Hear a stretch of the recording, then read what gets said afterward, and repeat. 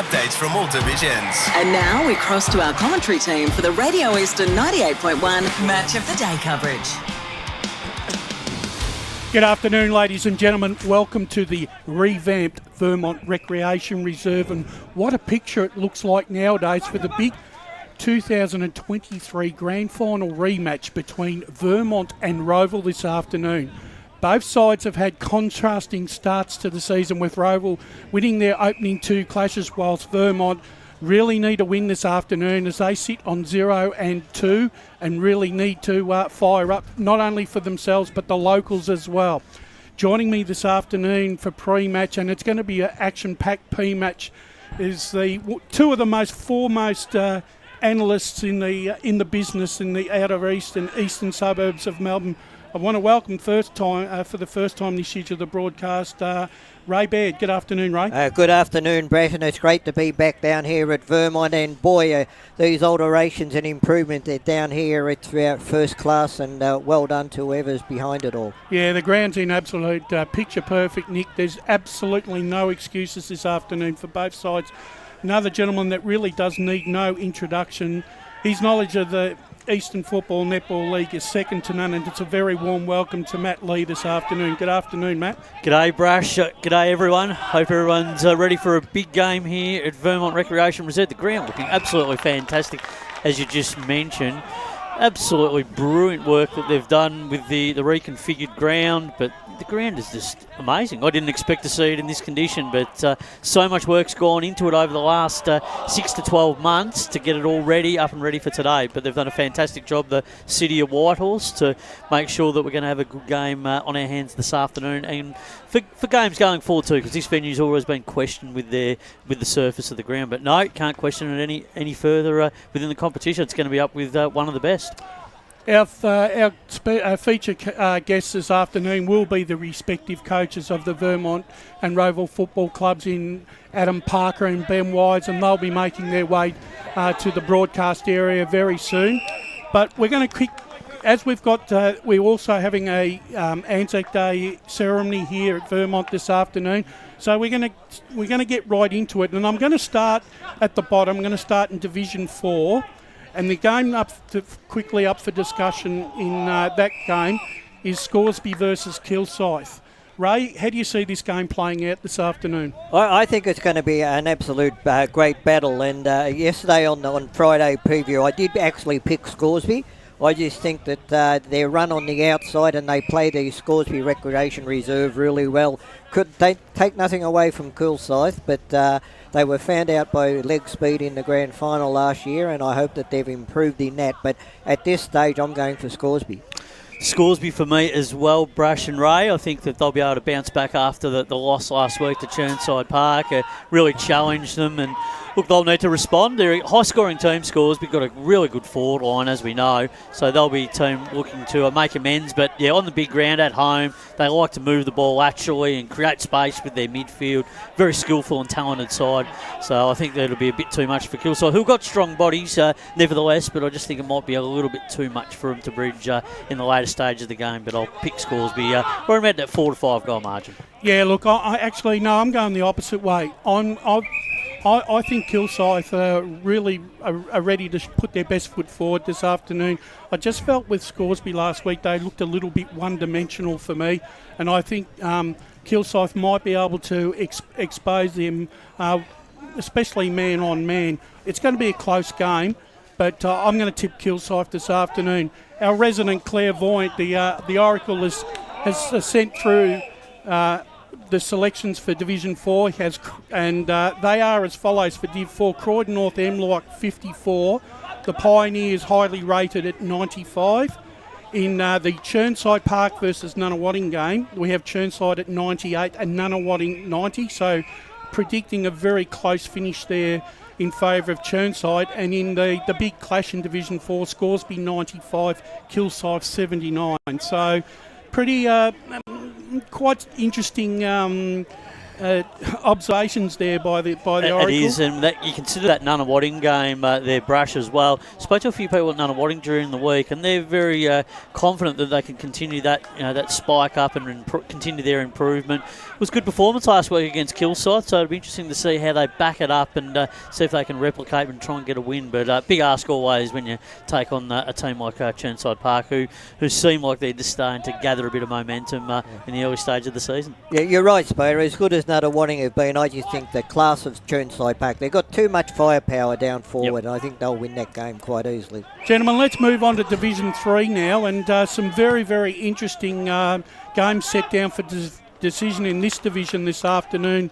Two of them of note. The first one, I think, is match of the round status in Division 3. It's Donvale are at home to Coldstream. Coldstream have taken all before them this season, and they travel down to Donvale in a very good vein of form, Ray. Can they cause the upset this afternoon? Well, they have. I picked them yesterday, and I'm sticking with them to beat Donvale. I think it's going to be Donvale's first loss in a long, long time. But look, they're playing really well, Coldstream.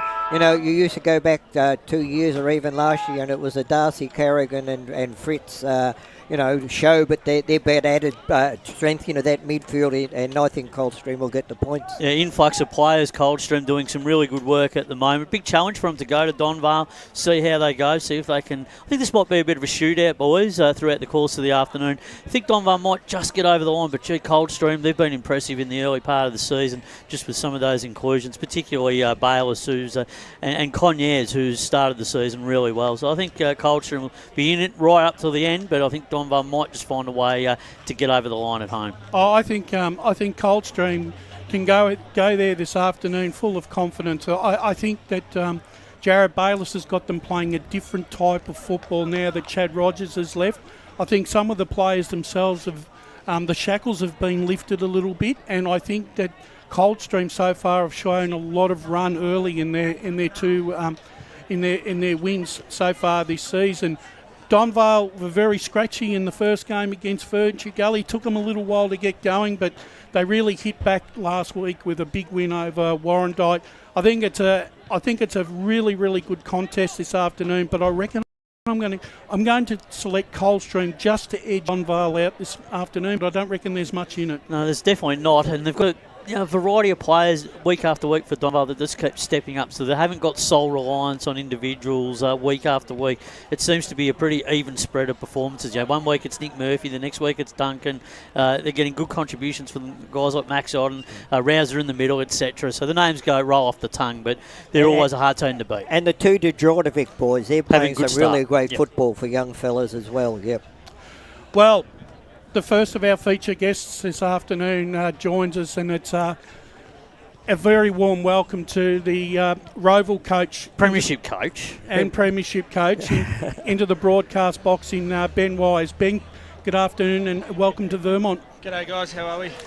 Ben, a great start to the season to be sitting 2-0, but once again you'd be under no illusion that Vermont will be coming hard at you because of the high-stakes nature of the game this Arvo. Yeah, definitely. It's last year I think we were 0-2 after being in really strong positions throughout the games that we played. But to be 2-0, probably expected it for the people we played against. But yeah, knowing the way Vermont obviously wouldn't want to be 0-2, and they don't want to be 0-3. So it's going to be a massive contest, and I think they're going to build it up as, getting their season on track.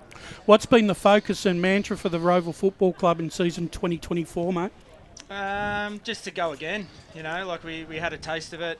The last 3 years we've been up and around the mark, so it's about not dropping off and continue to improve and get better. And I think the boys have come back during pre-season and done that. So yeah, there's no reason why not. We can't keep on the track that we are. You would be extremely happy with the consistency of this side in the opening rounds. As your KPIs documented, have you averaging 400 disposals per match, so you'd be really happy with the way that your guys have been able to get your hand on the football and make use of it. Yeah, I suppose getting plenty of footy is always good, but I thought last week we were pretty poor with ball in hand, so the efficiency wouldn't have been great. And to Norwood's credit, they put a lot of pressure on the footy and sort of made us fumble a bit. which is a bit unlike us. But obviously today we know it's going to be hot. We just got to make sure that we keep our composure and use the ball a little bit better. Our efficiency in front of goal last week was pretty poor. We kicked 23 points, I think. So if we had executed that, then then I would have been a lot happier. Ben, just as Bresh said, because you're going to be the 100 this year, and just alluding back to last week, I thought that for half a game there, Norwood, they really attacked the player and also the ball, and they were really put a lot of pressure on you, didn't they? Yeah, they did, and it's a credit to what Moyley's probably trying to do down there. I think, he's had a big change of the list, and, he's come in pretty much from scratch, and he's got to build something there. So I suppose getting the fundamentals right and the pressure around the footy is probably what he wanted, and he would have been really happy with it. After speaking to him after the game, he wanted a shit fight, and he got one. Yeah. Also, look, with a couple of inclusions in your side this year, from VFL level and all that, you've been happy with the way they've adapted in the 2 games? Yeah. Well, I suppose most of our boys, we've only had really probably Liam Coughlin and I suppose Tyson Struck's a new one, but he's come up and played a lot of footy with us, and Ranga, Braden Lepanchi. So they've adapted really well. Like they're high end talent, so they've just got to come in and execute what we need them to do, and they adjust really well. With Liam coming to a new club, obviously knew him from when he was a kid, and he's just slotted in perfectly. So mate, he's a great talent, and I don't know how much we'll see of him. And talking about those inclusions, mate, late inclusion today, of course, is Cooper McDonald, not at Collingwood, but you must be great to have him back. And how hard is it for a coach to, someone obviously has to go, so that puts a lot of pressure on you? Yeah, not so much a pressure. They understand. All the boys know what we're trying to do at the footy club, and for decisions, it may be hard to put someone back into the 2s when they're playing good footy, but they understand what I have to do as a coach. I've got to make those tough decisions, and Cooper's obviously in our best side, so to get him back, he's probably the stiffest man alive at VFL level. His 2 games for Collingwood has been elite, and at AFL level, they're trying to put someone, down back when they're a forward to try and get them into some form, and he's just the unlucky one. So, mate, to get him back in our side, I'll never say no. Good to speak to you, Benny, as always. And Spider.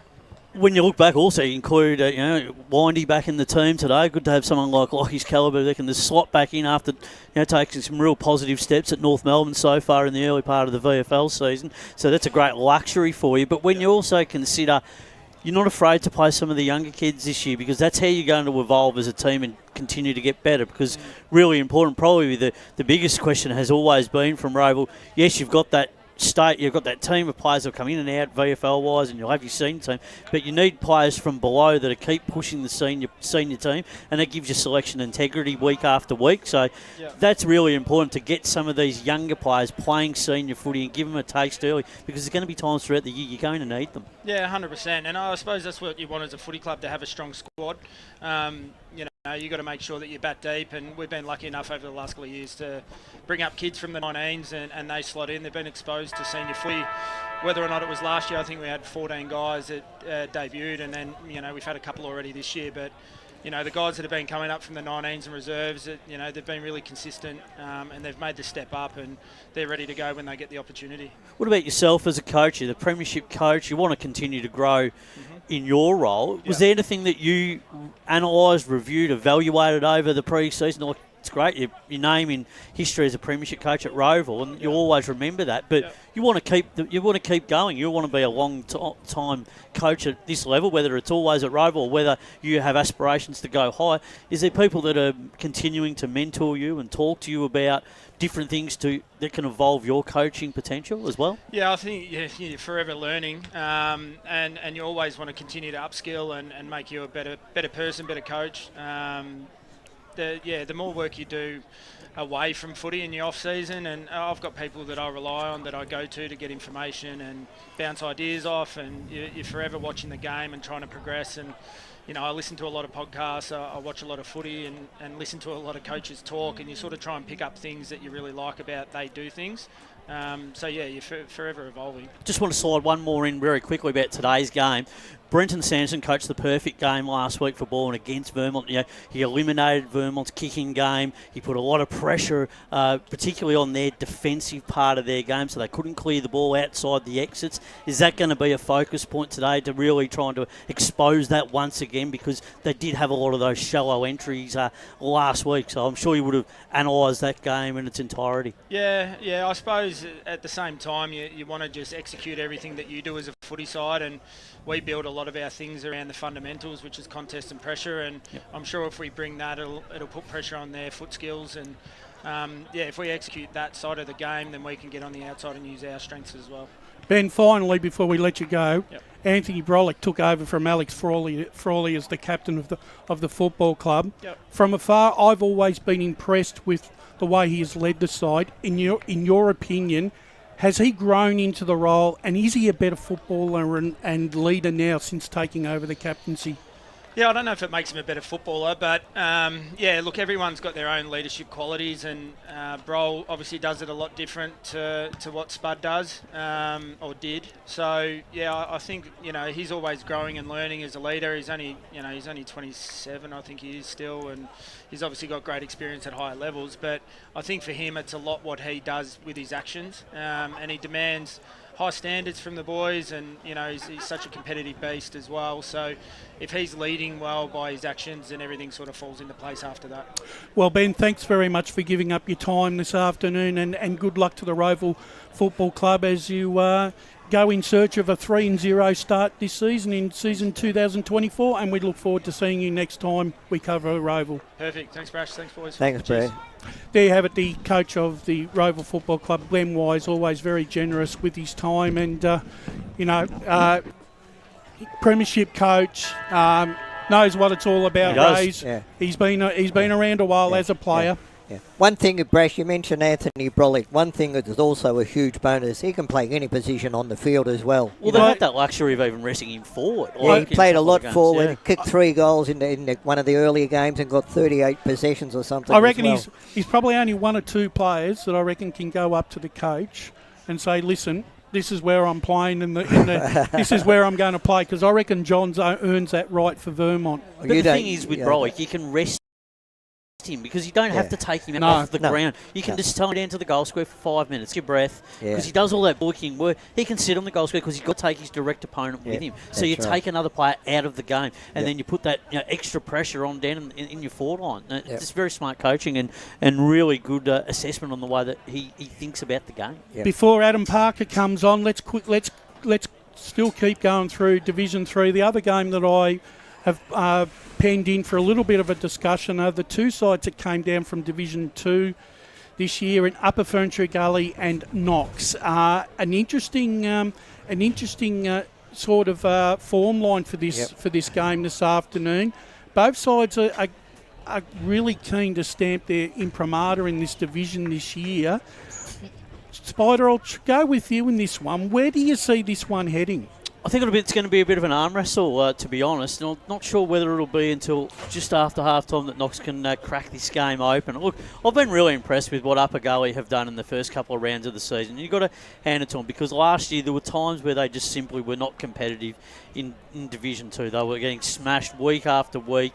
And it really wasn't until the back end of the season when they had a couple of really good performances, particularly the last game of the season against Eastfield. They could have really won that game. They were really in control of it for much of it, and just wasn't late in the game Eastfield got over the line. But they've gone down a division, they've recruited some players in, they've got confidence in what they're doing as a team, and I think the one thing about their lineup is they're getting players regularly in the best players, and they're contributing. So they're getting a good spread of goal kickers, and they're challenging each other. So I think they're really playing well. I think they're being coached very well. But on the other side of things, Knox as well, look, they stay started the season really well, some really good wins. Just over the last couple of weeks from against Coldstream, and then lost to Surrey Park. They've come back a little bit. Steve Buck will be a bit disappointed. The defensive side of the game we know is what they really pride themselves on. And this year they've got so much depth within their forward line, and they are capable of kicking some really big scores.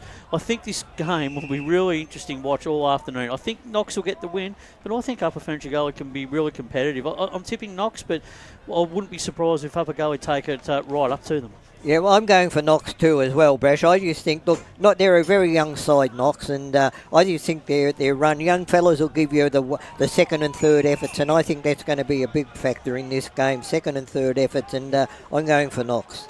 Yeah, look, I think Upper Gully got a reality check last week when they went up to Coldstream, and I think that probably come at a really good time for them, at this stage of the season.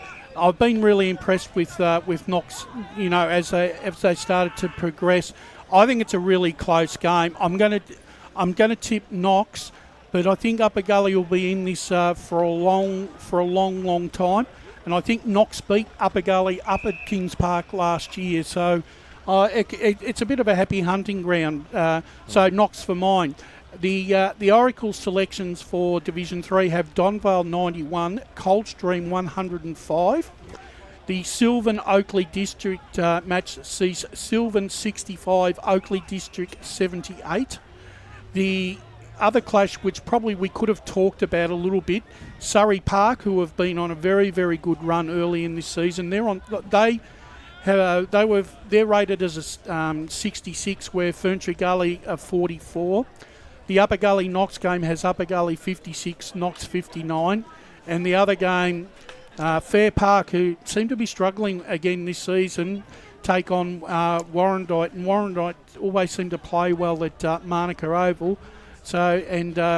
It's Fair Park 59, Warrandyte 68. So it's a bit of a hodgepodge there, right? Night game as well, boys. That Fair Park game is a twilight game. Yeah, 6 o'clock start. 6 o'clock start. But, look, Surrey Park, I've been impressed with Furniture Gully. I have not been impressed at all. And I believe that big Delicio is put the boots on and he's back today. So that'll be a huge inclusion for them. But, some great games in that division. My worry about Furniture Gully is compared to some of the other sides I've seen them, they look a bit light in the body rate. They do, And they look like they get pushed off the ball, and they need their speed. And I think really the guy that actually epitomises where they have the issue is Ethan Kiker. For as good a footballer as he is, he's so slight, but he's got all the leg speed and all the and everything else that you want from a footballer, except a little bit of bulk. So I think that's where I think the problem is with Furniture Gully at the moment. Right, let's keep moving on, and we're going to move into Division 2 now. Now, this is a very, very interesting week for Division 2.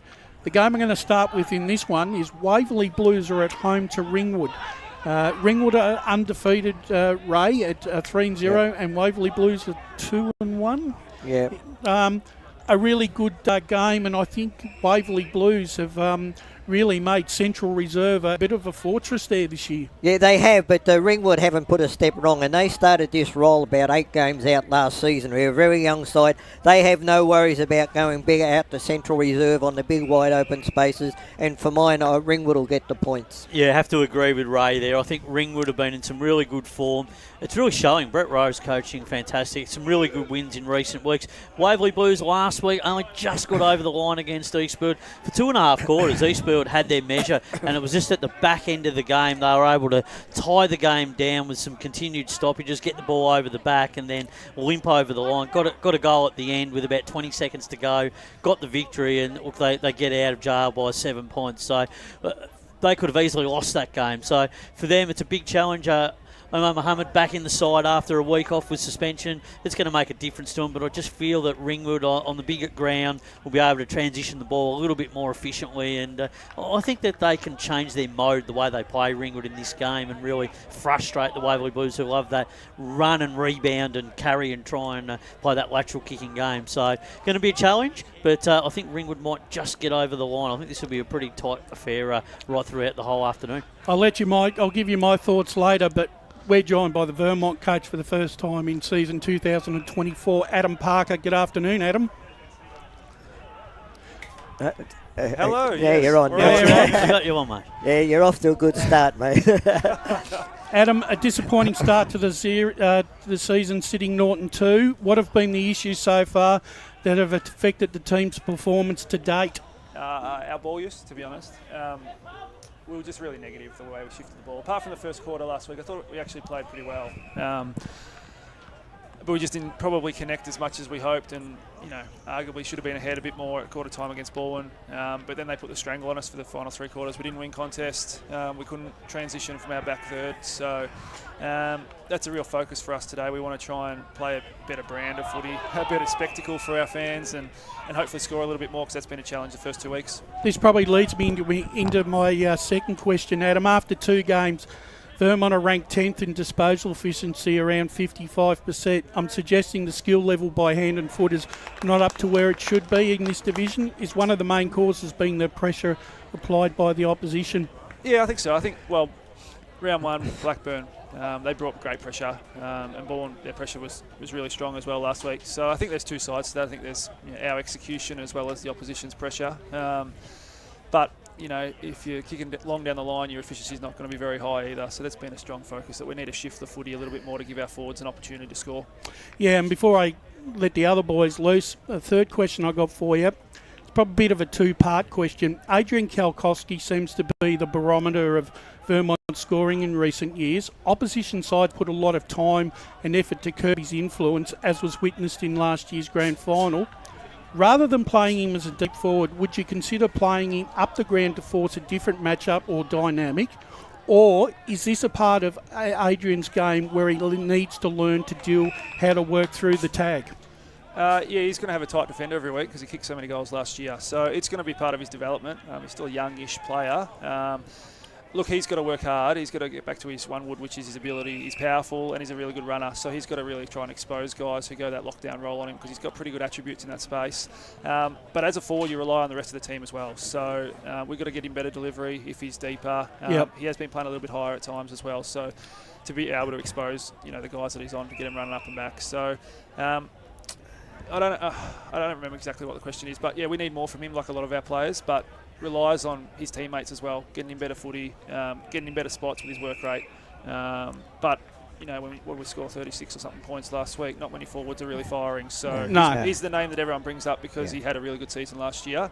But you probably put our other 6 forwards that haven't fired a shot last week because of the way we shifted the footy. So if we can get into dangerous spots, we don't care who kicks the goals. We'd love to have a spread of 7 guys kicking 2. That'd be nice. But ultimately we talk about him because of his success in the past. So it's actually, if you flip it, it's because he's been such a strong player for a few years. Adam, you would no doubt like to have had 2 wins at this stage, but the 2 sides you played against, they're going to be up there in the top half of the ladder anyway. So my next question is, you had a run out here on the new ground last week. How did the players' reaction? Did you get any feedback from them about that? More the Baldwin crowd and the players. They loved it. They said it's brilliant, Nick. So we have no complaints. They've obviously done a mountain of work, and all the funding that's gone into it has been fantastic. And look, it probably needed it. I know 20 years ago people say that the ground was fine, but in this day and age, all the facilities that we play on were great, and probably ours was arguably one of the worst. So to be in the Premier Division and to hopefully play high-level football, you want a good facility. So, it's been brilliant. We're really happy with it. We thank the local members and obviously the cricket club who sacrificed a fair bit and didn't play here all in the off-season. So, we're reaping the benefits of it because, even reserves game today, you can see they can shift the footy and move it a little bit better than we were able to last year with the surface. Yeah. Look, I know you don't want to dwell on last year's grand final and all that, but obviously your side's moved on from that. It's a completely different day and a different game. But surely, for some of them, it must be still at the back of their mind that, they did lose the grand final to them. So has there been any talk about it at all? Oh, we haven't raised it. I'm sure there's been internal talk in our change rooms about the last time we played them and who they played on and all that sort of stuff. Yeah. I think it just creates, a nice rivalry that hopefully will go on for a long time because both sides are pretty young, so therefore hopefully they'll be successful for a long period of time, and I think that's what both are building. So hopefully a nice rival that comes from a grand final loss, and hopefully today we can return the favour in our way and just play a little bit better than we did on the grand final day. But you're right, there's a few personnel changes, and there's it's a different season and all that sort of stuff. But we haven't dwelled on it, we haven't raised it publicly or anything like that. So, but it's always there. Whenever you lose a grand final, remember it for the rest of your life. So I'm sure the boys have spoken about it or even thought about it. Good luck for today's game, Adam. Great to have a chat to you before the game. When you think about what's ahead of you here this afternoon, and when you've been preparing, no doubt, during the week, how hard has it been to prepare for a team like Rowville, in that they've had a little bit of their team sort of changes from week to week with their VFL players coming in and out of the team? You would have watched them play, no doubt, over the last couple of weeks. So, and then you try and have a look and go, well, that's probably out of the 18 that are out there, or the 22, whatever it is, there's probably about 5 or 6 that every week that's going to change. So it must make it, in some ways, a little bit hard to speculate and guess about how you totally want to play against them, because they're that sort of side that they're so flexible and agile, the way they can adapt. They're throwing players forward. Off air just before, we spoke about their ability just to move a guy like Brolick. When he wants to have a break, he has that ability to be able to drag his opponent down to the forward line for his rest, instead of probably coming off the ground like other players do. He goes and rests in the forward line. Today they've got the luxury of a guy like Lockie Wine back into the team. So it really does make you think as a coaching group on how you can curtail all those guys' influences at different parts of time in the game. Yeah, I think that's a challenge, and it's probably a challenge for them as well when the VFL sides do get delayed and come out later. And I'm sure Ben's making phone calls on a Friday to guys who have missed out because of people have fallen back and all that sort of stuff. And I know I've just looked at your list here, and I think their side's different to the list that was here, so I don't know when that was. If that's the whiteboard that went up on Thursday night in your coach's room now, and then you'll go back and go, well, hang on, there's 4 or 5 names on there. You've actually got to adapt your thinking, don't you? And a little bit. But I think most sides are system-based these days. Like, they play a certain brand and they want to play a certain way. So we highlight a few players every week who we think are key to them doing that. But you're right, because generally the guys who are coming back from VFL are their stronger players, so we have to be aware that they're coming back and they're probably going to play well for them. So I think it's a challenge for everyone, but hopefully we bring our style of footy and our brand that we want to play better and for longer than we did in the previous 2 weeks, and hopefully that holds us in good stead, and hopefully it's a good spectacle today. You didn't do a lot of recruiting in the off-season. You like to always promote from within. You get a couple of players that come into the club from time to time. That must mean you're satisfied with the list development and its progress, because you're just trying to continue to grow the team and develop it with its age profile. Yeah, that's right. I think recruiting's a hard space. There's so many limiting factors on it, but the reality is with the system at the moment, you need to promote your youth and you need to promote the juniors, and we're lucky enough that our junior program has been successful for a long period of time, longer than I've been at this club. So you need to make sure you trust in them, and the coaching group in the junior program is really strong. A lot of ex-players are now coaching who have played a lot of senior footy here because their kids are now in the underage groups. So you got to, from a list management point of view, you probably want to top up 2 or 3 every year, because you're probably going to lose a couple through retirements or moving on or whatever the space is. But you're right, your core has to be the same list every year moving forward, because the points squeeze, the salary cap squeeze, all that sort of stuff. But you want the place to be the same still, so it's still a community feel, it's still a family-orientated club that you want to keep, because if you move 10 guys out and 10 new guys come in, the dynamics of that can change, so the culture is really important in our space to keep the same guys together. Finally, Adam, James Ross has taken over the captaincy, I believe, this year. How has he handled it so far? And because he really has a seasoned shoulder on a young man's head, is he embracing the challenge? Yeah, so Connor McCafferty is still our captain, but he's injured at the moment. Okay. So James will step in. He stepped in last week, and Connor's out for a couple more weeks now. So James is our vice captain, but he will be our captain today. He's a great leader. He's a real vocal, and he's a physical competitor. You want to go and play with someone like him. So to be honest with you, it'd be nice to have 3 or 4 of him. We can play him in multiple different positions, but. He's probably realistically going to be the heart and soul of this footy club for a long period of time, we think. He drives all the values that we want. if there was one guy I could pick off straight off the top of my head, it'd be him to line up with. That's for sure. Well, Adam, once again, thank you very much for giving up your time here. And what is a really, really crucial game here for the Vermont Football Club this afternoon. Good luck to yourself and the club this afternoon, and hopefully Vermont at 4:45 can walk away with the first win of the season. Beautiful. Thanks, boys. Enjoy the call. There you have it, ladies and gentlemen. Thanks, Adam. Adam Parker there, the coach of Vermont, and it's been an absolute delight having both coaches on the broadcast this afternoon. I think we're going to just about take our first break, and when we come back, we'll keep going through all the other games in the Eastern Football Netball League this afternoon and preview this big clash between Vermont and Rowville right here on Radio Eastern 98.1 and the EFNL website. Today at Eastland, Lucy's trying on jeans for a momentous occasion. Coffee with the ex. She needs jeans she can move in because she's definitely moved on. Jeans that get a second look, but don't give any second chances. Jeans that say, why yes, I have spent the last 8 months in a post-breakup juice cleansing, kickboxing, personal training frenzy. And it looks as though she's just found the perfect pair. Yeah, that's great. Bravo, Lucy. For all of life's little moments, there's Eastland. Eastland. Live real.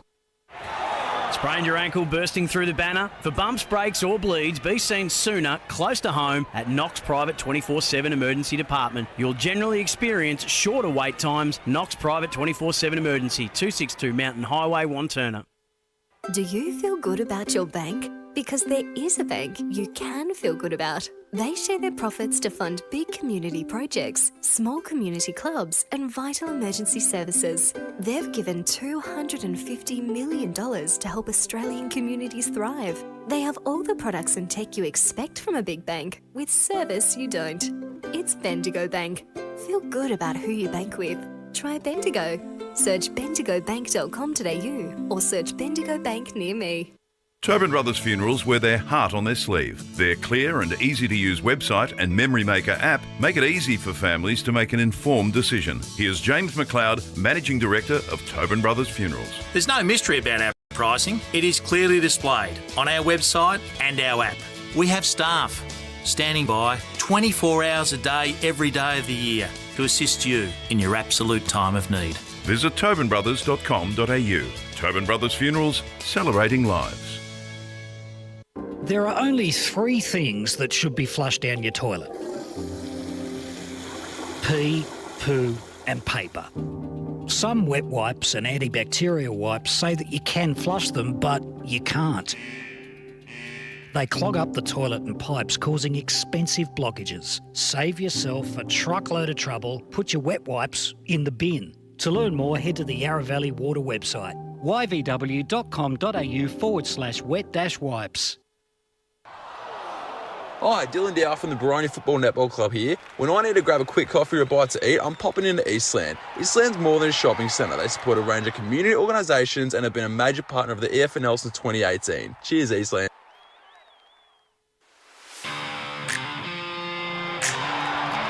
You are listening to Radio Eastern FM 98.1. With live and exclusive coverage of the EFNL football season. Bringing you the match of the day with score updates from all divisions. And now we cross to our commentary team for the Radio Eastern 98.1 Match of the Day coverage. Welcome back to the big game this afternoon on EFNL Game Day. It's Vermont versus Rowville. A lot at stake for both clubs this afternoon. Rowville would love nothing but best to go 3-0, whilst for Vermont they really can't afford to go 0-3 in a 10-team competition, because it could affect their final 4 chances later on in the season. Ray. Yeah, look, the thing with Vermont though, Bresh, look, they've been in this position before, and go back a few years, they lost 5 or 6 in first games, and still played finals that year. You can never write them off. But no, the fact that this is just the grand final replay, and conditions are beautiful. The ground's all been done. You won't get any better than this anywhere. Yeah, look, just finishing off where we were between the Waverley Blues and Ringwood game, I was going to just quickly give you my thoughts on that. I actually think Ringwood coming with an undeniable chance. I like the way that Brett Rowe has worked that side back into winning form, and he's starting to get back those key playmakers. Central's reserve won't worry them because Jubilee Parkers is just as big, if not bigger. And I'm going to tip them this afternoon to keep their form going. In Division 2, the Oracle has Baronia 106 against East Burwood 46. East Burwood really struggling at the moment, Spider. Well, last week, as I've alluded to previously, yesterday, and they kicked 69 last week. Lost that game by 7 points. Now, for two and a bit quarters last week, they were on top in that game. And they looked like they were going to be winners. They were 4.5 goals up, but they didn't score in that third quarter when they were kicking against the Breeze. Now, that's very similar to what we saw on Thursday with Blackburn. And 2 weeks earlier when they played Croydon, they didn't score in that quarter again. So when they kick against the Breeze Eastbourne, they lose their method and they lose their system. So they've got to work on that. But then when they go forward, they're shallow entries. So if they can get that system of their game better and improve on that, well, they'll be a little bit more competitive. Last week, that was a winnable game, and that was a game they should have won at home. This time, they go into Baronia. They're playing a team that's in red-hot form. We all know they're the number 1 seed, Baronia. They're going to be very hard to stop. Guys like Begley, the Mallises, Fairchild, they are quality players, and particularly at home, they don't give you an inch. So it's going to be a real tough afternoon for the Rams. They're going to have to be right on song right from the outset, but I think Baronia will be a bit too strong for them. I think they're going to win that game by about 6 or 7 goals. I'm just not sure Eastfield is going to be able to kick a winning score against that Baronia defence. Yeah, look, the Oracle has Waverley Blues 79, Ringwood 68, so a win there for the Waverley Blues. Okay. Mulgrave 67, the Basin 48. I could see something like that. Tipping an upset this afternoon at Heathmont Reserve. Heathmont are really paying the penalty for their poor scoring. They are only rated at 25, yet Lilydale, who they face this afternoon, are at 66. So that could be a real upset. What's a danger game? Yeah, absolutely. Brash, it depends which side Heathmont send in. Yeah. If they're good side play, they'll win easy. If they're poor side play, they'll get beaten. Yeah, the other game that I actually had penciled in for us to have a quick chat about was that Croydon-Templestowe game. And the Oracle has Croydon 75, Templestowe 78. Croydon have been in really, really good form at the moment. Templestowe's form has been very patchy.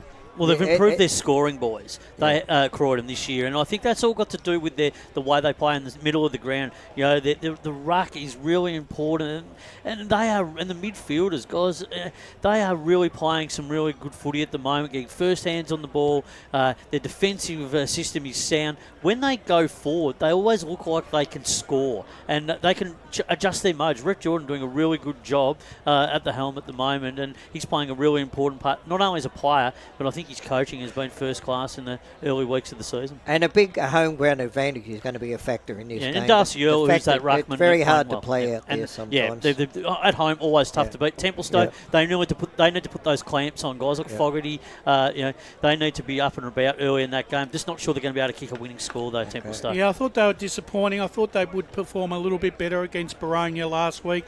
But they were well held last week, and I like the way Croydon go about their business. And look, they're not a high-scoring side, but they're probably. Oh no, they've improved their scoring. They have Rush. a little. They've improved. They have. They go forward to centre a lot more. But But the one thing that Croydon have always been good, and you look at their stats year upon year, they're always in the top 3 defensively as rated defences in the competition, which sort of at times negates those scores that they do kick. Well, that's evident by early in this year. They just don't get those scores kicked against them. So going to be very hard to beat in this game. I'm just not sure Templestowe can kick a winning score, so Croydon will do it pretty comfortably. Yeah, I got Croydon for mine, right? Yeah, Croydon, yep. Let's move on to Division 1. I've got a couple of games here that I'd like to discuss with you, gentlemen. The first game actually is the semi-twilight, late, early kickoff this evening, where South Belgrave, and the Oracle has South Belgrade at 63 and Beaconsfield at 101. And I think Beaconsfield absolutely deserve this rating at the moment because they have been in really, really good nick under Mick Fogarty early on the season. They're firing on all cylinders. The thing about them is they haven't made many changes each week. The changes they have made have been mainly guys going back to the VFL or coming from the VFL. Apart from that, they're a very settled unit, and I think they'll win this game quite easily. Yeah, I'm really concerned about South Belgrave at the moment. Just that inconsistency, not playing the four quarters. They play little spurts of 10, 15 minutes here and there. That sign last week, only to win by 16 points against Doncaster, for me, wasn't a good indicator, but perhaps it was in terms of the way that Doncaster played. Beaconsfield doing some really good things. That great win against North Ringwood a couple of weeks ago. They're playing some really good footy. Guys like Nathan Wright just really gather the momentum for them and lead from the front. So for me, Beaconsfield will win this game. I think they can kick a good winning score. I mean, we could talk about Park Orchards and Montrose because that probably is the match of the round. But another game that I think is equally as important, if not more important, happens down at Walker Reserve this afternoon between Wantirna South and Doncaster. I have had a look at this. I've had a look at this game and looked at the facts and figures in this game, and I am giving Doncaster an undeniable chance of their first win this year, Ray. Brash, I don't know if you heard Friday previews today, but I could not select between these two sides. I'm tipped the draw. Yeah, I've tipped the draw in this game, and I'm confident with that. Well, I'm going for Wantirna South will her goal because I think Doncaster can really take it up to the Devils. Look, they've shown some signs of improvement throughout the course of the early part of the season. Sure, they got beaten by a big margin against Montrose a couple of weeks ago, but there's going to be a lot of teams that are going to cop that throughout the course of the year. But Wantirna South, look, a couple of players back into the team. They're trying some of the younger players. It's a big game for them. They don't want to drop this one, particularly at home. I think they'll just get over the line, but I think Doncaster might push them every step of the way. This could almost be a goal sort of scenario after the siren. It's going to be a draw, Spider. It's going to be a draw after the siren, according to Ray, but I'll say there's going to be a winner. But no, I think Wantirna South will just win. But gee, if this game was at Doncaster, I think Doncaster would probably be the favourite, to be honest, on the actual numbers and on the odds. Yeah, for sure. We've still got a bit of time up our sleeves. The other game in this game obviously is match of the round, Park Orchards. Oracle has Park Orchards at 85 and Montrose, who have taken all before them, at 111, which is just about where they are at the moment. Montrose, they're scoring, they're midfield, they're back. They lose Bo Tennant, which might set them back a little bit this week, especially in their back 50 for some undisciplined play. But you can't deny the way the Park Orchards have been going, and they're going to be hard to beat at Domini this afternoon, Ray. They are. Look, Montrose, they haven't put a foot wrong, but I think they're going to be challenged today. I do. I think they'll win the game, but I think that we're going to go into this game at three-quarter time. There's going to be a less than a goal of difference, but I just think that the little bit more experience in that Montrose side will get them over the line. I'm going the other way. I think first to 100, and I think Park Orchards' forward line set up. A few different avenues to go. Really going to test the Montrose defence for the first time during the season. Also through the midfield, looking forward to that clash because I think there's going to be some really good matchups. So I'm going to go Park Orchards very narrowly, that first to 100 margin, but this could go anyway. But we'll stick with some good things at Paris Harding with the Sharks early. Yeah, look, I'm going to go with Montrose. So I'm not going to get off them just yet. They've got to do something wrong for me to jump off them. It's a coin toss. You could easily, you've got to pick someone, and that's what I've done. I think the other two games, real danger game for Mitcham. Then they're just going at the moment. Mitcham, they're up against Bayswater, who've just seemed to have found their feet in the last fortnight. Oracle has Mitcham 75, Bayswater the upset at 91. Well, look, I'm picking Mitcham because it's at Mitcham, but I tell you what, they're going to be careful. Bayswater have finally started kicking scores. Yeah. They last year and the year before, they couldn't kick a goal, couldn't buy a goal, but they've kicked some pretty good scores so far. Yeah, Mitcham's midfield depth probably going to be the difference in the game. A few different avenues to goal as well. O'Loughlin and Cowman doing some good things. Good to see guys like Uran and Smythe, etc. in the team. It's going to go down to whether Mitcham can get into that forward line and kick enough goals, but Bayswater defence going to be under a bit of pressure, I think. Mitcham will win. Talking about a side that can't buy a goal at the moment is the Mooroolbark Football Club. They take on North Ringwood this afternoon, whose form looks really good for a victory in this game this afternoon. They've ran Beaconsfield and a couple of other sides to very close results. Park Orchards to a goal. They're right in the mix this year, North Ringwood. I expect them today to notch another victory over, for mine, a real disappointing Mooroolbark, right? They have been disappointing, and I've just been looking at the fixture ahead for them. I honestly, unless they have a turnaround in their form, I can't see them possibly getting and winning a game till about round 8, where they play Wanturna South. I look at the sides they got to play, and I cannot see them. And they're not doing anything. They're not kicking scores. Their midfield is getting beaten each week, and that's where it all starts. Yeah, Smith and Gilby seem to be the players that are holding that team together at the moment. So for me, North Ringwood should win that game. Do it very comfortably. Liking some of the things that North Ringwood are doing. Guys like Harry Flynn, etc. Young players within the team. Fenton plays well, we know. Livingston. They've got some really good up-and-coming talent, North Ringwood, that they're harnessing. So I think North Ringwood, some good upside. Just got to get a little bit more consistency in their game across 4 quarters. The key is Aussie Smith in their midfield. He's always the key. Great. But I saw off-season where he plays football in Darwin during our summer. Do you think that can be a toll on him? Because, obviously he's not getting as much of the ball. Most definitely. Well, your body's got to rest, Ray. It's a good point.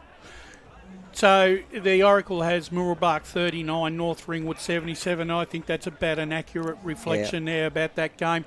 Gentlemen, let's move into Premier Division. And Premier Division's got some little interesting sort of games this afternoon. We've already covered the Blackburn game, and South Croydon had to survive a late comeback from Blackburn, but Blackburn's inability to score in one quarter of football in the end was the difference between the two sides. It was, and what changed that last quarter was, as far as I could see, was all of a sudden Blackburn decided to get the ball in the centre, kick it down the corridor and kick it long. They had 2 or 3 high-marking forwards down there, whereas in the first 3 quarters they crisscrossed and they mucked around with short passes. Particularly at Blackburn, when you're kicking towards the club room's end, you kick the ball long and straight. Yeah, you just got to execute your skills. I don't mind the lateral kick, the ball movement side of things, right? But it's being able to execute it for long enough. But against the wind again, they just did, their whole system just was dismantled, and they just were dysfunctional. So they've really got to work on that. They'll learn a lot from that game. They're a much improved side, Blackburn. They're going to take a lot of beating throughout the course of the season. But that one was probably one that got away from them. But you've got to credit South Croydon. They got the points. They were very resolved in the way that, and resilient the way that they played that last 5 minutes of the game. Moving that chain of handballs and kicks down the broadcast side, took time off the clock, and then enabled them to score late in the game. That was really important. And that's what the great sides do. They just play to time. And we know that game potentially could have gone a couple of minutes on, because I was thinking, it's been a few goals kicked. But they used common sense. They made sure Blackburn couldn't get any exits, and used the ball and get it onto the other side of the ground where they had players free. Right, quickly, let's go through the other 3 games that are set down for discussion. Berwick, I expect to give Noble Park some real cheek this afternoon.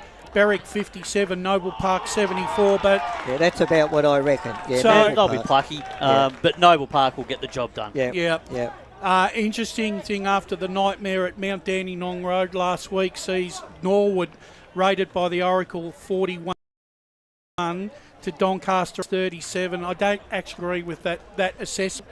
I think Doncaster, there was a lot of issues for that side last week, but they are too good a football side with enough quality, and I think they'll open their season this afternoon against the Norwood side, Ray, that's really struggling. Well, I've gone the other way, Brash. I saw Norwood against Rowville last week, and they took it up to Rowville for almost 3 quarters. They held Rowville to 1 goal in the first quarter, and there was Rowville only played probably 10, 12 minutes of football for the whole day. Okay, they still won by 80 points, but I saw enough there with Norwood, and I've picked Norwood because I also were with you on Saturday night and saw the performance that Doncaster East put on the field, and that is not a performance that you would expect from any side in the Eastern Football League, let alone a Premier side. No, they put the white flag up, and that's all there is to it. Okay, they had issues on the bench and all this, but you can go on and on about that, but that's only making excuses as far as I'm concerned. You pick a side, you go with that side, you lose a couple early on,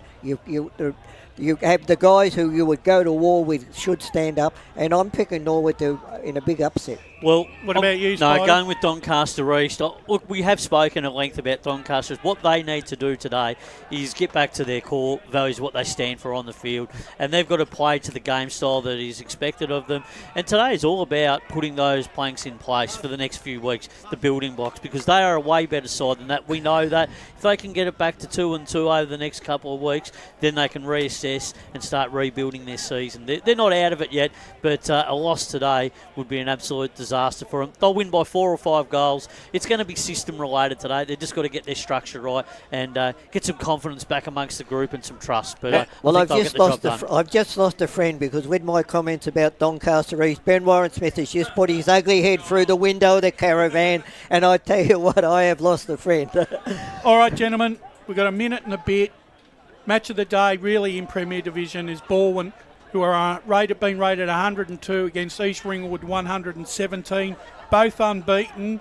Who continues the streak? Ray. Well, I'm obviously going to pick Rowville, and I'm not just saying that with my heart. I just think that these conditions with the dry weather. You've missed the game. I've said. Oh, sorry. Balwyn and East Ringwood. Oh, okay. Sorry, I'm getting carried away. Yeah, no, look, I'm picking Balwyn. You know, as good as East Ringwood were last week, you know, as I just said, the opposition were very poor, and I think Balwyn, from all reports, they were fantastic, and I think Balwyn will win. Yeah, defensively, East Ringwood are going to be too strong. That midfield is got too much depth. I think they'll be able to kick a big score today, East Ringwood. They'll win by about 5 or 6 goals. Yeah, I think East Ringwood could probably expose Balwyn's in run and midfield.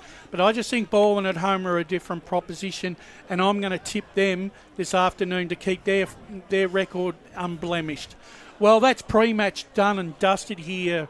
And I will say Brash Rowville by 10 points in this game. We'll talk about that shortly. Brash, I want to send out a cheerio. A good friend of ours down at Rowville, one of the old guys, Ron Chalmers, he had a fall during the week, and I believe he's got several broken ribs, but I know he's listening to the broadcast today. So good luck, Ronnie, and we'll get the Hawks over the line for you, mate. Well, that's EFNL game day. That's pre-match. When we come back after the break, the call crew will assemble and bring you the big clash this afternoon. It's Vermont versus Rowville at Vermont Recreation Reserve. As Sarah opened her best friend Jackie's wedding invitation, she was overcome with a wave of emotion. While her 2 young boys wrestled on the floor, tears of happiness rolled down Sarah's cheeks as she saw the words she'd been longing to see. Please note, this wedding will be a child-free event. Well, Sarah, looks like we're off to Eastland for a new frock and some heels. And let's book in that babysitter. For all of life's little moments, there's Eastland. Eastland. Live real. At Yarra Valley Water, we know reducing your shower time, or show time, to 4 minutes can save you an average of $200 a year on water and energy bills. Shower shorter. Save water. Authorised by the Victorian Government, 1 Treasury Place, Melbourne.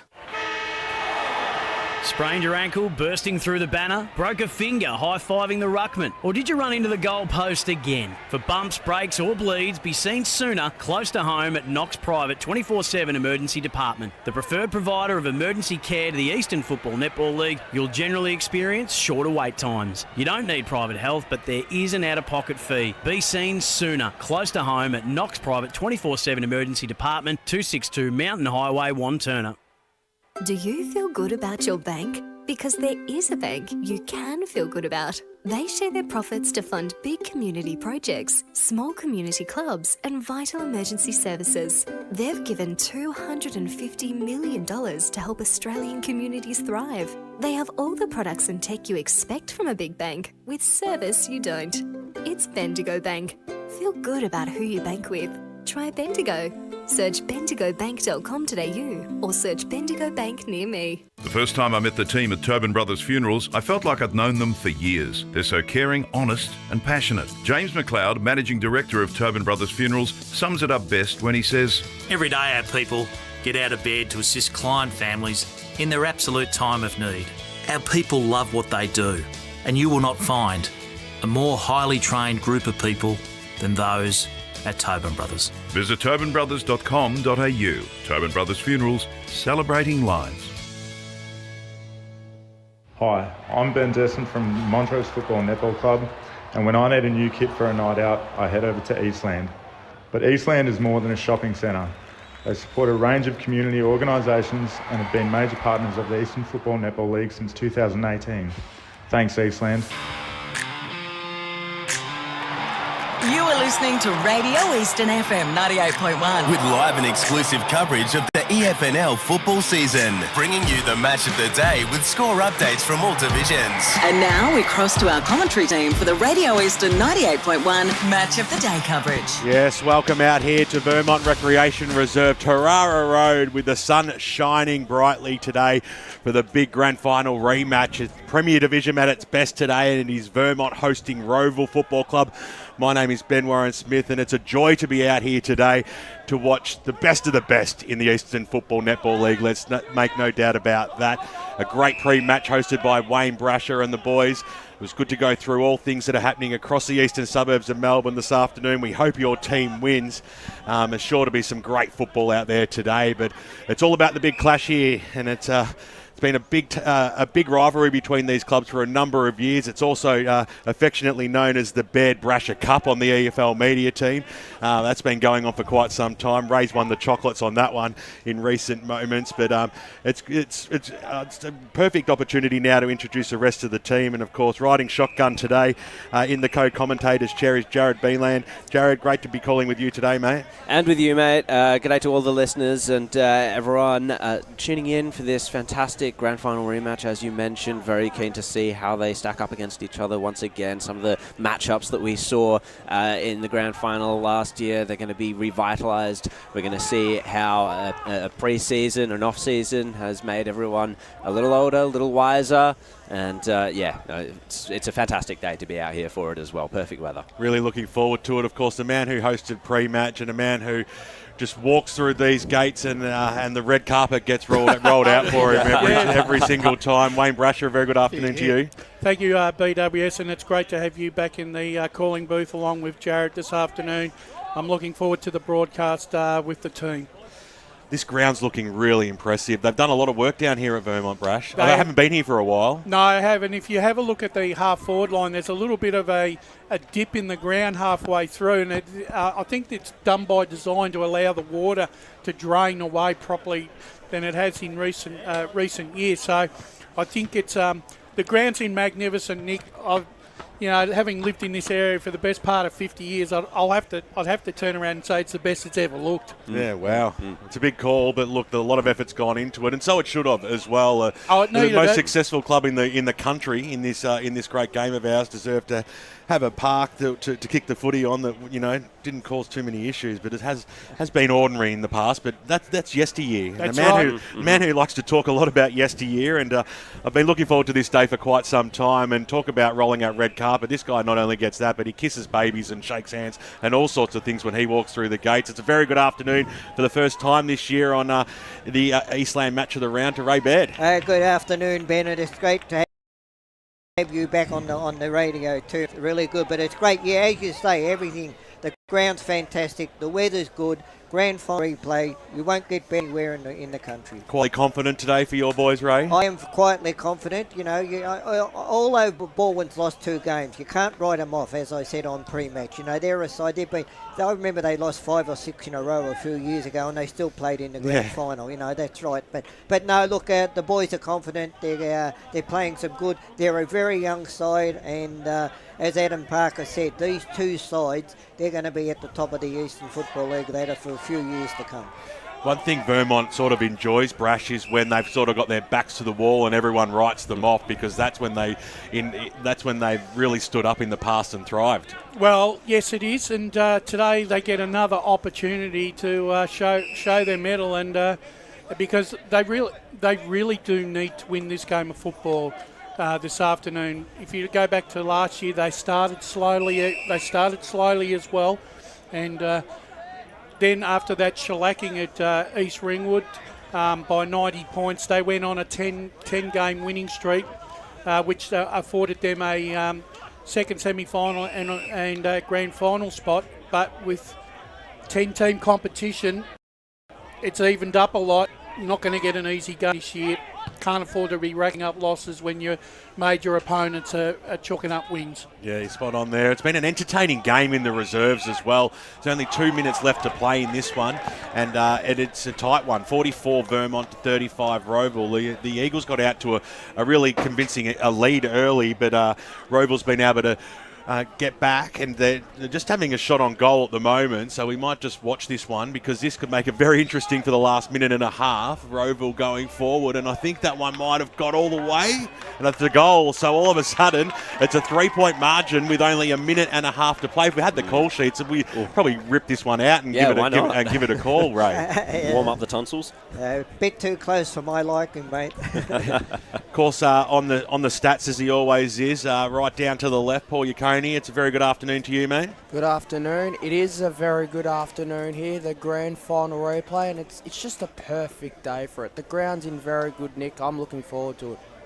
Thanks very much, Paul. We'll be looking forward to crossing to you for the afternoon, as we will this man, John O'Ven, who's going to be our around-the-ground specialist this afternoon. Had a good look at the women's football this morning. Welcome to you, John O. Thank you very much, BWS, and good afternoon, everybody. It's nice to be back doing some men's footy, and none more so out here. What a fantastic day it has been this morning, and that this afternoon will be no exception. Well, the team doesn't just stop there, because we've got some pretty impressive boundary riders out there on the park today, and they'll have position A right throughout the afternoon, giving us everything that's important from ground level. And it's a very good afternoon to Josh Ward to start off with. Thank you, BWS. It's good to be back down in my natural habitat down on the boundary. I'm looking forward to this contest. It's a lot different than when we saw Vermont and Rowville last season, where the ground it was the middle of winter and it wasn't in the best of condition. But I'm really excited about this new deck. We've been out here for the women's match of the round earlier on, and just admired how good the condition of this ground is. So looking forward to this grand final rematch as well. It should be a very entertaining contest. We might need to whisper like Blake Tennant last week as well, because we're right around the corner from the Rowville interchange bench too. Blake? Yeah, super excited to be here as we've just watched the conclusion of another very exciting contest. I'm definitely looking forward to this one. Thanks very much to Blake Martin, a familiar voice we've heard on boundary so far this season, as Vermont have the last shot goalward for the Eagles, and they'll take out, which is a behind, and they'll take a 4-point win. Brush, you don't even look too impressed with that. Oh no! Look, I am impressed. I am impressed, because these two sides. I mean, I think Vermont are unbeaten in reserve grade so far this year. So look, they'll be happy with the development squad, but it's more important what happens in the senior side, my friend. Yeah, Ray, you've been able to find out the goss for us, and there is a late change to the Rowville side. Yeah, Cooper McDonald, who has been playing at Collingwood in the VFL, he comes into the side, and big Matty Evans, he played in the reserve, so that's a huge inclusion for Rowville. Wearing the number 38 Guernsey this afternoon. Well, he usually does. Cooper McDonald, so an important player for them, and they'll take it whenever they can get these listed players to come back and play local level, won't they? Exactly, and he'll be the general on the back line as always. Rush, where is the game going to be won today? Oh, look, I think the midfield could hold the key, but I think it's I think Rowville's goal forward 50 just seem to be a little bit more coherent at the moment. Vermont are really struggling to kick a winning score. I'm worried about their disposal efficiency around the ground at 55% BWS. That's only hitting nearly one in every 2 targets. You can't afford to do that at this level. I just think that look, they need to show me something. They need to show me something because on current form, I can't see them winning this afternoon. How about you, Ray Baird? Well, obviously, I think Rowville will win, and I'm saying that. No, I'm saying that with my head, not my heart. Yep. But no, I think it's going to be Vermont will take it up to them for 3 quarters. But I just think you look at their forward line, and the big plus over Vermont is that Rowville's probably got 4 or 5 players that they can shift around and play in other positions, and if needed. And one, of course, is Anthony Brolick, and there's a few others there as well. I think, as Adam Parker alluded to, BWS, that even though it's not all about Adrian Kalkowski, unfortunately at the moment it is about Adrian Kalkowski, and that's part of the reason why Vermont are struggling, because they need him to ignite the side with his explosive pace and his ability to kick goals on the run. You can bet that Eichhoff is going to get that job straight up if when the sides come out onto the ground and the game's ready to start. Because why wouldn't you? He was the man that completely shut him out of the grand final, and if you can do that, you're cutting off one of Vermont's main arteries to goal. I was wrong with that number on Jack McDonald. Cooper McDonald. He's wearing number 11. Legs 11? Yeah. Legs 11. Legs 11. Well, Adrian Kalkowski and Jesse Eichhoff, they're getting very well acquainted now over these that's why past couple of years. That's sort of why, Jared, I sort of put it to Adam, would they play him up the ground to try and break that Eichhoff tag? Would that be bringing Jesse Eichhoff into out of his comfort zone? Yeah, well, that's what you would hope.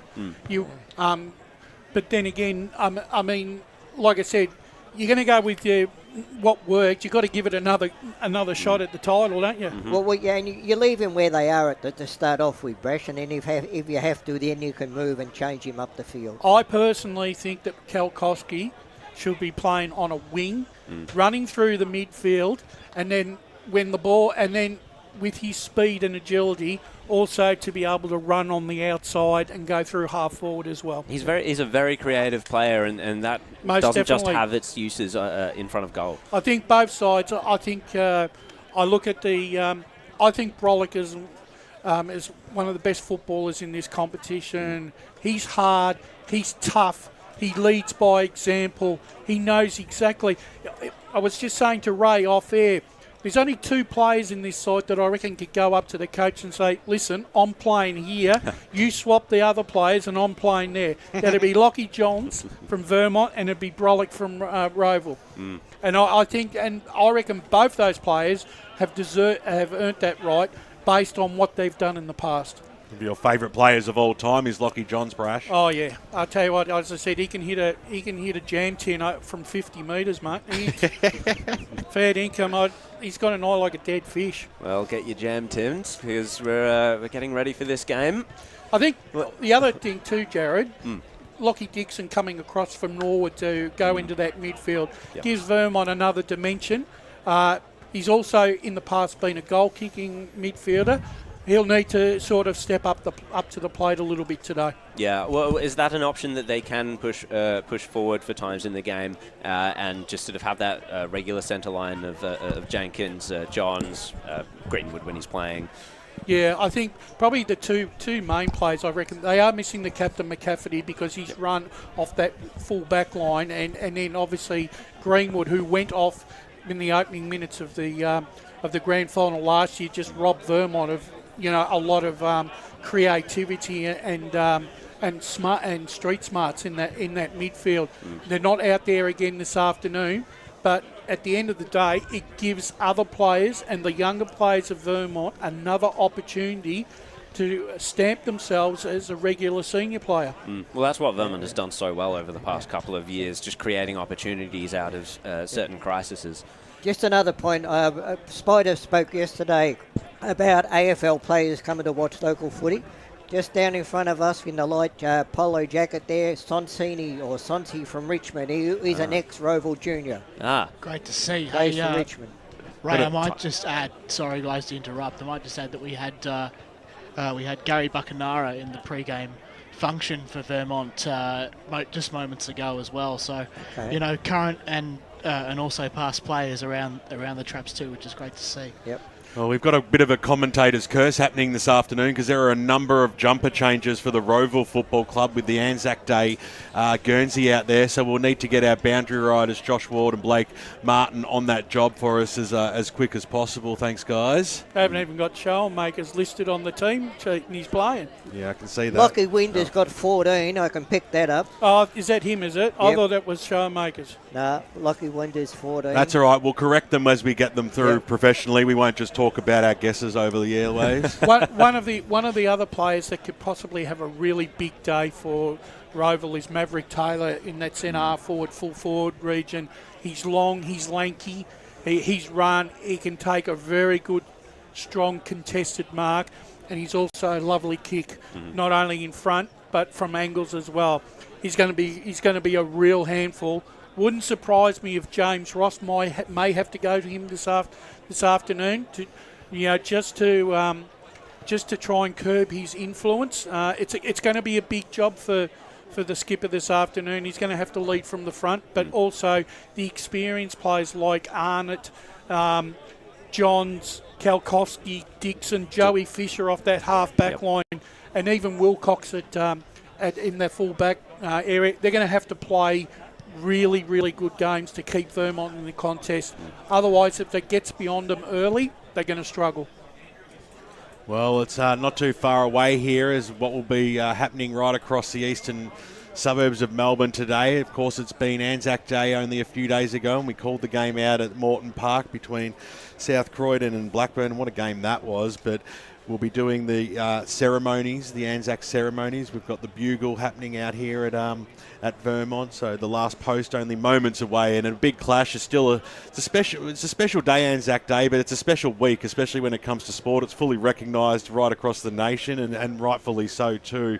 And we'll be crossing down momentarily down to the ground level where Kate Green's positioning herself very nicely, and we'll be able to hear from the Master of Ceremonies.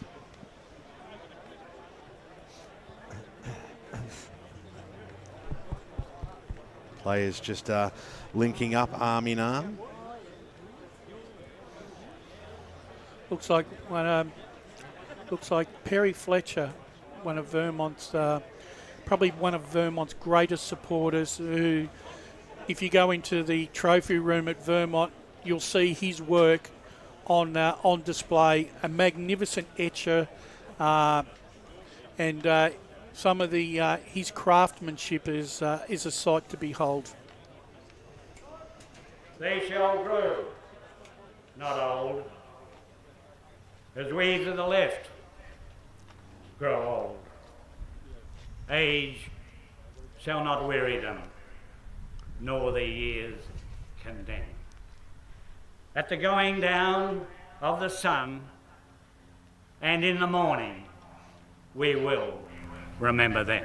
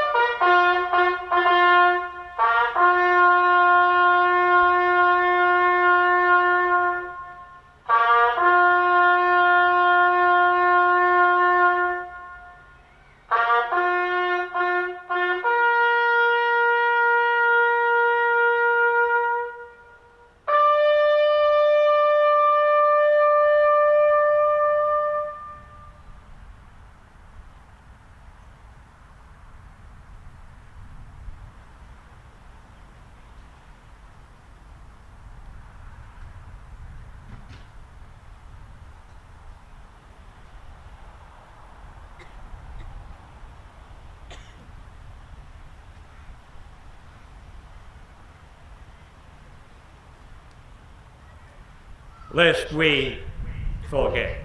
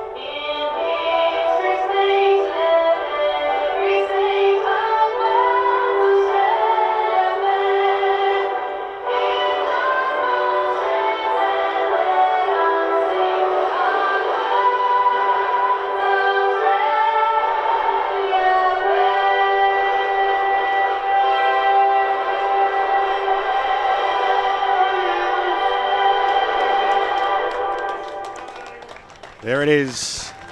The last post lest we forget.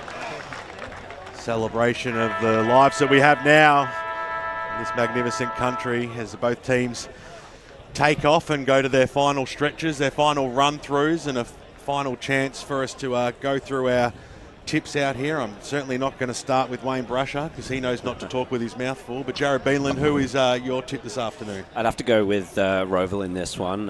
They've impressed me throughout the year so far. It's worth saying that Norwood did test them in the first quarter last week. I'm just not sure if they'll be lying down so early in this game.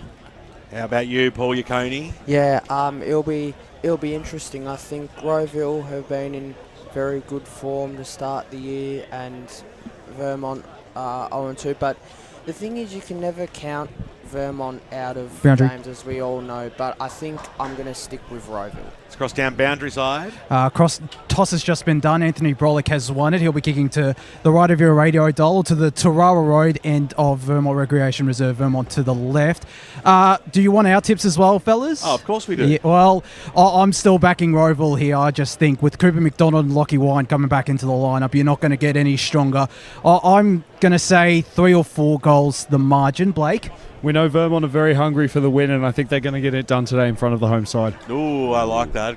Bit of an upset there. Vermont kicking to the Canterbury Road end of the ground. John O'Ven, your tip this afternoon? Well, as I understand it, the Oracle tipped Rowville by quite a significant margin. I don't think it will be that much. I reckon maybe 25 points at most in favour of the Hawks. Thank you very much, Ray Baird. Your tip this afternoon. If we've heard already that you're going for Rowville, what's the margin today? 4 goals. 4 goals to you. And Wayne Brasher, of course. Well, it's almost here, mate. We've been waiting for this game for 6 months or so. And which way is it going to go? Rowville by 6 for me. 6 goals, mate. Rowville by 6 goals. I need Vermont to show me something before I can confidently, assess them again this season.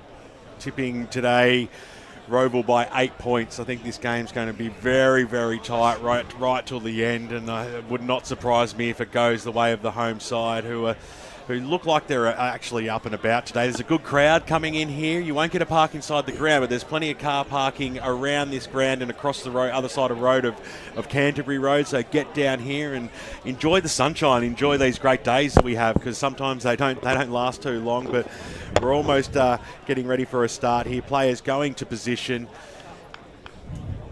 And we're only a moment away, and to start us off this afternoon will be Jared Beanland. And time to get excited, Jared. Absolutely. Thank you very much, Ben. This is the grand final rematch, of course, of Premier Division last year. So some heavy hitters out here at Vermont Reserve. If Rowville can repeat the glory that they won last year, or if Vermont can get a small amount of revenge as the ball goes up for the first time here in this game. Rowville will get the first clearance. It's come out to Wood. He didn't quite handle it. Stapleton wrapped up. Secondary ball up just on the wing. As we look at the lineup there for Vermont, some stars in the middle there, of course. Brolick, one of those for Rowville, however, got shoveled a handball out. Rowville attacking well here. Inside forward 50, it's going to trickle over the boundary line. Fisher watches it go over as we go boundary side for the first time. Couple of matchups to watch. Lockie Stapleton has got the job on Lockie Johns, and in Rowville's forward line, it's Lockie Wine up against James Ross once again. Thank you very much, Josh Ward. Keep an eye on all the matchups out there. Quick kick out of the scrimmage for Vermont, goes high. No one could quite handle it. Rowville, that was a good little handoff there, and now Verrill gets it inside forward 50. Wind is there, just bustled out of the way by James Ross. That looks like the matchup down there, Ross v. Wind. That's going to be a mouth-watering clash of two excellent talents. The skipper against the goal kicker. Back into play. Tap down goes Vermont's way, but it's been all wrapped up there. Not much that Calder could do with it. 1.5 minutes gone. Down Rowville's end. Vermont, they're going to dig their heels in, but running around the body, Stapleton, it was his first shot at goal for the day. Went across the face of goal just for the 1 point. Bendigo Bank scoreboard shows 2 minutes into this first term. The narrowest of margins going the way of the Hawks is a short pass by Calder into the back pocket. Spots up his teammate, that was good. And now Fisher on the right boot, drives the ball up towards the wing position. Fist over the top, came out towards Cal Cosby. It was trapped off there, nicely there by Eichhoff. He did well for the Hawks, handball out wide. They kick up towards the half-forward line. It was a scrappy sort of one, but it held strong. And Kane Young takes the mark, or was it gone just out of bounds on the full? So it'll be Matty Wilcox, one of the favourite sons down here at Tarara Road, to bring the ball back in. But the umpire said it was a little bit too quick. I'm not too sure what that was. It's not like he was going over the mark anyway, and he's still not. So that really doesn't make much sense. And the umpire's like, well, no, I've told you 3 times. Now come back and kick it over the mark, Matty. So the ball goes back to him. And Yana wanted that one, and he was sort of going to create the switch there. So this time Wilcox will kick over the mark. He kicks it up towards the Strawn direction, who had the front spot that time. Ball hits the ground, paddles inside that forward line there for Vermont. Little handball out wide. That came that time from Eichhoff.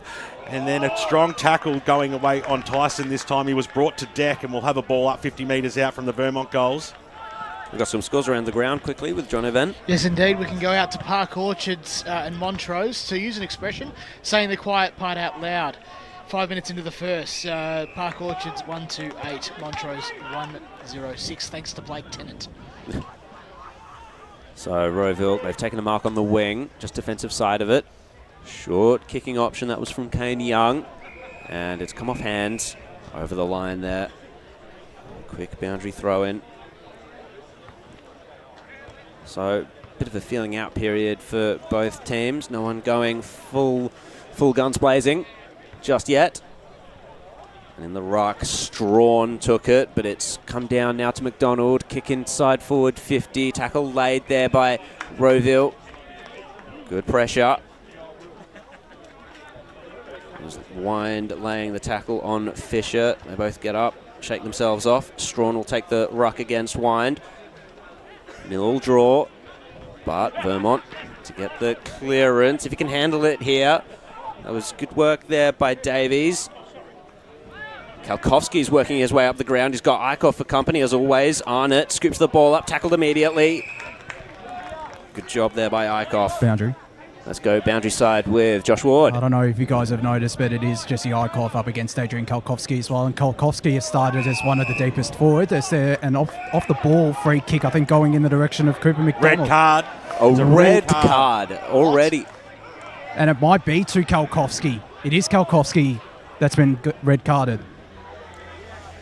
Too sure what happened there, but hitting Direct the deck that send-off, time was Verrill. So Callum Verrill hit the deck. Kalkowski's been red carded. Well, that's a shame for so many reasons. Yeah, well, you gave him one in the stomach off the ball, and the central umpire in the middle of the ground called it. So umpire has possession of the ball right now as... Brash, you're nodding your head there, mate. Very undisciplined, very undisciplined. You can't afford to do that. Red card. We're not even 5 minutes into the first quarter. Could be a very damaging blow, that. Verrill's coming off looking pretty sore. Play will continue, however, as it's in the hands of Tom Lockman. Centering ball. Top of the goal square it is. The Flyers go up. Davies did well. Well, no, he lost a handle on it. So Rowville shoved the ball out there to Young. It's come out now to Wood. He's got Dixon for company. It's going to trickle over the boundary line, however. Don't know, the red card raised that an automatic 2 weeks suspension. It used to be, as far as I know. I'll ask our media manager, Ryan Long, to check up on that. Yep. So the umpire throws it in. Wind had the front spot over the back. A lot of plays around this ball. Little trickle kick up towards the forward pocket there for Rowville. Who's going to be the first player to meet? It'll be Davies. No, it wasn't. It was Hyams. Hyams that time. We've got stats with Paul Yukoni. Real quick. The inside 50s in the first quarter are so far 4-1 in favour of Rowville. So Strawn to go up against Wind. It was Wind this time, got it over the back. Charging in through there was McDonald, got the handball out wide. It was chopped off there, though, by DeReo as a kick goes out of that defensive zone. Standing underneath it, though, the big man, Tommy Lockman, and he takes the mark. So he'll repel here. He'll try and thump it back in on that familiar left foot. Comes in now, winds up. Kicks it every bit of 50 metres right to the top of the goal square. Wilcox was the big flyer at the forward ball. Young was in there, little handball out, snap around the body, this time by wide. That's a perler. He was in the right spot. He got the quick handball, and on the left boot he puts through Rowville's first on the Bendigo Bank scoreboard. We've gone 7 minutes into this first term, and they lead 1-1-7. Vermont yet to score. And that was a great intercept mark there by Tom Lockman. He has been a real find this year. He's played in the twos the last couple of seasons. He's got his chance, and in the 3 games so far, he's done really well. Yeah, Rowville certainly controlling the stoppages around the ball at the moment. Their tackling pressure has been very good. Just on Lockman also, without Showmakers in the side, he's got a big job to do in the ruck as well.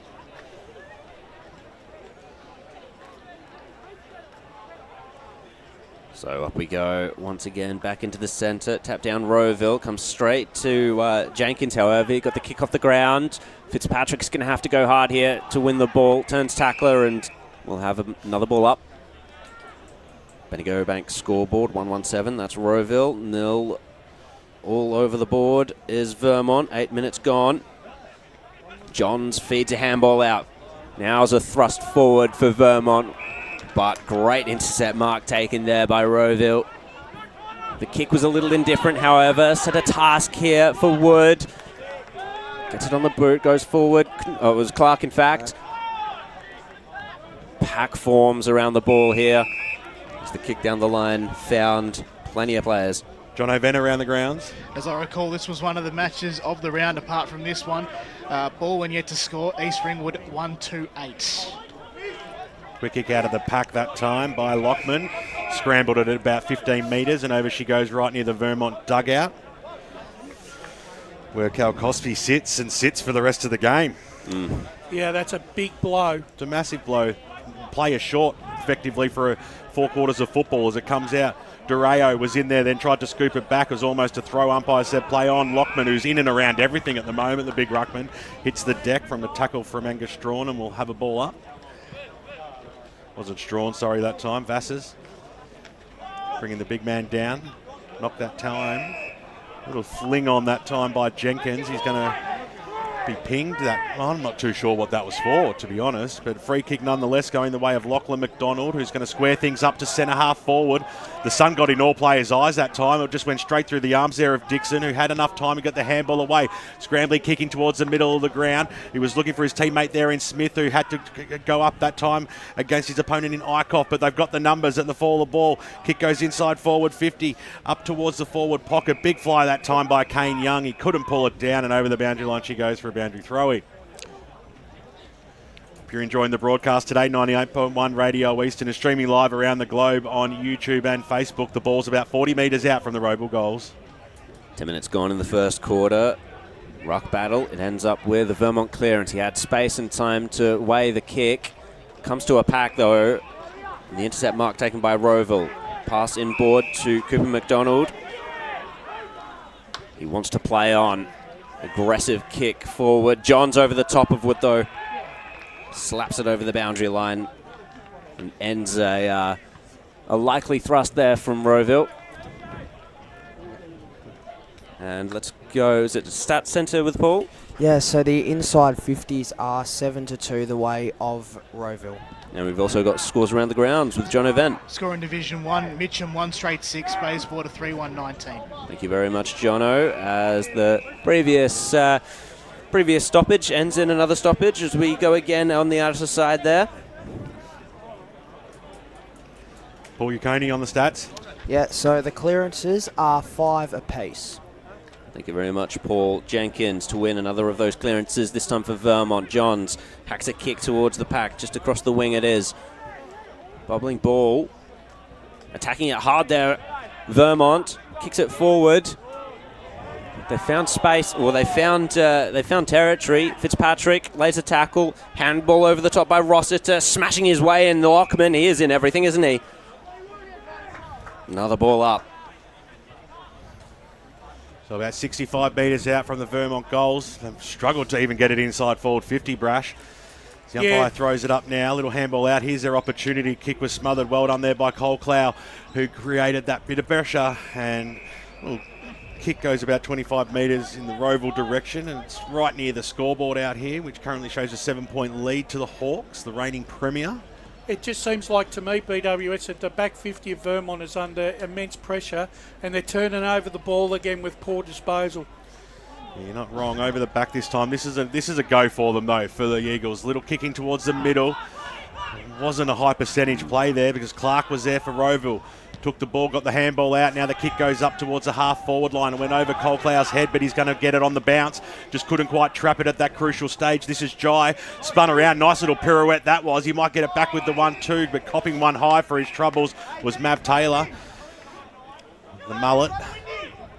And 2 kicks from home, the Hawks. Short passes on. Probably make that 3 now, given that he only went a little way towards Stapleton, who's now just weighing his options up. He's going to poke it, kicks it on the left, deep into the forward pocket. It was a good kick too. He had to make our wind really work for that one, and just couldn't pull the mark in. And over the boundary line, it goes for a boundary throw-in, right forward pocket. Can they manufacture from this stoppage? Wind will go up against Strawn. Wine just took it out of the ruck and snapped it around the body, but he pushed it to the right-hand side. 1 behind is the result. 13 gone now on the Bendigo Bank scoreboard. And the first quarter here on the Eastland match of the round, and it is an 8-point lead to the away side. This Rowville 1-2-8. Vermont yet to score. It's got a pull in the stat centre. The tackles so far are 10-7 the way of Rowville. Thank you very much.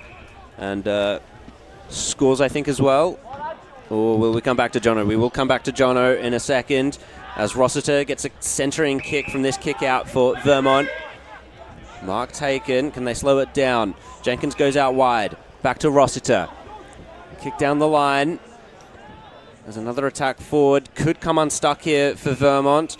Rowville got numbers to the ball and wrapped up, and that was well done by Matty Davey. So another ball up. Approaching 14 minutes gone in this first quarter. Grand final rematch. Premier Division last year. Free kick goes the way of Vermont. Looks like it's Tyson. Strawn will ask for it long here. It's been a bit of a find, Angus Strawn, to be honest. Did well in the reserves. Oh, high fly there. That was Liam Coughlin. Couldn't bring it down. But Vermont, they're not going to take this opportunity as they've gone forward. Scrubby kick outside of defence for Rowville, but it's going to come off. Quick set of handballs, but it's come unstuck here. Fisher, aggressive run. Takes the kick inside forward 50. It's not going to work out though. Coughlin gets the hands out there to Wood. And a spearing ball straight through the hands though of Colclough. His brother makes up for it. Rowville wheeling and dealing, back inside forward 50. Important little punch in there from the captain, James Ross, as he was 2-on-1, and it's been every day of the week that was deliberate. Yeah, no argument from me there. Matty Martini, well, he's right in front of Adam Parker there. No advice from him. Centering ball from Martini.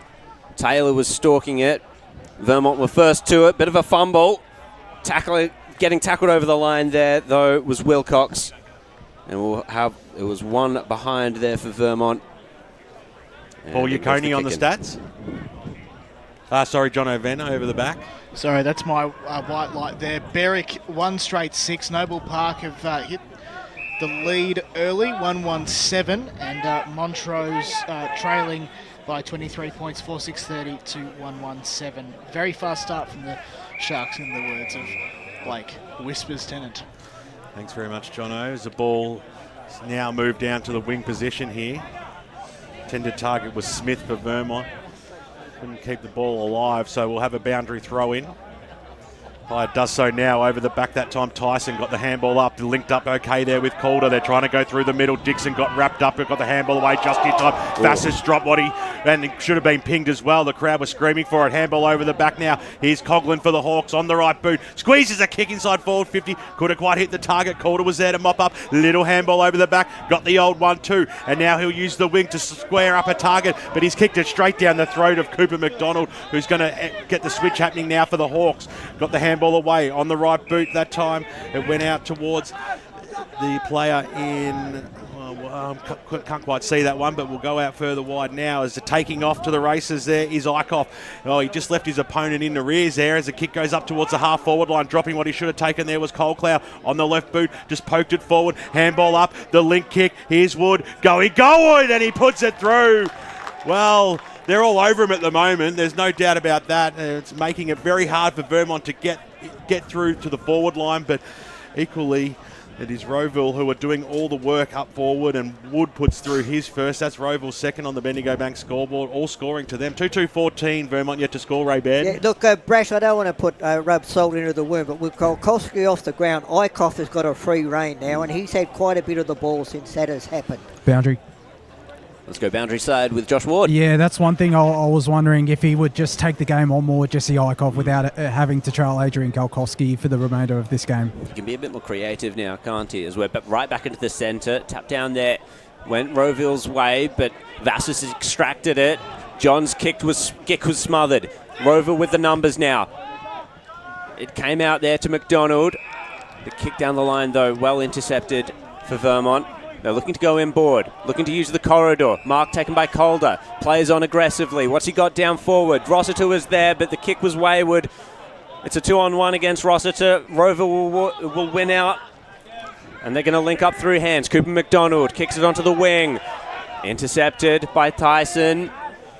He had support. How much support, though? Had to slap it forward as Rowville closed the clamps. McDonald once again shares it with Brolick. Now in the hands of Rowville as they find space, find out wide. And that was Clark. Now it's come to Tyson Schruck, and they're going to slow it down here on the wing, just in front of the scoreboard that reads 15-0. Rowville's way into the centre. Good, important touch there for Vermont, but Rowville had support down to the ground level. Colclough, he's going to be hunting it. He's got Fitzpatrick in attendance and Fisher as well. Snap around the body from Martini. Top of the goal square. Punch by Ross. Dangerous spot here. Ross is going to have to force it over the line. And it's just the one behind once again for Rowville. But they're really under the kibosh now, the Eagles. But look, the pressure that Rowville's putting on the Vermont player when they've got the ball is just unbelievable. Couldn't have said it any better, Ray. So John's screaming for it.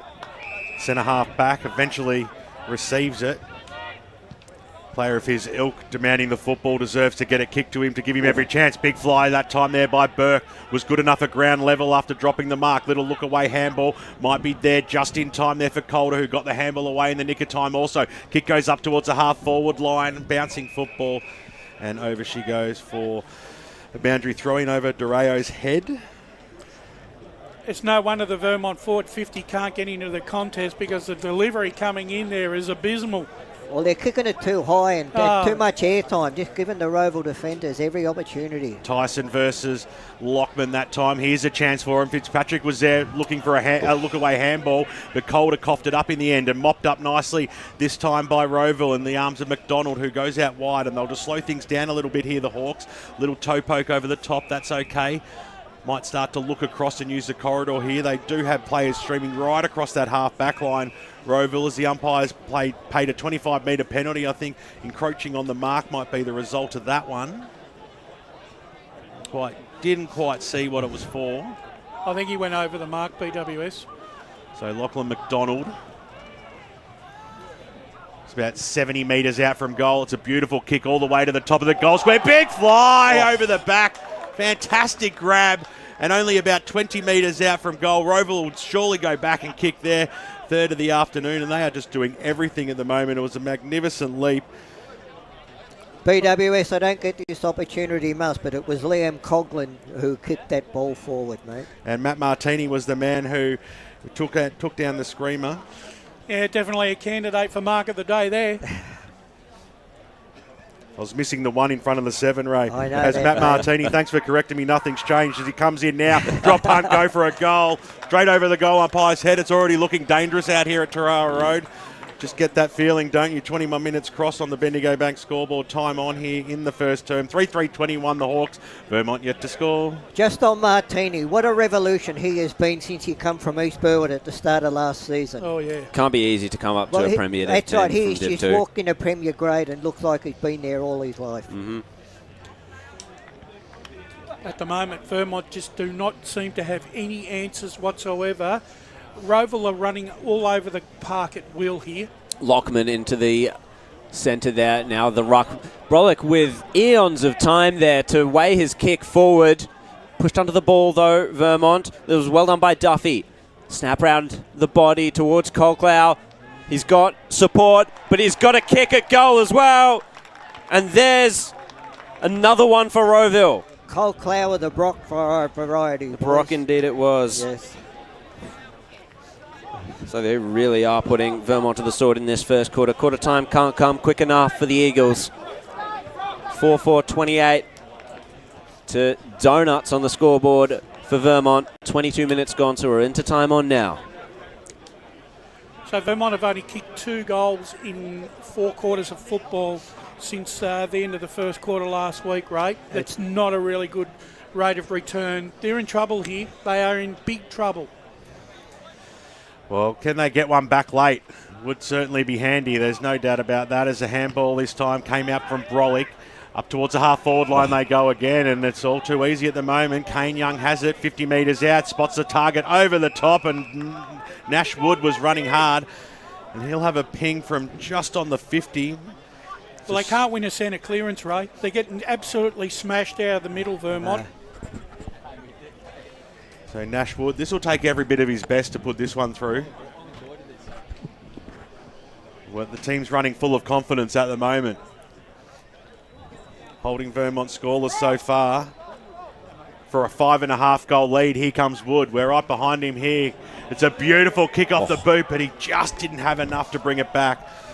Made the distance very easily, through for a minor score. 23.5 gone here in the first term. The Eastland match of the round. Hope you're enjoying the broadcast. 98.1 Radio Eastern and around the globe on YouTube and Facebook. It's a 28-point lead to Rowville. We've got some quick... Well, we'll come to Paul Yukoni with some stats in a second, but Vermont might have stuffed this up for a sec. Just over the boundary line. Boundary line was the friend of Tyson Calder there. Paul, what have you got for us? Referring to those clearances, it's 11-5 the way of Rowville. Thank you very much. That is definitely a deficit that Vermont's midfield is going to have to turn around at some point soon. Strawn gets the tap down. Can he work things out for Vermont in the middle? Jai Colclough, or Brock even it was. Lost it there. Fisher gets a handball into space. Calder was in support. Great tackle laid there by Verrill. Kick down the ground. Barker couldn't handle it. It was a good little touch there by Rowville. Sharing it round, but Vermont continued to apply the clamps a little bit there. That was McDonald brought to ground. Turnover into the centre of the ground. Another turnover though. Fitzpatrick just couldn't get hands to the ball. Had too many Rowville players in attendance, so now they're working it down the ground through kicks and marks. Nashwood is the one with the ball now on the outer wing. It's going to send it forward. Pack forms at the arc. Punch away. Chance for Vermont. Good body work by Rowville though. That was Evans. And kick by Stapleton. Rolls towards the top of the goal square. Here, Martini. Free kick. Yep. He has indeed. No. Oh, I'm surprised that was a ball up. I thought the ball was still in motion there. But Wine just takes it out of the ruck. Tackle to ground. Calder's there. Colclough as well. Another ball up. And it was a Davey, not Evans, I called, I think, a couple of minutes ago. So, Wind, Calder, bouncing ball, LaPlanche, oh, it's Schrock even. Brought to ground, that was Fisher. Another ball up. Vermont digging their heels in defence, but how long can that continue for? Especially with these clearance after clearance after clearance, and Rowville have proved their prowess in that today. Should be holding the ball there. And it was holding the ball there. No, he's paid a free kick. Oh, no, he had one arm going one way. Now he's reversed it. Yeah. So Lockie Johns to take the free kick, and BWS to take us away. I was going to say, that's for sure. Lockie Johns. Johns was dumped. Just kick goes out wide. Mark's been taken there by Noah Burke. So... really seem like they're running down this clock here. Get the stoppage. Little push in the back that time on Smith almost. Umpire said it was okay. Getting the high fives was Gordian. There's a little bit of argy-bargy happens. Probably expected a bit of this a little bit earlier, to be honest. Seems the way the game was going. Comes down, John squeezes a kick forward, bouncing football out in the front of Burke, who was just wrapped up in a tackle, and he's been pinged for holding the ball. Incorrect disposal. Well done there. Brash, Rowville. when you're playing as bad as they are, you can't afford to be physical. No, you cannot, Ray. Not unnecessarily so, no. Verrill to Stapleton, inside forward 50. Oh, it's all just too easy at the moment. It's almost like Vermont just stopped there. And going back and having a shot on goal will be Kane Young from about 45 metres out. It's tugged up pretty tightly on the boundary line, but a nice spot to have a shot on goal out here at Vermont. Should be able to work the ball back. The fancy fluoro boots. Kane Young to kick Rowville's fifth. Gets underneath it nicely, but pushed it way left from the get-go and through for another minor score. Bendigo Bank scoreboard, 27.5 gone. It's 4-5-29. That's 9 scoring shots to 0 in this first term so far. Actually, BWS, I make it 4-6. Make it 4-6. Yeah, I do. Clickety-click. Let's change that one now. And it looks like the scoreboards are taking your advisement as well, Brash, and it moves on to 4-6. So they know what the go is. Calvin Durayo, been a revelation for Vermont in the past couple of years. Kicks it to Arnott, VFL experience. He's out there wide, down the line to Burke. Went through his hands straight to Cooper McDonald. Hands it off. Centering kick for Rowville as they're going to try and switch the ball, open up the ground. Eichhoff gets the handball out in front there. Little kick down the line now. That was not a great option, or not a great executed kick. Easy intercept mark over on the other side of the ground for Vermont. Johns now. I've got to say, this is if there was any sort of resurgence to come from anywhere, Lockie Jenkins. Go. It would be from them. Wilcox now. Kicks it onto the wing. And there was an infringement there. I think it was against Cooper McDonald. Indeed it was. Tyson Calder now to take the kick. And he's kicked it to 2 Rowville players. Oh, God. And the mark easily enough taken by Jackson McDonald. Little chip to Wood. He's saying, slow it down, come across the ground. That was ordinary, Brash.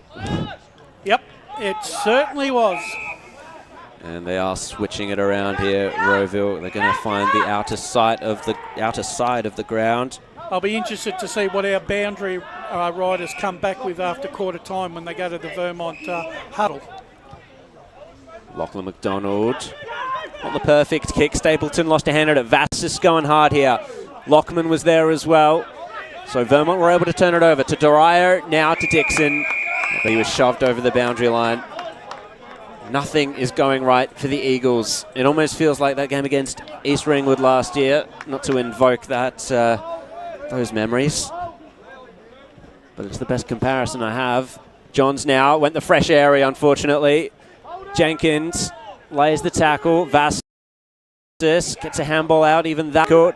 Cooper McDonald turns, runs straight into Durayo. There's a tackle. And there's the quarter time siren. And it's been a fantastic start for Rowville in this grand final rematch from last year. Vermont have a lot of work to do. Let's go to Ben Warren-Smith for the goal kickers. Yeah, all singles at this stage. It's 4-6-30. Rowville leading. Vermont yet to score. Single goal kickers to Brock Cowclough, Matt Martini, Nash Wood, and of course Windu opened up proceedings. Let's go to John O'Ven, who's around the grounds very quickly. Thanks, BWS. Just rounding out Premier Division for the moment in the first quarter, presumably quarter time as well. Norwood 2 behind, Doncaster East 3-3-21, and some going all the way out to Division Oakley District 6-3-39. Lead Sylvan 3 straight 18. Great stuff, Jono. We'll hear some more scores from you when we're back. There's 1 quarter down. There's to go out here, and it's been a fantastic start by the reigning premier Rowville Football Club. They lead by 5 goals. Vermont, a lot of work to do. We'll be back with all the rest of this action right after this. As Sarah opened her best friend Jackie's wedding invitation, she was overcome with a wave of emotion. While her 2 young boys wrestled on the floor, tears of happiness rolled down Sarah's cheeks as she saw the words she'd been longing to see. Please note, this wedding will be a child-free event. Well, Sarah, Looks like we're off to Eastland for a new frock and some heels. And let's book in that babysitter. For all of life's little moments, there's Eastland. Eastland. Live real. Sprained your ankle, bursting through the banner? Broke a finger, high-fiving the ruckman? Or did you run into the goal post again? For bumps, breaks or bleeds, be seen sooner, close to home at Knox Private 24/7 Emergency Department. The preferred provider of emergency care to the Eastland Football Netball League, you'll generally experience shorter wait times. You don't need private health, but there is an out-of-pocket fee. Be seen sooner, close to home at Knox Private 24/7 Emergency Department, 262 Mountain Highway, Wantirna. Do you feel good about your bank? Because there is a bank you can feel good about. They share their profits to fund big community projects, small community clubs, and vital emergency services. They've given $250 million to help Australian communities thrive. They have all the products and tech you expect from a big bank, with service you don't. It's Bendigo Bank. Feel good about who you bank with. Try Bendigo. Search bendigobank.com.au or search Bendigo Bank near me. Tobin Brothers Funerals wear their heart on their sleeve. Their clear and easy to use website and Memory Maker app make it easy for families to make an informed decision. Here's James McLeod, Managing Director of Tobin Brothers Funerals. We pride ourselves on being the most transparent funeral company. All pricing on goods and services are available on our website. It's all there for you to see and make very informed decisions when planning a loved one's funeral. Visit tobinbrothers.com.au. Tobin Brothers Funerals, celebrating lives. At Yarra Valley Water, we know reducing your shower time, or show time, to 4 minutes can save you an average of $200 a year on water and energy bills. Shower shorter. Save water. Authorised by the Victorian Government, 1 Treasury Place, Melbourne. Sprained your ankle, bursting through the banner? For bumps, breaks or bleeds, be seen sooner, close to home at Knox Private 24/7 Emergency Department. You'll generally experience shorter wait times. Knox Private 24/7 Emergency, 262 Mountain Highway, Wantirna. You are listening to Radio Eastern FM 98.1. With live and exclusive coverage of the EFNL football season, bringing you the match of the day with score updates from all divisions. And now we cross to our commentary team for the Radio Eastern 98.1 Match of the Day coverage. Live back out here at Vermont Recreation Reserve down Tarara Road Way, and there's an unfamiliar sight. We see a scoreless Vermont in the first term with the reigning premier reigning supreme. There's no doubt about that. 4-6-30 they are and hold a convincing 5-goal lead, Wayne Brasher. Yeah, they do, and it's all because they've been able to control the midfield. Their tackling pressure on the Vermont ball carry has been exemplary. Vermont can't get it out of their back 50. When they do get and take possession of the ball, their disposal by hand and foot, which I've spoken about ad nauseum this afternoon, has once again let them down. And Rowville have completely blanketed and made sure that they've got the game on their terms. Look, at the end of the day, they're playing well, aren't they, Ray? Oh, yeah, they certainly are playing well. Look, every contest that you look at, there's 2 or 3 options when Rowville get the football, you know. Yeah. Whereas Vermont, they get the football, they don't, they don't want it. They want to get rid of it as quick as they can. Well, I was going to say the best thing Vermont did all that first term was bring us a plate of sandwiches a quarter time because they didn't hit the scoreboard. But John O'Ven's got some important scores around the grounds. Yes, indeed. We can go to Division 2 for a couple of games. In the game between Mulgrave and the Basin, it's Mulgrave 3-4-22, Basin 1-2-8. Also in Division 2, East Burwood 1 behind Baronia 4-8-32. Game over. Division 3 at quarter time, Surrey Park 24, Fentry Gully 14. Thanks very much, John O'Ven, working feverishly around the grounds today, our main man in the women's football. And the other thing too, Ben, and I think we have to talk about it, but Adrian Kalkowski getting a red card within the first 5 minutes has really put a dent in the midfield rotations now for the Vermont Football Club this afternoon. It was a lack of discipline. Let's go boundary side with you, Josh Ward. Yeah, just listening into that Rowville huddle, that was one player, the man that started on Adrian Kalkowski, Jesse Ikov. Ben Wise was really impressed with how he went as we crossed down to Blake Martin. Joined here by Adam Parker. Adam, what needs to change in the second quarter for your team to get back in it? I just reckon we didn't maintain possession of the footy. I think we had 8 uncontested marks for the quarter, which isn't enough. And probably 4 of them came late when we had 1 behind the footy. So we didn't own the footy. We didn't win contest. And then we wasn't on our terms. Is it just the basics, competing, beating your man, that the simple stuff that's going to lead to your team wrestling back into this one? Yeah, we have to win some contests, and I reckon we're probably going at, I don't know, maybe 20-2 in terms of who's winning their position. They're up 20-2. So we got to get a lot better. Otherwise, this game's going to go away from us pretty quickly. Thanks for your time, mate. Go well. Great stuff there, Blake Martin. Not the easiest job going up to a coach when they're 5 goals down at quarter time and 1 player down on the bench, but doing a great job there. Both boys boundary side. Brave man. Yeah. Do you want me to continue with what Rowville said? I'll do so anyway. They were. Ben Wise did say that it was their best quarter of footy this season, and to keep it up for the next 25 minutes, just to reset and bring the pressure once again this quarter. Yeah, it makes a lot of sense. And thanks for asking, Josh. No worries, Jared. I'm a gentleman. Waiting for a few stragglers to go off the ground. John O'Ben, you've got some more scores, though. Sorry, just one more I forgot to mention, just rounding out Premier Division. Berwick 3 straight 18, Noble Park 3-2-20. Close game there. Jared Beelan taking us away in the second turn. Thank you very much, Ben. Secondary ball up right from the start here. Thyson's gone into the ruck now. And he's up against Lockman. High fly by Lockman. Not much of a result in the end there for Rowville. Stapleton on the ground. Vermont lay the tackles. Another stoppage. Paul, have you got some of the stats that matter in that first term for us? Yeah, so the inside 50s in that first quarter were 18-7 the way of Rowville and 11-6 the way of Rowville as well. And the tackles as well are 17-10 the way of Rowville. So it was Vermont with the clearance, but that ended very quickly as Cooper McDonald took the intercept mark. Rowville to march forward with it. Good mark taken over the top there by Wind. Kick and a half from goal. Looks like he's actually infringed in that marking contest. James Ross to take the free kick. Not Can sure he pick what that out? was for. Fitzpatrick had on it just there. Gives the don't argue.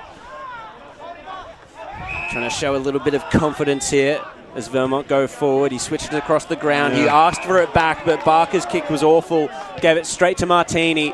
Kicks it towards the arc. 2-on-2 situation. Fisher, important touch there. Crashing through was Taylor. Wood snaps it around the body. Centering ball. Waiting for it, though, was Dorio. He's going to play on with it quickly. Hits up. Hyams. Kicks it onto the wing. It just went over the top of the pack. Fighting for it at ground level was Burke. Kick off the ground. Didn't go very far. And it's going to come straight back through Coughlin. Now Colclough. Brolick. This is all through hands. Kicking it up was Clark. High fly! And that was Lockie Wind. Of course it was. Yep. High fly, safe hands. Tyson couldn't do much about that. And it's going to be a bit of an angle for him to negotiate, Lockie, but we know he can do it. It was almost like he got robbed of that last one, so he's like, oh, I'm going for another specky. Well, his new club is the Kangaroos in the VFL, so he jumped like a kangaroo there. Flew like a hawk. Can we put him in the seniors? At least he might be able to kick a goal. 55 goals last year. Kicked bags of 6 on 3 occasions in 2023. Can he open his account with a goal this year? No, across the face. 1 point. 4-7-31 to 0-0-0 for Vermont. Nearly 3 minutes gone in the second quarter. Ben Warren-Smith to take us away. Matty Arnott to bring the ball back in for the Eagles, using the far side. Asking for it back, eventually gets it. Himself under a bit of pressure, but still got a lot of purchase on the football. It's a beautiful kick up to the wing as well, where underneath it there was Zach Tyson. Winds around now on the right boot. This is better play for Vermont up towards centre half forward. They're working their way forward on the right boot. There was Dixon. In he goes towards the forward pocket, and lovely fist out. It was as good as a kick. Went every bit of 35 metres, and now Clark gets a handball away, and here's Brolick on the right boot. The Hawks repel here. Goes up towards that man again. Wind, he's having a super game. His kick was scrambly though. Straight down the throat of Joey Fisher, who wastes no time, switches the ball out wide, couldn't quite hit the target, so the Hawks will have the numbers at the fall of the ball. Little handball back, that was good.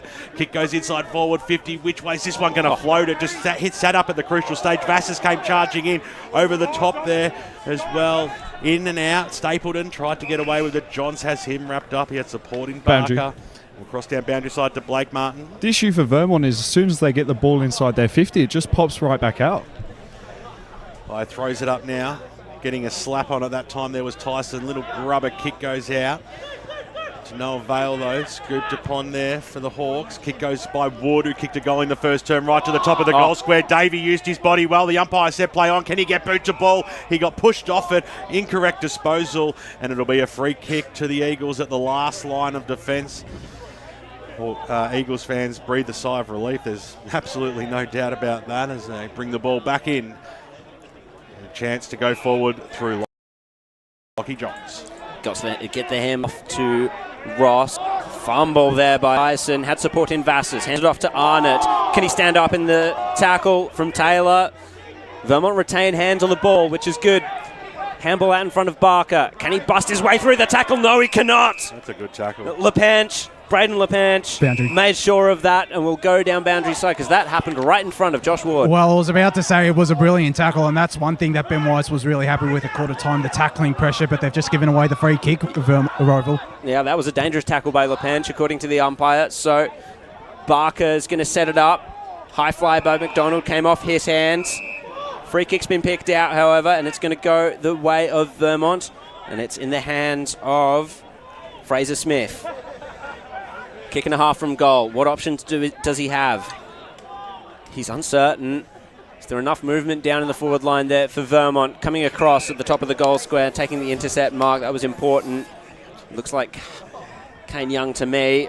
Stapleton was cannoned into his back by Fraser Smith. Draws the free kick. And Rowville will load up once again for another attack. The kick goes out wide. Scrambly at best that time. I think we've got Paul with some stats. Yep, that's 8 intercept marks to 3 the way of Rowville. Brash, you go back to that Fraser Smith effort there. Look, there's no confidence when they do get the ball. No confidence at all when they have the ball. No, that you're right there, Ray. Little flick over the back. Here's a chance now for Vermont. Handball goes out wide. Here's Barker over the top, finds Johns. Can Johns do something? He needs the first for the Eagles, and he slammed it into the pine. You wouldn't believe it. That might have lifted them, but they have hit the scoreboard at long last. It only took a quarter and 6.5 minutes here on the Bendigo Bank scoreboard. They've got that one behind. I'll have to bring the ball back as well because that rule does not apply. And 4-7-31 to Rowville. Go around the grounds with John O'Ven. Sorry, I believe I saw a score rounding out Premier Division properly between Norwood and Donny East. I think it might have been Donny East 21, Norwood 2. Lay off the thesis, Jono. Just give us the scores, mate, as it comes out. It's out blank. wide, as it comes out towards the direction there of Cooper McDonald. Now the Hawks through the middle of the ground. They're linking up nicely here. Scrambly kick, but it's still going to work out okay for the McDonald on the right boot. Kicks it in towards the forward pocket. Big fly again. He's up and about, isn't he? Big wind, and he takes another screamer. That's 3 in a row, although the first one wasn't paid, and he'll go back to put through his second goal, and probably most likely Rowville's 5th. Well, Brash, we wind in the former years. Have they got another option they can put on him? No. No, nothing. No, they haven't, because, well, if you put Dariah on him, Dariah's about the only one in the back 50 that's able to hit a target with any confidence. Wine comes in, Wine kicks a goal. So that's 2 on the board now for him, and Rowville stretch their lead even further on the Bendigo Bank scoreboard. They are 5 goals, 7-37, and a very, very, well, it's almost getting towards that insurmountable type stage now. 6-goal lead out here at Tarara Road. I think the thing is too, look, we in this division, if you go scoreless in a quarter of football, you're not going to win. Vermont are at that stage now where Blackburn were the other day. They gave away a scoreless quarter. Nearly impossible to get back into the contest now. John O'Ven, do we have more scores around the grounds? Not as yet, mate. Well, we'll just get you to flick your little light off there, Jono, and The confusion will disappear. The handball over the top this time. They go forward again. Who's Shrook? Gets it handball away. Here's Colclough. Goes Goldwood. Has he got the purchase? He doesn't need to because guess who? Big Wine takes the mark again in the goal square, and you can already write this one down. You don't have an Eastern footballer anymore, but you can just mark it down and put it through for his third goal, and they're really making a meal of this at the moment as we go down boundary side. Well, we saw when Vermont and Rowville met last year on the Sunday game, Adrian Kalkowski kicked 6 goals. Lockie Wind is on track to do something similar here. Yeah. Look, that was too easy. There was no opposition whatsoever from that centre clearance. You know, somebody when the opposition get it out as easy out of the actual square, someone from the half-back line's got to come and meet the ball player, the ball carrier. And that didn't happen. He was able to run as far as he wanted to and kick it to Wine. Paul Yukoni in the stat centre. Yeah, so inside 50 marks are 5 zip the way of Rowville and already 3 to Rowville this quarter. It is definitely a damning stat there for Vermont. We'll have a secondary ball up here. Strawn will go up. Gets the punch down to Vassis. Just couldn't reel it in.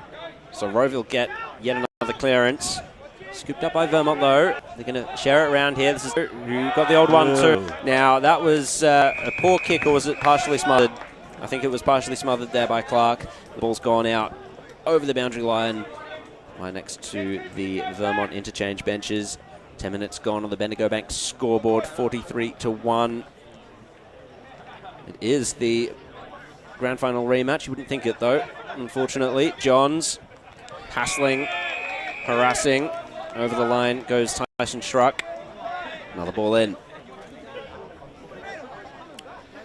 Thank you very much for joining us here on the Eastland match of the round. Hope you're enjoying the game and the coverage. Back into play. Punch into space. Hunting it is Colclough. Hunting him was Durayo again. Yet another throw in. He's about the only Vermont player at the moment that's, you know, holding his end of the bargain. Back into play. Strawn gets the tap down. Just a kick out of air though by McDonald. Hines nearly marked it. Spilt to Davies. So can he retain possession of the ball there? Yes. Finds his left boot. Bouncing ball towards, well, the Rowville defenders really. They share it round. Tumbling kick there by Gordion. So Calder was able to feast on that opportunity. Got it to Durayo. Gets the 1-2 again. Trying to bust his way through the tacklers. Taking the game on. What else can Vermont do at this stage, really? Scooped up. Little kick towards the arc, and it is a stacks on situation. Just a shallow entry into Vermont's forward 50. As it is a 7-goal margin. They'll go back up here. Strawn taps it down. They're hunting for the clearance here, Vermont, because that might give them an opportunity at goal, but Brolick, not if he had anything to do with it, nor McDonald, that one of the Lachlan variety. So 12 minutes about to tick over here. Almost got to start thinking about, will Vermont go goalless in the first half? I've never known that to happen ever, to be honest, but we won't put that moz on them yet. As another chance for Rowville through the middle of the ground. Can they link up? And here's a chance for the Eagles. On the right boot going towards the top of the goal square. Just still couldn't actually hit the target. And Tyson was alone, but Johns was there to mop up, and Johns was there just to put that comment to bed. And he puts Vermont's first goal on the board. And geez, did they need that one. And Lockie Johns, who's been the only player to score for Vermont in this game so far, takes them to 1-1-7. Still trailing, obviously, Rowville, who are come out guns blazing 6-7-43 as we go to John O'Ben around the grounds. Thank you very much. Waverley Blues 2-3-15 trail Ringwood 5-3-33 in Division 2. So it was Tyson Calder moving with a purpose there. But even that disposal into the forward 50 didn't hit the target. It was lucky that Vermont had the numbers. Back up we go. Can Vermont get a run on here? Will Rowville stop that in its tracks? No clear clearance as yet. Oh, trying to break his way through was Jenkins. Got a tumbling ball. Rowville were able to mop it up, however. Good tackling, though, by Vermont. The pressure's ramped up a little bit. Calder now receives the handball from that turnover.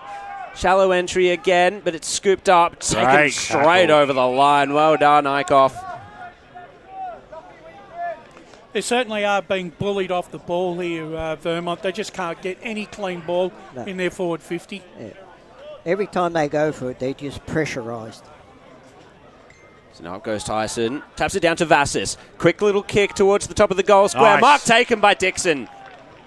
And we said it at the start of the game. He is the goal-kicking midfield. Could be the one to replace Kalkowski after that red card in the first quarter. As someone a little more mobile and creative down the line. Someone who can create space, create options for himself. Well, a player of his ilk shouldn't be missing from here. He won't miss it, Brash. Oh, here we go. I said it. You said it, not me. BWS. It's all on you if Dixon doesn't slot this. Can he do it? Yes, he can. That's what they needed. 2 in a row for the Eagles. And a little spark of life there given to them by former Norwood player Lockie Dixon. Well, there you go, Brash. After I said that comment, they've kicked 2, so what do you want me to say? They won't. I bet they won't kick the next 4. Let's go around the grounds with John O'Ven. Another Division 3 score. Donvale 9-256 lead Coldstream 4-5-29. Boundary side. I was about to say, if you want to get up and about for, if you're Vermont, you've got to get it into the hands of Lockie Johns and Lachlan Dixon as well, 2 classy midfielders. Yeah, easy to say the comment after it happened. Yeah. But Yeah. I was about to say it beforehand after that Lockie Johns goal, but fair enough. Good work, Josh Ward. Boundary side as it comes out now. Strawn got a little knock forward, so falling over the top of his opponent, Tyson Calder. Free kick going the way of the Hawks. It'll go the way of Wood. It's been lively in this first half. So Wood goes wide. Finds his target in Schruck. Goes back. Giving up a bit of meterage here, but they still know what they're doing, and it's like a squeeze to kick up towards the wing position. At the fall, the ball nicely done there by McDonald. On the left boot goes inside forward 50, bouncing football towards the forward pocket, putting his head over the ball. That time there was Davies, but scooping upon it there was Taylor. Mav's big looping handball over the top. It was really to no avail, no real percentage. Chasing after it there was Colecloud. He couldn't get it. Happy to see it over was Campbell Barker, and we'll have a boundary throw in right next to the left behind post, Rowville's end. First time in a while that it's been this deep for Rowville. 30-point lead the Hawks currently have. Shallow throw in that time, and the Eagles will take advantage of that one as a handball comes out to Johns, who was made to work really, really hard for that one. That was sloppy football, and over the boundary line she goes for another boundary throw-in. I reckon that passage of play basically epitomised Vermont's afternoon so far. Poor disposal, put your player under the pressure. Pyer throws it in. Spinning around that time, Fitzpatrick. Umpire blew his whistle, then said it can play on, and he just kicked it straight into the middle of the ground, but nobody was home. Handball over the top by Cooper McDonald. They've linked up well here. The Hawks right boot inside forward 50 from Verrill in towards the pocket. He was looking for McDonald. Why wouldn't you go that way? Sorry, Wind, who's taken 3 screamers, kicked 3 goals, and over the boundary line she goes for a boundary throw-in. 40 metres out from the Hawks' goals. 30-point lead to Rowville. Back into play we go. Strawn and Wind go at it again. Tap by Wind right in front of Struck. Bouncing handball. Out to McDonald. Kick around the body. It was a centering one. Dario did well to put himself in the A1 position to take that mark. And so how's the exit? Clearly Vermont's best player at the moment, Dario. Absolutely. Gets it to Josh Davies, and now his kick down the line was marked well. Was he he's not able to play on from the mark there, Fraser Smith. As if it were advantage, but it was a 25-metre penalty regardless. I'm absolutely bewildered by how he got that. And his kick wasn't great. Set it up for Burke, but McDonald was able to get an important little touch in here. And so, quick as a flash, Rowville are on the attack again. Of course they are. Oh, Joey Fisher, courageous mark. Great intercept there. That's what he does so well. His kick across the ground wasn't great, though, and it's been marked by Matt Davey. Brash, when they do a bit of good work, then they turn it over. Oh, little chip in board. Sorry, Ray. He's got it to Lockie McDonald. Played on and missed. Go again, Ray. Sorry. All right. You've lost your train of thought. No, I didn't. No, I just said when they do something good, that like an intercept mark or that, but then they turn the ball straight over. It's called efficiency. Arnott, surprised you guys are still being so nice to each other. Kicks it out towards the centre square. Winners are grinners, mate. Wait till they hit the lead, I can get real nasty. Well, I'm definitely barracking for Vermont now. I want to see that. So Strawn goes up. Came out. This is okay again. Jenkins on the right. We got spun around in a tackle, but got the timely handball away. Here's Rathjen on the right boot. Squares it up. 25 metres out from the Vermont goal, straight through the legs there of Burke, who had to go after it again. Second, third effort was good. What a ripping tackle it was on him. Yep. Almost could have been pinged holding the ball in that stage. Going after it twice. Matty Davies super there. Yeah, that was a goal-saving tackle there by Davey. Yeah. So Rucks to go at it. It's to be Tyson who'll go up this time for the Eagles over the back of him. Lockman got it away. McDonald of the Cooper variety, all backwards. Eichhoff was there. They've switched it across the face here, the Hawks. And a little neat kick. That was as classy as it absolutely gets. Stapleton takes the mark. Centre half back. They're just slowing things down a little bit here. Wood screaming for it. Across that half back line. Lockman's made position, the big man. Further afield. Kick will go over his head. It will go towards the wide direction, standing strong. Was Strawn. Umpire didn't pay it. Looked to be just touched. Probably a little bit stiff in yesteryear. That probably would have been paid, but hits the deck and we'll have the ball up. It's right in front of us here, broadcast position, right in front of the club rooms. Big crowd out here today at Vermont. Big luncheon. Fantastic looking arena it is. There's no doubt about that. Handball comes out wide. Rossiter been very quiet. Had limited opportunity. Snaps around the body. Went nowhere though because Eichhoff takes the mark, had eyes only for the football, switches it in towards the middle of the ground. Liam Coughlin's had a few touches in the last few minutes or so, kicked it up towards the half forward line. Taylor got it back on the left boot. They go inside forward 50 again. They've just got players everywhere at the moment. They've just got more run, and Tyson Schruck, who comes in and will have a ping from 40 metres. Could have raffled that one. He probably had three options there when he kicked it. John O'Ben around the grounds.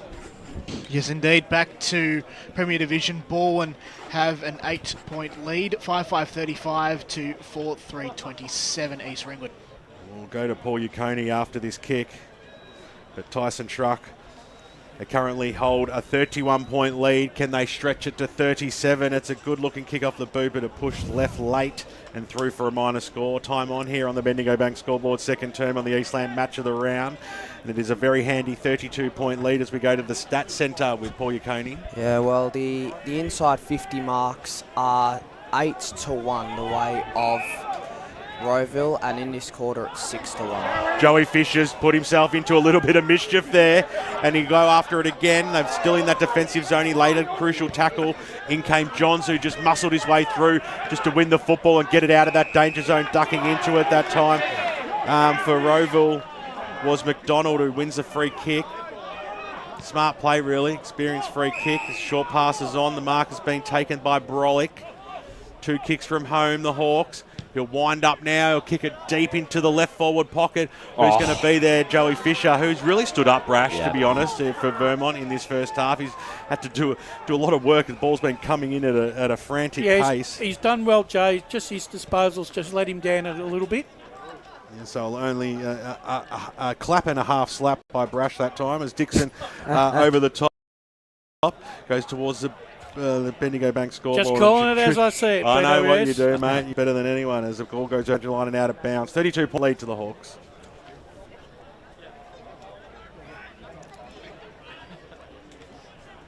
I think, Ray, if Vermont are going to, if they harbour any chance in the second half, I think they at least need another 2 goals before half time. Vassus with the clearance, straight into a double tackle there. Brolick shares it with Clark, shares it with Colclough. Rowville go forward again. That's James Ross this time. Has to do a lot of work to wind, but he's mobile enough. Got to space, snap round the body. Could have been another one there for Lockie Wind. Wasn't. Just the use of his body when that kick went forward that time. He knew what he had to do. He knew he wasn't going to get to the mark, so he out-muscled his player. Really smart footballer. That would have been a Tobin Brothers goal that I could He turned around on a sixpence, and at halftime I'll tell you what a sixpence is, Peter. Oh, they've coughed it up here on the kick in. They'll go forward again. Here's Schruck. He had multiple options to go for. That is just way too easy, and why wouldn't you kick it to the wine direction? And he'll go back to have a shot for his fourth. So he's doing everything at the moment, Wine. He can barely put a foot wrong. Of course, he's missed a couple. Ray, now do we understand why Vermont are last in disposal efficiency? Yes, it's quite obvious today, Bresh. So Lachlan Wind. And Rowville are at 75% disposal efficiency. That's the difference between the two sides. Normally wears the number 2 today. He might just stick with the 14 after this performance. Goes goalward. The goal umpire does not move. That's 4 goals now to Lachlan Wine. What a performance he's doing in this first half. And they stretch the lead even further. 7-10-52, the Rowville Hawks. The Vermont Eagles, 2-1-13. 24 gone in this second term, Ray. Yeah, and not only 4 goals for the game, but 3 in this quarter. You know, he's really been outstanding in this quarter. Looks, and, you know, Vermont don't seem to have a matchup for him at the moment. He seems very he's too mobile. Yeah. Could be on the way to 14. For as good as what James Ross is as a player, he's actually making him look foolish at the moment. So back into the middle at ground level. It was Lockman tied up. I really love the way Lockman's gone about his football this season. He's really in there. He's very impressive. He seems versatile as well. He played back as well, didn't he, last week? Or was it forward? He played forward last week. He played forward. That's my mistake then. Johns is trying really hard to get the side back into the contest. So down in the forward pocket for Vermont, Cooper McDonald was tackled. Got a kick away, but it was out in the full. So, or was it? Did it bounce? Actually, no, it was out in the full. So it's a shot at goal here for Lockie Dixon, who's already got one. Actually, I've got a question for you, Ray. Have they got a tattoo parlour set up down at the Rowville Football Club there? Why is that, Bresh? Oh, this just seems like everyone's inked up down there. It's going to be a difficult kick here for Lockie Dixon. Outside of the right. Just missed. BWS, I'm saying, good to see Bresh is really interested in the game, isn't he? No, Bresh, now you know all we've suffered every time over the years we've come down to Tarara Road, you know, Yep. Shoes on the other foot today. I'm not really that worried about it, Raymond. McDonald. I don't think Brush is calling this game over just yet, maybe either. There could still be a sniff left in this Eagles outfit, but it's going to be hard work because they're streaming forward again. Has Schruck on the right boot, goes forward looking for Colclough, who just waited underneath it. He used his body well. Handball over the top. Here's Taylor. Snap around the body by Taylor. And from point blank range, he misses it. I'll be disappointed with that. That was almost a coast-to-coast situation for Rowville. Quick movement of the ball and it through for a minor score. Bendigo Bank scoreboard 7-11-53 to 2-2-14. Short passes on. Comes out to Barker in the back pocket. Going to go for the switcheroo here. Front goes to Wilcox.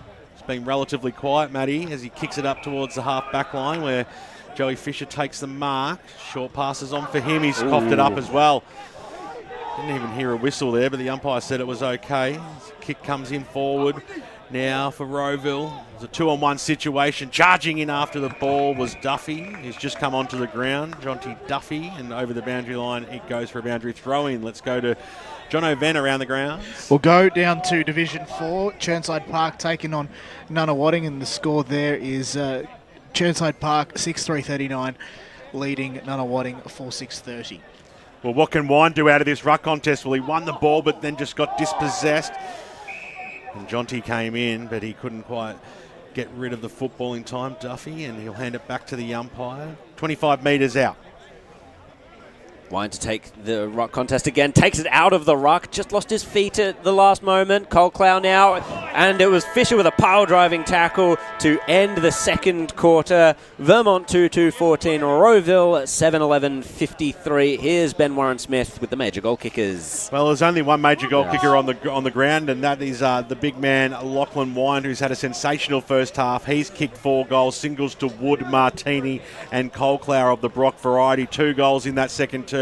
Saw Vermont finally hit the Bendigo Bank scoreboard. Lachlan Johns was the first, then Lockie Dixon chimed in as well. Hope you're enjoying the broadcast of 98.1 Radio Eastern and streaming live around the globe on YouTube and Facebook. That's one half done, one to go. There's plenty of great games as you go local for your football this afternoon. John O'Venn will bring us those scores during the halftime break. Spider Lee will be back in the house as well to talk about it, as well as Josh Ward and Blake Martin. Hope you enjoyed the broadcast so far. There's plenty more to come. Stay with us.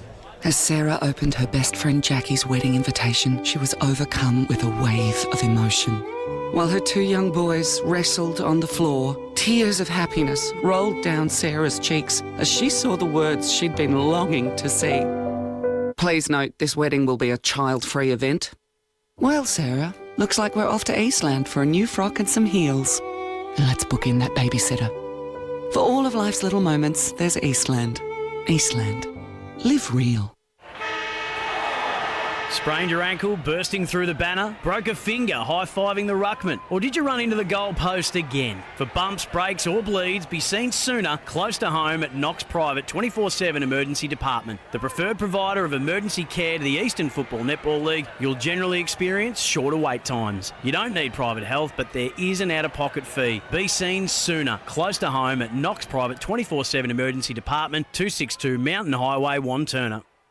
Do you feel good about your bank? Because there is a bank you can feel good about. They share their profits to fund big community projects, small community clubs, and vital emergency services. They've given $250 million to help Australian communities thrive. They have all the products and tech you expect from a big bank, with service you don't. It's Bendigo Bank. Feel good about who you bank with. Try Bendigo. Search bendigobank.com.au or search Bendigo Bank near me. Tobin Brothers Funerals wear their heart on their sleeve. Their clear and easy-to-use website and Memory Maker app make it easy for families to make an informed decision. Here's James McLeod, Managing Director of Tobin Brothers Funerals. We pride ourselves on being the most transparent funeral company. All pricing on goods and services are available on our website. It's all there for you to see and make very informed decisions when planning a loved one's funeral. Visit tobinbrothers.com.au. Tobin Brothers Funerals, celebrating lives. Do you want to study at the #1 sports science school worldwide? Study sport at Deakin and benefit from the most advanced sports facilities available, from running tracks, biomechanics labs, and decked out gyms to a climate chamber. Deakin have what you need to graduate ahead of the pack. Discover endless opportunities in sports science by visiting deakin.edu.au/sport. Deakin, proud sponsors of the EFNL.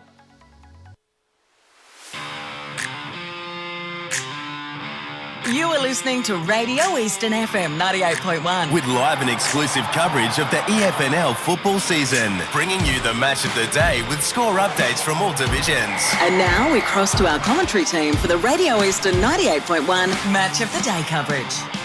Welcome back to the Eastland match of the round. It is the grand final rematch in the Premier Division between Vermont and Rowville. But as I have heard before, it doesn't feel like the grand final rematch at all. John O'Venn on scores, Josh Ward and Blake Martin, thanks to Tobin Brothers on the boundary with me, and joined by Matt Spider Lee.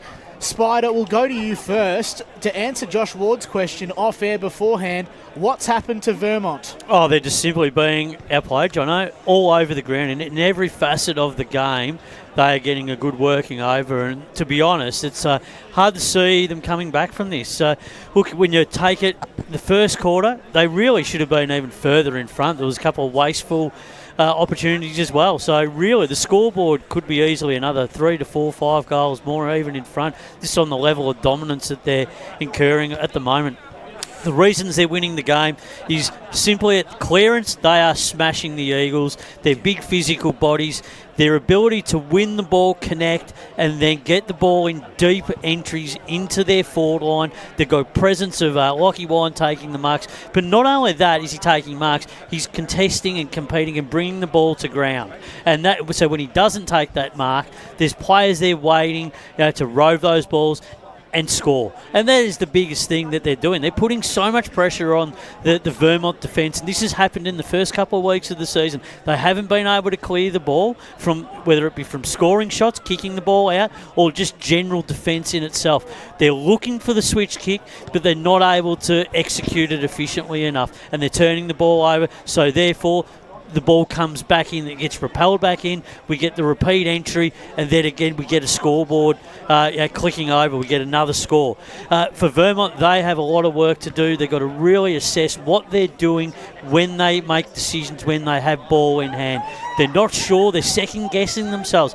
When they're not sure when to give the right handball and kick it long and give their forwards at least some sort of a chance to get to that front position, but they're being worked over by that defence. Guys like Liam Coghlan doing an outstanding job. Guys like McDonald, who's come back into the team after playing some VFL. So they've got VFL experience on every end of the ground, which is simply the big difference. And then when you've got a guy like Brolick, who basically is just working the Eagles over, up and down the ground, getting good contributions from every player that's around that midfield unit, and some of the lesser named players starting to make their impact, like Wood, who's very busy as well. Martini doing some really good things. They are simply on top of the Eagles in every facet of the game.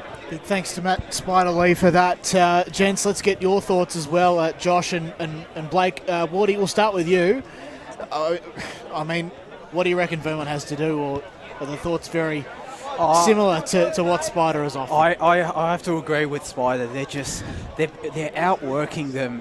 When I listened into Ben Wise in that quarter-time huddle, he said it was the best quarter of footy that they played all season. And just to reset, I think in the last 2 years, Josh. Yeah. I mean, and the thing is, if you're not drafting someone like Lockie Wynell and you're a North Melbourne recruiting scout watching this game, then you're not doing your homework. You're not taking your job seriously, because this guy has taken his football level to another 50-60%. Yeah, and he's going up against James Ross, who he's been going up against for many years now, even dating back to juniors, and he's just teaching him a lesson in football. I hate saying it, but it really is what's happening, Blake. But I'll get your thoughts on this first half. It's all been Rowville. We were talking about it on the boundary. They're just, every time it's gone inside forward 50 for Vermont, it's just pretty much popped out. Yeah, I couldn't agree more. I think we've absolutely nailed it, that it's hard to see anything that's going right for Vermont, really. And it's tough to see them getting back into the contest.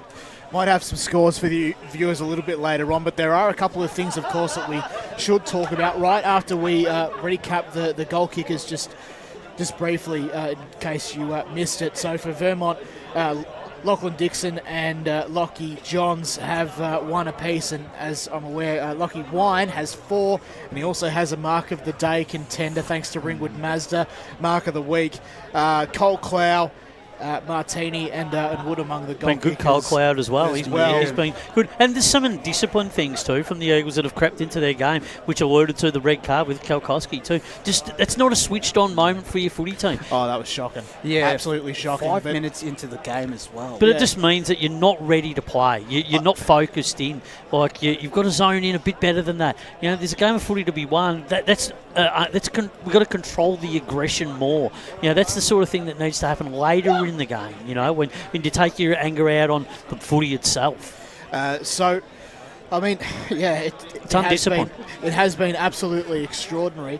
But back to also shouting out to our great sponsors, especially MEGT, who are sponsoring the Rookie of the Day award. Of course, that is awarded to the player who has an age equal to or less than 21 years of age. Of course, the player is eligible for that award. Let's just look at Rowville for now. Verrill Cole Clow of the Brock variety, Matt Martini, Tyson Schrook, and Braden Laplanche. Of those players, probably Cole Clow. Is it? I reckon Brock's had a really good start. Spider, could you speak? Yeah, to Cole Cloud. I mean, Schrook has been busy.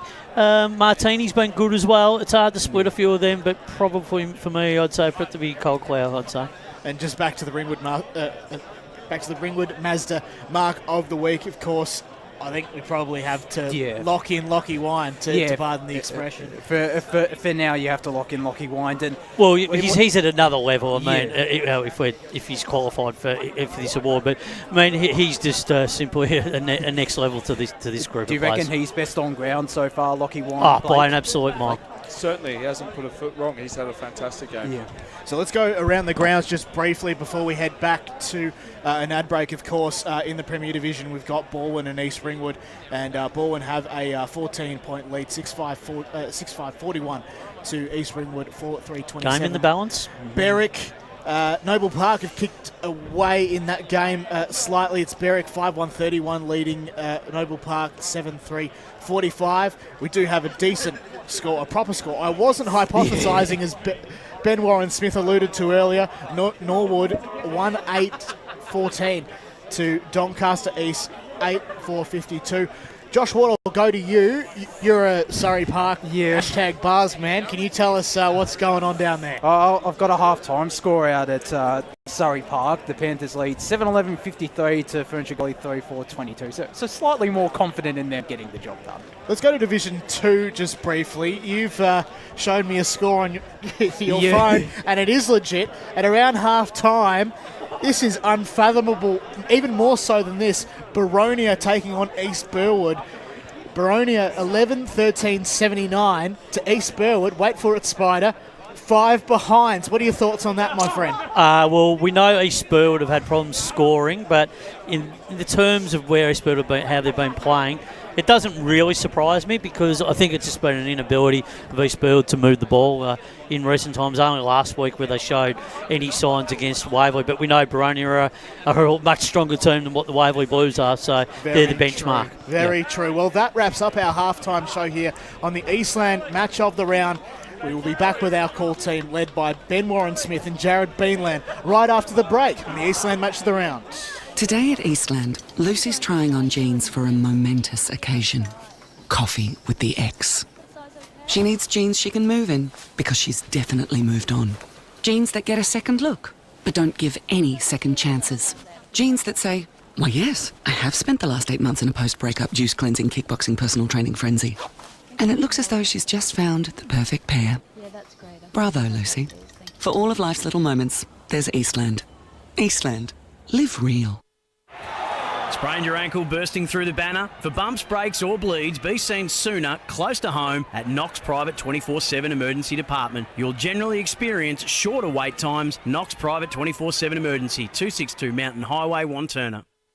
Do you feel good about your bank? Because there is a bank you can feel good about. They share their profits to fund big community projects, small community clubs, and vital emergency services. They've given $250 million to help Australian communities thrive. They have all the products and tech you expect from a big bank, with service you don't. It's Bendigo Bank. Feel good about who you bank with. Try Bendigo. Search bendigobank.com.au or search Bendigo Bank near me. Tobin Brothers Funerals wear their heart on their sleeve. Their clear and easy-to-use website and Memory Maker app make it easy for families to make an informed decision. Here's James McLeod, Managing Director of Tobin Brothers Funerals. There's no mystery about our pricing. It is clearly displayed on our website and our app. We have staff standing by 24 hours a day, every day of the year to assist you in your absolute time of need. Visit tobinbrothers.com.au. Tobin Brothers Funerals, celebrating lives. Only 3 things that flush down your toilet: pee, poo and paper. Some wet wipes and antibacterial wipes say that you can flush them, but you can't. They clog up the toilet and pipes, causing expensive blockages. Save yourself a truckload of trouble. Put your wet wipes in the bin. To learn more, head to the Yarra Valley Water website, yvw.com.au/wet-wipes. Hi, Dylan Dow from the Baronia Football Netball Club here. When I need to grab a quick coffee or a bite to eat, I'm popping into Eastland. Eastland's more than a shopping centre. They support a range of community organisations and have been a major partner of the EFNL since 2018. Cheers, Eastland.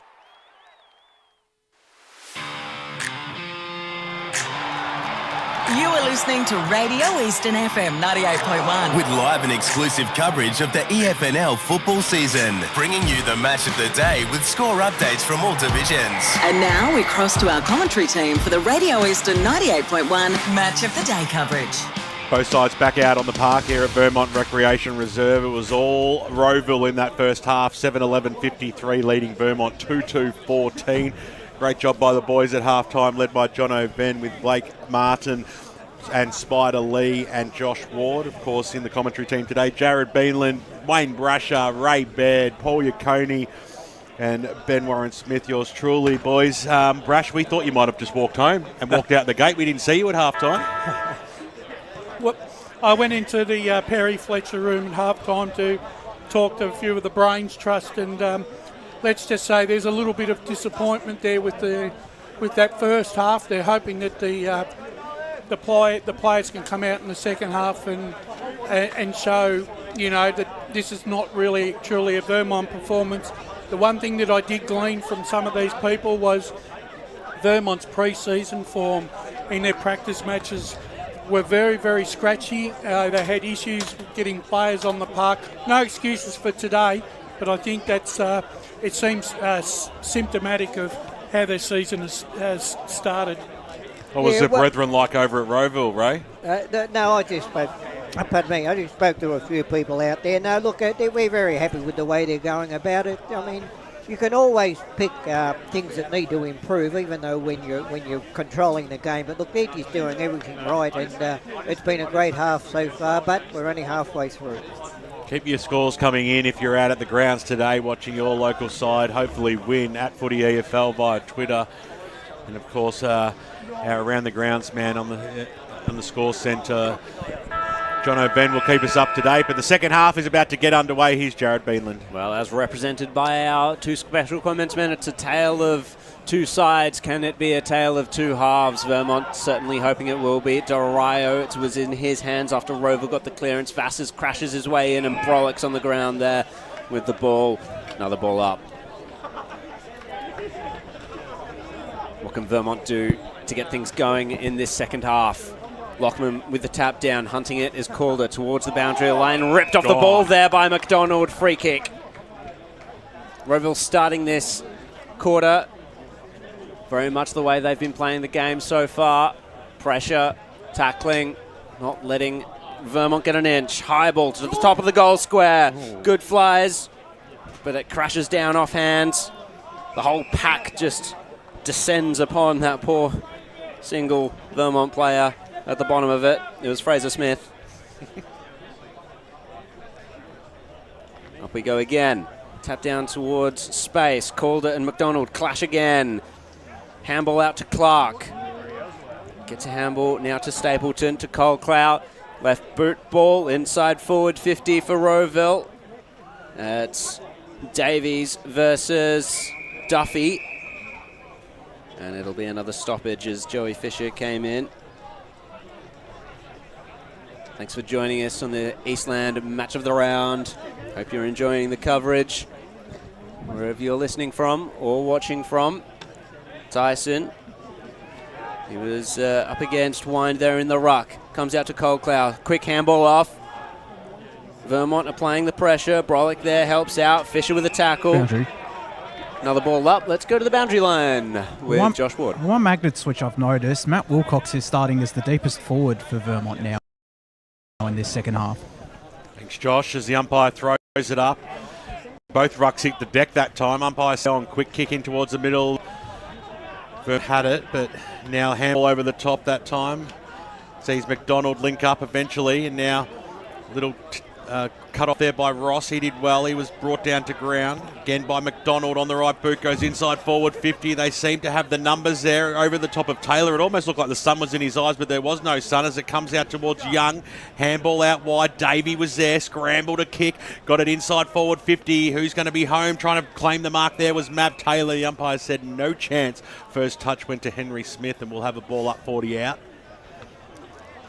7-11-53 to 2-2-14, almost 3 gone in this third term. Premiership quarter. McDonald took it straight out. Vine took it straight out of the ruck, I should say. Quickly wrapped up there by Zach Tyson. We'll do it all again. So Tyson had the front spot. He was brought to ground. They almost can't hold feet at the moment as the kick goes up towards the top of the goal square on almost marked there by Mav, but he's touched it at the crucial stage and has gone through for a minor score. So Rowville hit the scoreboard at the 3-minute mark of this third term, 7-12-54. It's a very handy 40-point lead. Vermont 2-2-14. John O'Van in the score centre. What have you got for us? Quick one out of Division 2, Mulgrave and the Basin. I reckon Mulgrave have pretty much had this one sewn up at half time. 6-7-43 leads 1-5-11. Yeah, I think you're right, Jono. So Vermont's thrust forward has reached the wing. It's now come to Burke. It's a kick and a half from goal. Here's kick inside forward 50, Wilcox. And there's that move that Josh Ward was talking about. Yeah. So can he be brought into the game in this way? Really tough spot to kick a goal from on this ground because it generally will go across the face of goal. So he'll take his best from here, Matty. When Wilcox actually came to Vermont, he did play. He came as a forward. Will he kick it as a forward? It's a right boot kick. It's difficult, but he's actually made it. Oh, he hit the post. Work, it did hit the post. I was shaking. I thought it was a player that went in. It was the ball as well. And sundry. Whoa. Just the 1 point for Vermont, but positive that they're getting a shot at goal so early in the third. Take us away, BWS. So it'll be the Hawks now. Straight down the high diddle as Cold Cloud was there. Couldn't quite pull the mark down. Sea of Eagles there to wrap up Jai Cold Cloud, the two Cold Cloud boys in the guts that time. The umpire just making space. The rucks to go at it. And Lockman took it out of the ruck. He was brought straight to ground by Tyson. Umpire said, okay, let's do it again. Enough of this. See what we can clear out this time. Nicely done there. I think Lockman was probably holding that ruck contest, but the umpire said play on. Little handball came out towards Wood. Couldn't quite ride the football on his hammer, getting nowhere. And looking quite feisty there was Rossiter. Just dying to get into this game. It's Tyson. Big knockdown that time. This could be better by Vermont. Little look away handball came out towards Calder, who had to double back, then scrambled a kick up to Rossiter. It bounced off his chest. Vassis was going to come in and be the player to get it for Vermont. He couldn't bring the football up. Picked up by Cold Cloud. Got it away. Oh, that was classy play by Liam Coughlin, who kicks it up towards the wing position. The Hawks have the numbers. Wood picked it up. He doubled back and then got around his opponent there in Lockie Johns, who wasn't happy about that. His second effort was a smother. That was super over the boundary line for a throw-in. Yeah, Johns, ever their competitor, not giving up one iota. He's trying to lift the side by example. We'll go to some scores in a second as Vermont try and get this clearance. It's come out to Johns again. Barker's the target down the line. Good use of the body, though, by his opponent Verrill there. It's going to come to the boundary line, shoved over. Cooper McDonald couldn't find any more space. Jono, what have you got? We go out to the MCG of the East, and well, Mitcham didn't have the lead for the majority of the first half, but now they are in front, but not by much. 8-6-54. Leading Bayswater 8-4-52. So it's the exit from Rowville, comes to the wing. Tyson taken high. Surely a free kick? No. Should have been a free kick there, Brash. Yeah, well. Should have been. The umpire's not as Brash charitable as Ray in this situation. What can you say? I feel like Blake Tennant had a bit to say about the umpiring last week. Didn't he say he umpired 5 grand finals or something? I want to see those credentials as Lockman's wrapped up. Just a humble brag. Ray thinks it's rubbish. So back in the hand to the umpire here. Mill draw in the ruck until Lockman just tries to rip it out, but the tackle was laid. Another ball up. 7 minutes 20 gone on the Better Go Back scoreboard. 2-3-15 to 7-12-54. Vermont in arrears, trying to fight their way back. Tackle to ground there was Eichhoff. Yet another stoppage. And the reason why Vermont are 39 points down, Ray, is because they just can't win a clearance. Can they win this one? No. Great smother there off the boot of Jenkins. Come back to Tyson, however. Little kick forward by Calder, inside forward 50. Vermont were attacking it well, but it's fallen straight into the hands of Coughlin. He was tackled as he kicked it. Lockie Johns feasted on that opportunity, kicked it towards the centre of the 50, but Back there was Wood to do the mopping up for Rowville. And it's Taylor taking on Burke, I think there. Sorry, Davis. Boundary. Davies, even. Let's go to the boundary line with Josh Ward as it's wrapped up. I was about to say, before that Lockie Johns took that kick, he was down on his knees on ground level and then just casually took the kick inside 50 for Vermont. He's a tough nut to crack, that Lockie Johns, of course, always has been. Lockie McDonald had some time and space to work that kick forward. Pack forms. Dorio went up, pushed the spoil there. Comes to Davis, gets the handball out into the outside. High ball, absolute rainmaker there for Vermont. Camped onto it is Burke. Oh, what a mark taken by Cooper McDonald. Courageous stuff there. That's mark of the day for mine. That has to be. Yeah. And Great call, too. He's going to switch it up and BWS to take it away. Switching it across. Liam Coughlin's had a good game today for Rowville. Very good. Short passes on. It's Jesse Eichhoff. Loving wearing the single digits today, Eichhoff, as he went back to Coughlin, who switched it out wide. And they've worked this switch across the half-back line really well today. Cooper McDonald now.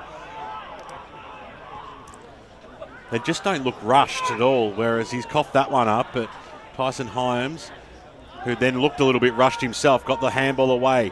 Here's Fisher on the right boot, kicks the ball deep, but nobody's home. Nobody is home. They're just breaking down going forward every single time, Brash. That's because they don't have a key forward to direct the ball to BWS. It's been their Achilles heels all season. Yeah.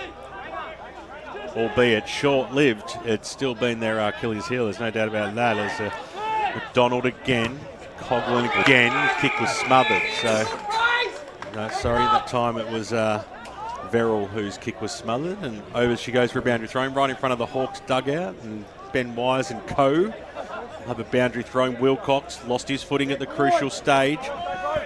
And Vermont conjure out of this one. Calder got slung down. It was a beautiful tackle that time. You're not going anywhere. Lockie Stapleton had him wrapped up nicely. Right in front of us here in the broadcast position. It is a 39-point lead to Rowville. And back into play. It's not going to be going for long, so we can get some scores around the grounds there with John O'Van. I reckon it'll be a fairly frantic finish out in Division 2 at Central Reserve. Waverley Blues lead by a solitary point, 7-5-47 to Ringwood 7-4-46. Well, we'll go into the stat centre in a moment, but it's a hand-to-hand combat in the centre of the ground. The free kick's been given away, and it's going to go the way of Wood. Let's see how fast Rowville will want to move this. Switch it out to the outside on the wing there. Mark taken. That was Eichhoff. Gets it to Stapleton, weighs up his options down forward, low ball, great punch over the top. I'm going to guess that was Ross. Rossiter at ground level, hands it off. Good run there for Vermont through the centre of the ground. It's a kick forward. It's going to have to bounce through if it's going to be anything for Vermont because it's all Rowville back there. McDonald fumbled for a second, had time and space to pick it up and weigh his kick well to Brolick. Let's go into the stat centre with Paul Yaconi. Yeah, the tackles are 8-7 this quarter the way of Vermont. So a bit of pressure there being applied by the Eagles, and that has definitely stymied a little bit of Rowville's movement and their run. And probably, actually, what are the clearance numbers for this quarter, Paul? 4-3 the way of Rowville. So that's something that's also being evened up just slightly for Vermont. But when you got nothing up forward, what can you do with it? Duffy's worked his way all the way up the ground here to take this kick. He's on the defensive arc. Special comments from random crowd member. We always love to hear it. As marching his way out of the pack, there was, I was about to say a Rundle. It's a different 24 out there these days for Rowville, LaPanche. But it was a turnover. Tyson nearly took the mark on the wing there, tackled out of it by McDonald over the line. Yet another stoppage. Yeah, story of the day for Vermont. No clean football.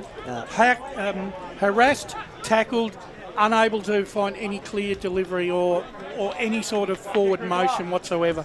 Go around the ground shortly as the ball's thrown in. Quickly wrapped up, restart. Let's go over to Jono. Staying with Division 2, Heathmont and Lilydale. Heathmont have a 7-point lead, 5-1-31 to Lilydale 3-6-24. That was the halftime score. Jets not getting in their own way there, Raymond. No, they're not, are they? Fire to throw this one up. Lockman versus Wilcox. Fresh air shot, came it down to ground level. Vassar's got the handball away. Kick off the ground inside forward 50 for Vermont. They just need even a little bit of luck because it's not really going in their favour. Right foot by Jenkins, who was pushed as he kicked it, so it went right across the face of goal. And over she goes for a boundary throwing. Frustration coming out across the crowd. There's no doubt about that. Gone are the days of Greg and Froud where they used to pile them on. Just a mere vivid memory, BWS. A day gone. The good old days, you might call it, Brush. As it comes in now, short pass, kick on goal, and it's gone through for one behind. That Fitzpatrick. Was a chance there for Fitzpatrick, but he couldn't put it through. So minor score is the result. 13.5 gone now in this third term. He's one of Vermont's ball players and running type players, Fitzpatrick. Has not been able to get into the contest either this afternoon. 38-point margin, and what's happening around the grounds, John O'Ven? Sorry, I kept my light on that time. Lights are on, but nobody's home as the kick goes out and knock over the boundary line, and out she goes. A little bit of fancy footwork by Tyson Calder. And we love our banter as well here, BWS. Of course we do, mate. But he still didn't hit a target, BWS.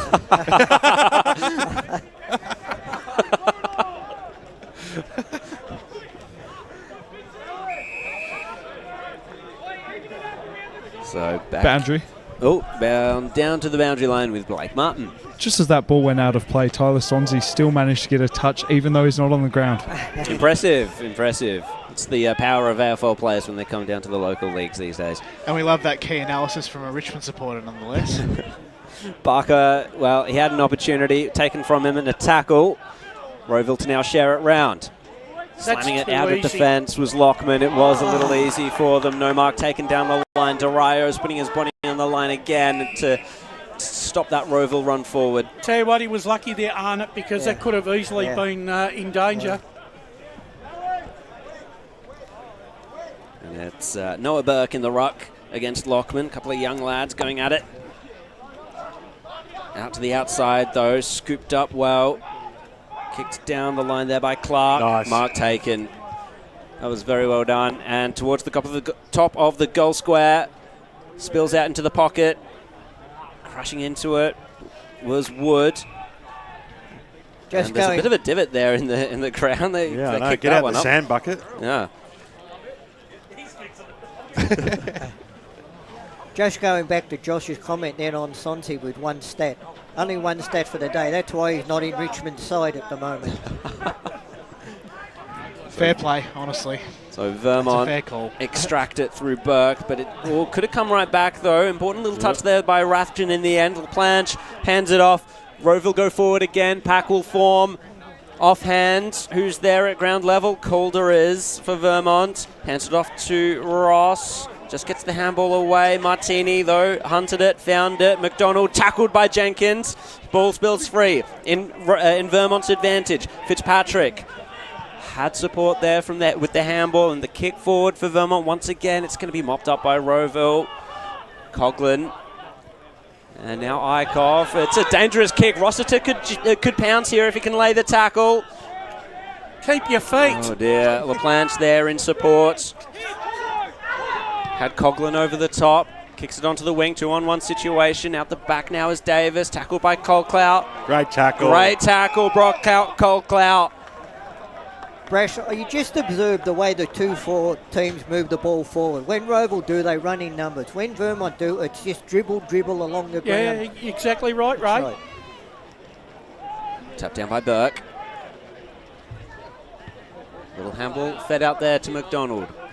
High ball inside forward 50. Punch came from Fisher.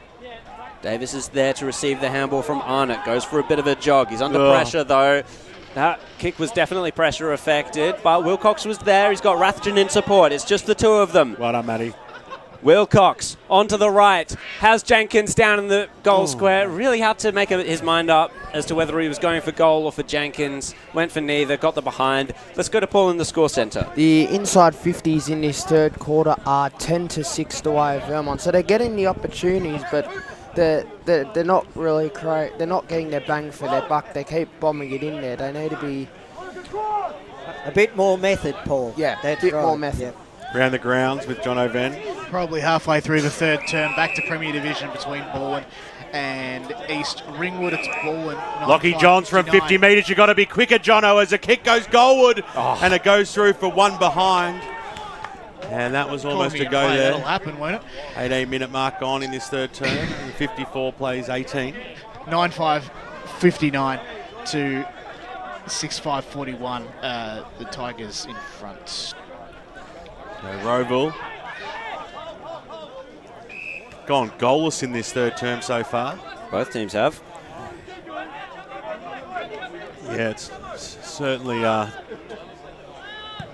hasn't been that great a quarter by both sides, to be honest. Not entertainment-wise, I should say. It's still hard football as Cole Cloud comes in. Over the top him, Joey Fisher, handball over the top. The pressure's been a lot better by Vermont this quarter, there's no doubt about that. Trying to keep the ball alive that time was Josh Clark. Over she goes for a boundary throw-in.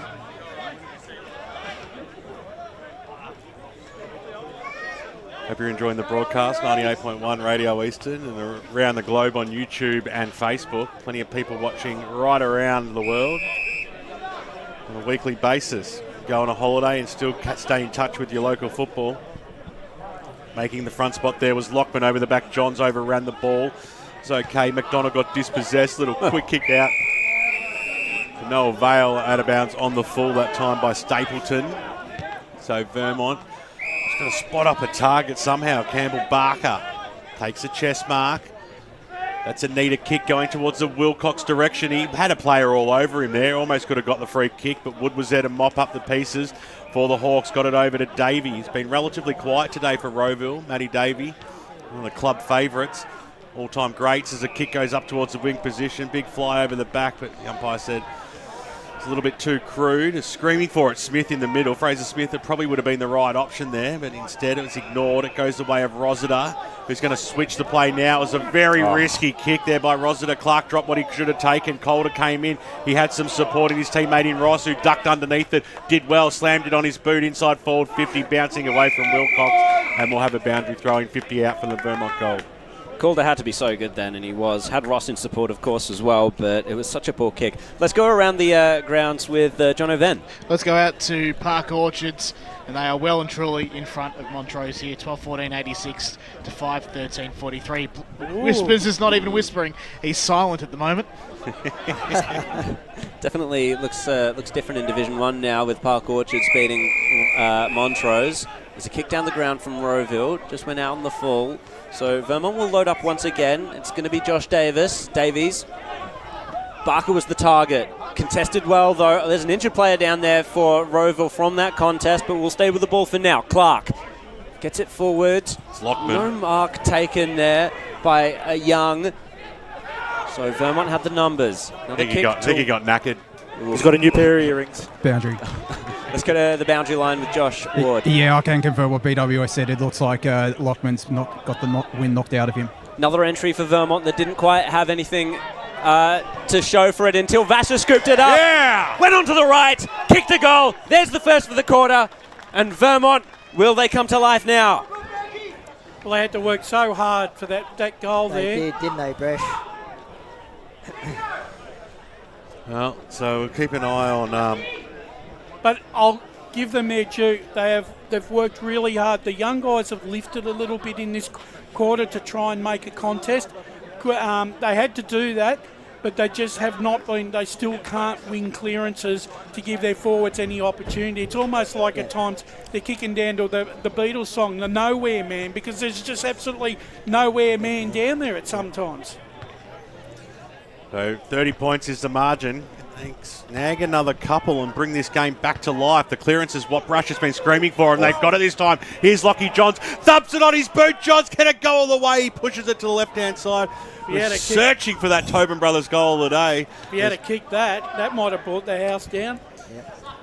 Chip the caravan over, there's no doubt about that. Bendigo Bank scoreboard 3-7-25, 29-point margin to Rowville. Goal is still in this third quarter. A lot of the play's been in front of us here in the broadcast side. That's been one positive towards it. Cooper McDonald went up. Well, that makes a change from all the other grounds that we go to, and it's on the far side. Could just do every game here, please. So Surely not. Burke went up. Got the tap down to Calder. Quick kick inside forward 50. Who's there for representation for Vermont? Rathjen had to lay the tackle though. Is it going to be holding the ball? I thought it would have been. No, says the umpire. Trying to extract himself was Davey.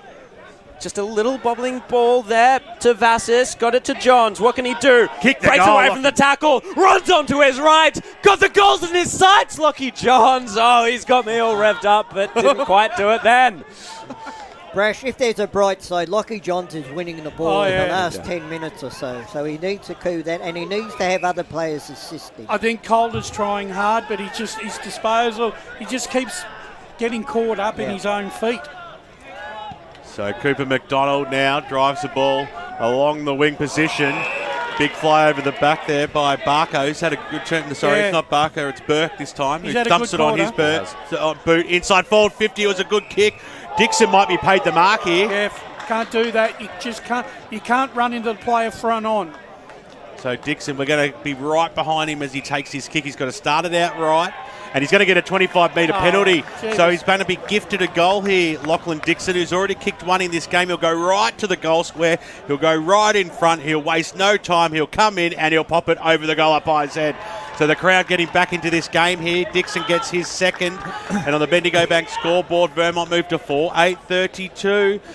Ray Baird's just sitting up a little bit straighter. 7-12-54, 24 and a half gone in third term. No, look, BWS, football's about momentum, and at some stage, no matter how bad you're playing, you will get momentum at some stage, and at the moment, Vermont's got a bit of momentum going. That they do. What they really need to do here, Vermont, is they need a back-to-back goal very quickly, Yeah. just so that they can build on that momentum. They need to win this centre clearance, I feel. Back into the centre we go. Burke and Lockman. Burke gets the tap down, straight to McDonald. Jenkins lays the tackle. We'll go again. He's had a fantastic quarter, Burke, and the ruck. He's jumping high and he's trying to provide something for the midfield. This time, John sharks it from the Rowville tap. Out to Vassis. Gets the kick inside forward 50. Rathjen was the target, couldn't handle it, and now Rowville will exit. Looping handball over the top to Clark. Kicks it towards the centre of the ground using the corridor, but Arnott was waiting there, and he's just going to slam it onto the boot. One of the biggest kicks we've seen today, I would say. Little tap down there by Verrill. Receives the handball again. Exits defensive 50. Man in space is Martini, former East Burwood man, of course. I reckon Wilcox was very stiff not to get a free kick for pushing the back then. Martini saying, slow it down a little bit. I'm going to go long and towards the boundary line just to take maybe a bit of the sting out of the game. That it does, because it's offhand and over the boundary line. Around the grounds with John O'Van. Fourth quarter underway at the MCG of the East, and Bayswater have hit the front 65-61. Against? Mitcham. I did say MCG of the East, didn't I? Yes, you did. So, sharking it there was Johns, of course. Gets the kick down. Wilcox, can he trap it? No. He's had a massive third quarter, Johns. He's doing everything that he can with all his guile and experience to get Vermont back into this contest. I'm getting shades of Jackson Sketcher for Noble Park round 1 last year. If he had to kick those goals, that might be right on the money there, Jared. Brolick gets the clearing kick. Ross couldn't quite take the mark. There's the siren to end the third quarter, and we might just have a game on our hands here at Vermont Reserve. BWS, who were the goal kickers? 7-12-54, the Rowville side lead. Currently, Vermont 4, 8:32. The major goal kickers on the ground. Wind has 4. They were goalless in that third term. Rowville singles to Wood, Martini and Coldcloud, whilst 2 goals to Lockie Dixon for Vermont. See them get their noses back slightly in this game. There's still a chance. There's no doubt about that. Lockie Johns has 1, as does Lucas Vassars. Hope you're enjoying the broadcast. 98.1 Radio West is streaming live around the globe on YouTube and Facebook. 3 down, 1 to go. All those important around the ground scores on the Score Centre with John O'Ven coming up right after this. Stay with As us. Sarah opened her best friend Jackie's wedding invitation, she was overcome with a wave of emotion. While her 2 young boys wrestled on the floor, tears of happiness rolled down Sarah's cheeks as she saw the words she'd been longing to see. Please note, this wedding will be a child-free event. Well, Sarah, Looks like we're off to Eastland for a new frock and some heels. And let's book in that babysitter. For all of life's little moments, there's Eastland. Eastland. Live real. At Yarra Valley Water, we know reducing your shower time, or show time, to 4 minutes can save you an average of $200 a year on water and energy bills. Shower shorter. Save water. Authorised by the Victorian Government, 1 Treasury Place, Melbourne. Sprained your ankle, bursting through the banner? Broke a finger, high-fiving the ruckman? Or did you run into the goal post again? For bumps, breaks or bleeds, be seen sooner, close to home at Knox Private 24/7 Emergency Department. The preferred provider of emergency care to the Eastern Football Netball League, you'll generally experience shorter wait times. You don't need private health, but there is an out-of-pocket fee. Be seen sooner, close to home at Knox Private 24/7 Emergency Department, 262 Mountain Highway, Wantirna. Do you feel good about your bank? Because there is a bank you can feel good about. They share their profits to fund big community projects, small community clubs, and vital emergency services. They've given $250 million to help Australian communities thrive. They have all the products and tech you expect from a big bank, with service you don't. It's Bendigo Bank. Feel good about who you bank with. Try Bendigo. Search bendigobank.com.au or search Bendigo Bank near me. The first time I met the team at Tobin Brothers Funerals, I felt like I'd known them for years. They're so caring, honest and passionate. James McLeod, Managing Director of Tobin Brothers Funerals, sums it up best when he says, Every day our people get out of bed to assist client families in their absolute time of need. Our people love what they do, and you will not find a more highly trained group of people than those at Tobin Brothers. Visit tobinbrothers.com.au. Tobin Brothers Funerals, celebrating lives. Hi, I'm Ben Desson from Montrose Football Netball Club, and when I need a new kit for a night out, I head over to Eastland. But Eastland is more than a shopping centre. They support a range of community organisations and have been major partners of the Eastern Football Netball League since 2018. Thanks, Eastland.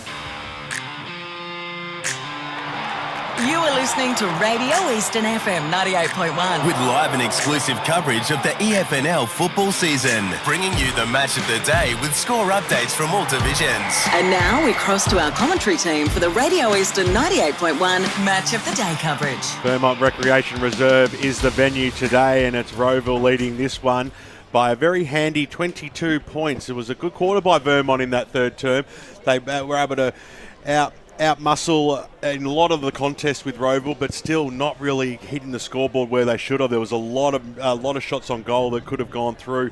They're 4-8-32. Rowville is 7-12-54. Let's hear some more around the ground scores with John O'Ven. Score in Division 3, three-quarter time.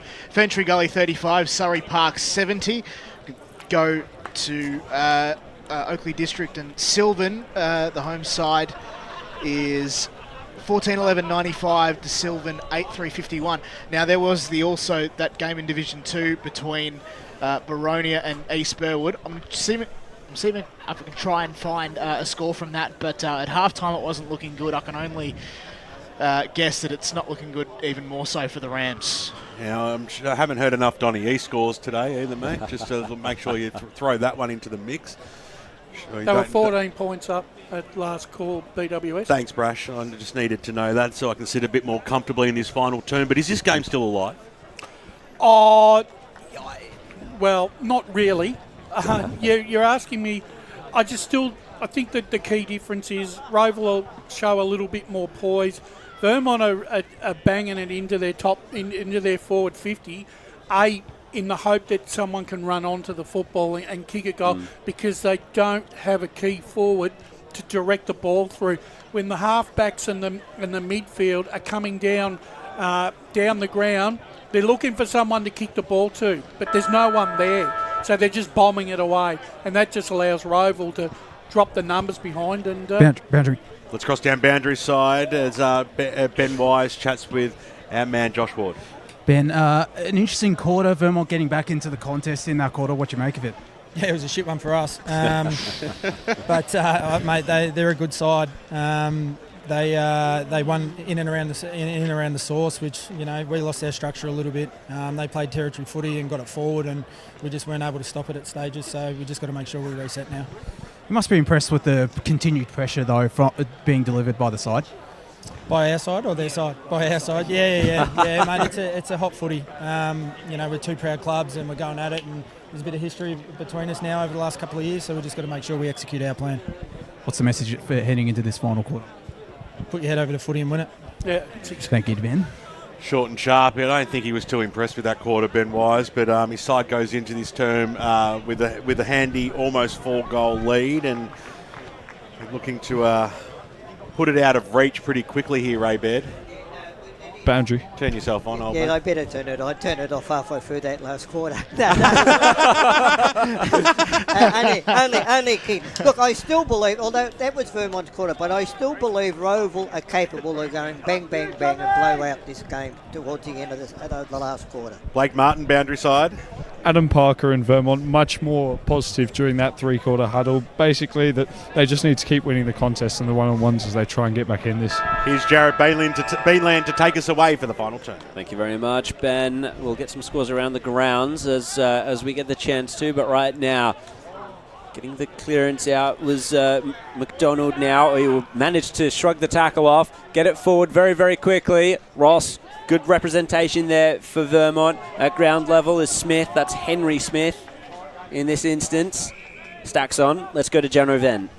Asking you shall receive BWS, Doncaster East 8-9-57. They look home to Norwood 5-11-41. Up we go. Tyson gets it down. McDonald, quick kick out of the pack, bounces into the pocket. And no one can beat the boundary line in that case. Has it always been that little rise of the fence line, or is that a new thing out here, Brad? That's where they dug into the mound behind. They lengthened the ground. It's like the ground at Perth now. I like it. Chance for Smith, but he's wrapped up immediately. Another stoppage. It's a great viewing area over there, BWS. I was over there in the reserves game. Oh, is that where you were hiding? Yep. More scores in a second. Tyson tried to bounce a kick out of the pack. Taylor tackled. Arnott bust his way through. Great, don't argue again. Someone got hit in the face. It was Vassis. Fisher extracts the ball, goes for a jog. Who's he found? He's found Burke. Swings onto his right. They've got Rossiter forward, and he takes the mark well within his range. And Ben's just trying to pick up the spirits of Brash here as Vermont do have an opportunity. More of a bit of a hallelujah. They hit a target inside forward 50. Yeah, I know. It's amazing. He found space. Jamison Rossiter. Must kick goal here. Yeah, absolutely is. Put it through. Lining up very, very deliberately. Walks in. He understands the gravity of this moment for Vermont. Onto the left, and he's pushed it right. That was poor. So 4-9-33. Rowville 7-12-54. Let's go around the grounds with John O'Van. So we can go to the Baronia and East Burwood game, and Baronia have well and truly hit the ton here, 106-7 at three-quarter time. You have got to kick those goals.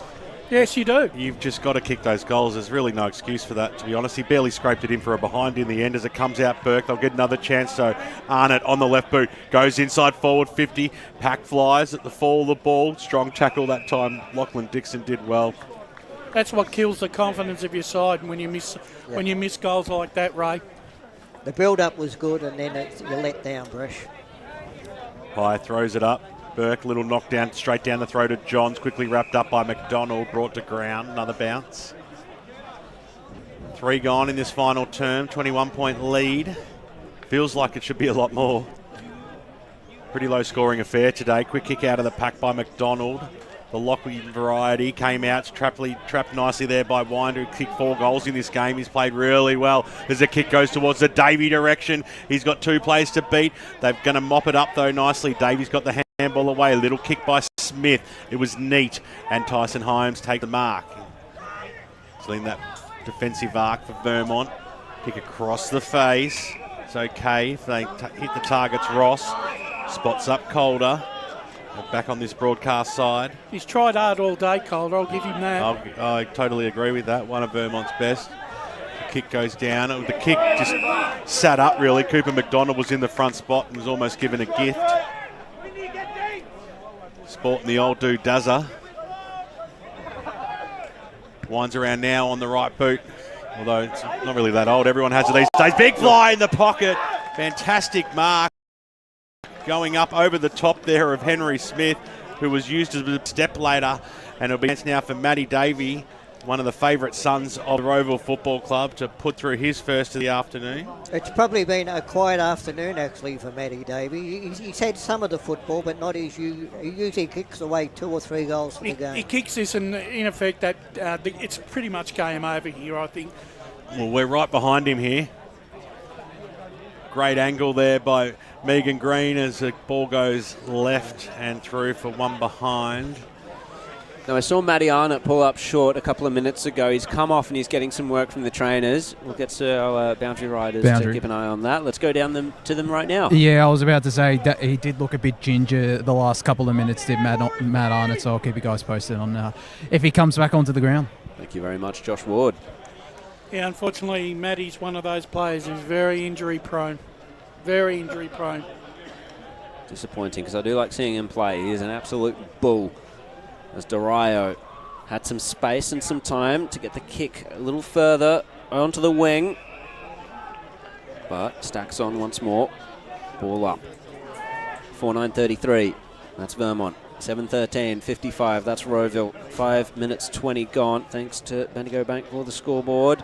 And it's come out now for Rowville. Clark, he's on a dash. Tackled as he kicked it. Didn't really affect the kick. It's gone straight to the goal square and it's bounced through. Josh Clark gets the first for the quarter for Rowville. That's our Tobin Brothers goal of the day, leader at this stage. Brilliant stuff from Josh Clark. Stole a march on his opponents, got into some space. The tackle didn't faze him, and he had the length on the kick as well to follow through. Now that's really put a dent in Vermont now, Brash. They couldn't afford to give away that goal. No, they couldn't. Let's go around the grounds with John O'Ven. At 3/4 time at Mulgrave Reserve, the score was Mulgrave 62, the Basin 42. I feel a little bit nervous about this one going into the final term. Oh, don't be. Throws it up. Getting a handball out on hands and knees. Goes out to way to Durayo, who was caught by Martini. He got away with it in the nick of time. The supporters are going off for no reason there as Hyams tried to trap it. They're working themselves out here. Taylor backwards to go forwards on the right boot. Schruck goes very deep to the goal square, but getting back, James Ross takes the mark. A timely 1-2. Gets it away to Lockie Johns on the right boot. Kicks it up towards the wing position. Stretching out long was Cooper McDonald, as he's done a few times today. Goes in towards the middle of the ground. Handball by Schruck. Hit up his target teammate there in Duffy, who was looking for Colclough, who was just a little too small in the situation. Easy mark there for Josh Davies over the top. Kicks it out towards the Bendigo Bank scoreboard. Ball went over the top of all players. First player to meet it out there was McDonald, who threw it away. Was it Brash? Yeah. It was a scoop sort of handball there. That's got to be 25, umpire. Yeah, it should have been. Surely. Definitely should have been. So chance for all players just to get back in position here. So now it's Wilcox, received the handball, but he can thump it every bit of 50 inside that mark. He goes out towards the Vassus direction. Boundary. And over the boundary line it goes. Perfect timing. Let's go boundary side. Matt Arnott's come straight back onto the ground. Good to see. Interesting enough there, Ray. 3 Rowville players went up for the ball. Yeah. No Vermont player, they just stood there. It looks like the Matty Wilcox experiment up forward has lasted not long at all. Ross gets the handball into a stack of players. Still no clean possession. Dixon hunting it. Actually manages to find it, but found himself amongst 2 tacklers as well. Brought to ground, ball up. Hope you're enjoying the coverage. As it's Eastland match of the round from Vermont Recreation Reserve, the Premier Division Grand Final rematch, of course. Rowville and Vermont. Busting his way through was Coughlin. And Rowville, they're going to get it out of defence here. High kick towards the wing. Durayo was there to try and put a stop to things. He did that and took on the game. Ball inside forward 50. Low mark. And that was taken by Lockie Rathjen. Well, it was almost like slow motion there, Jared. Everyone stopped thinking that the ball had gone out of bounds, and Durayo just kept going. It was a real shank into the forward 50, and Rathjen just happened to be there at the right time to take the grab. So Lux of Fortune. Let's see what the fortune is for Vermont. Onto the right. is Lockie Rathjen. Kicks it across the face of goal. And yet another miss. 2 key opportunities there Vermont have had this quarter to kick goals, and they haven't. Yeah. Well, not going to win games when you're missing those type of kicks. Yeah, and you kick 4 goals, 10. Rowville's missed a fair few as well. To be fair, as it comes out, Coldcloud got the handball out. Stapleton was looking, but he got stripped of the football. Well done by Vassas. Short pass was on. Little knock-on was good. Fisher just needed the ball to sit up for him. He was a little bit unlucky in that instant. Came back to Vassas on the right boot. Got dumped after he kicked it. It was marked by Johns further afield, so nonetheless, it's downfield or a mark. And you see Lockie coming back and going, I'll square this up by about 30 degrees here. But the umpire might just bring him back a little bit tighter as he does now. And he'll have a shot from 35. Now, we saw him kick one in the second term from this nearly this exact spot. I reckon you're right, Peter. I reckon he's snuck in by about 2 or 3 metres there. Yeah, well, he went even further and he did get brought back around. You'll have the crowd behind him to cheer him home. Will have had a shot like this mountain of times. He comes in. The goal umpire did not move. He's just a class act, Lockie Johns, isn't he? 2 goals on the board, and if ever a player was going to lift his side, it is certainly a man of this class. Lockie Johns and the Vermont side get back to within 21 points on the Bendigo Bank scoreboard. 10.5 gone, still plenty of time. We seem to forget that Lockie Johns is a Chandler medalist, mate. And I think sometimes, as the years go by, you tend to think that their input diminishes a bit like Dan King, but they don't. They get better as they get older. Yeah, you're dead right, Brash. I mean, look at Pendlebury for Collingwood. People are judging him on what he's doing now, not what he was doing. And you've still got his poster up in your bedroom, don't you, Brash, of Lockie Johns? Yeah. In the bungalow? The bungalow, mate. That's just about ready to fall over. Just the game room these days.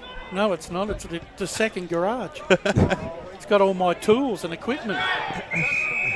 So, as we were talking, there were a couple of ball ups. Actually, I reckon Josh Davies for Vermont in the second half, the young left footer, he's taken some good marks and done some nice things. So thrown from the wing, just defensive side of the wing for Vermont. Brolick gets the clearance out to Coldcloud. Kicks it inside, forward 50 towards the square. Hunting it there was Young, wanting to keep it in. Desperate little kick there towards, it was Wilcox who ended up getting it. He was tackled. And we're in a dangerous spot here for Vermont to try and defend. Wind will take the ruck work for them. Lockie Johns sharked it, tackled immediately. 21-point margin in favour of the Hawks. Johns again gets the clearance, shoves it onto his boot. Pack forms. Tapped down by Smith. Into the hands of a Rowville player. He was wrapped up. They just haven't been able to win those 50-50 contests in the clinches, Vermont, this afternoon. Yeah, no, that's right. Yet another ball up. Scooped up by Rowville. That was well done by Lockman, but it was Wilcox getting in the way of that. And it was not a mark. Touched the ground first. Yep. Ball up on the arc. That's Rowville's arc. The 215's go at it again. And winning it was Lockman. Hands it off to McDonald. Kick towards the square. One-on-one situation. Is it just going to trickle out the back? It went the wrong side of the post regardless. 5-10-40. That's Vermont. 8-14-62 is Rowville. 13 minutes gone in this final quarter. Bendigo Bank's scoreboard. Ben Warren-Smith to take us away. Gureo to bring the ball back in. Broadcast side once again. Basically been spoilt this afternoon. A few more goals would have probably been a bit more handy, but Smith takes it. Very indecisive. Eventually gets around his opponent. Kicks it up towards the Wilcox direction. Knocked over the back. Coming in, Cooper McDonald sees it over the boundary line and out of bounds. Nearly knocking over Josh and Blake there. Didn't move a muscle. Round the ground scores with John O'Ven. Full time out at Mullum. BWS, you can breathe easy. Doncaster East victors by 17 points, 41 to 58. They're on the board as the ball comes in now. Little handball by Jenkins over the back. Came out to Calder. Slams it on his boot up towards the half forward line. Who's going to be there to take the mark? Cooper McDonald. He's been very solid today for Rowville. Yep. Had a good game. Hasn't put a foot wrong, I reckon. No, he's just as cool, calm and collective the whole time as the kick goes down towards Kane Young, who had good jukes and then slammed it on his boot, but then slammed it down Joey Fisher's throat, who looked a little bit proppy as he took that mark, but going to waste no time either. Goes into the middle of the ground. Still time for Vermont. Smith takes it. It's a 22-point margin. They need 4 straight kicks. They need a little bit of luck as well, which they're just not getting anywhere at the moment as a kick comes out over the top there of Wood's head, but he had his teammate there in McDonald to get it back to Wood, who just couldn't quite trap it on hands and knees. Stapleton over the top of him, Arnott, making him go nowhere, and we'll have a ball up right in front of us here on the broadcast position. You make your own luck in this game, BWS, and Rowville have done that all afternoon. Back into play, back out of play. Didn't take long. Round the grounds with John O. Several lead changes in this game between Mitcham and Bayswater, and now it's Bayswater back in front, 12-9-81 to 12-7-79. Expect another lead change in the dying minutes. That was Tyson Schrock onto the right from the arc, and that could have sealed it. It's a goal. It is a goal. Judging by the body language of the Vermont player there. Are we going at a score review? What are they doing? Free kick. Free kick picked out. Mav Taylor, point blank range. Bang. Easiest goal you'll get. The downfield free kick, probably the better result in that case.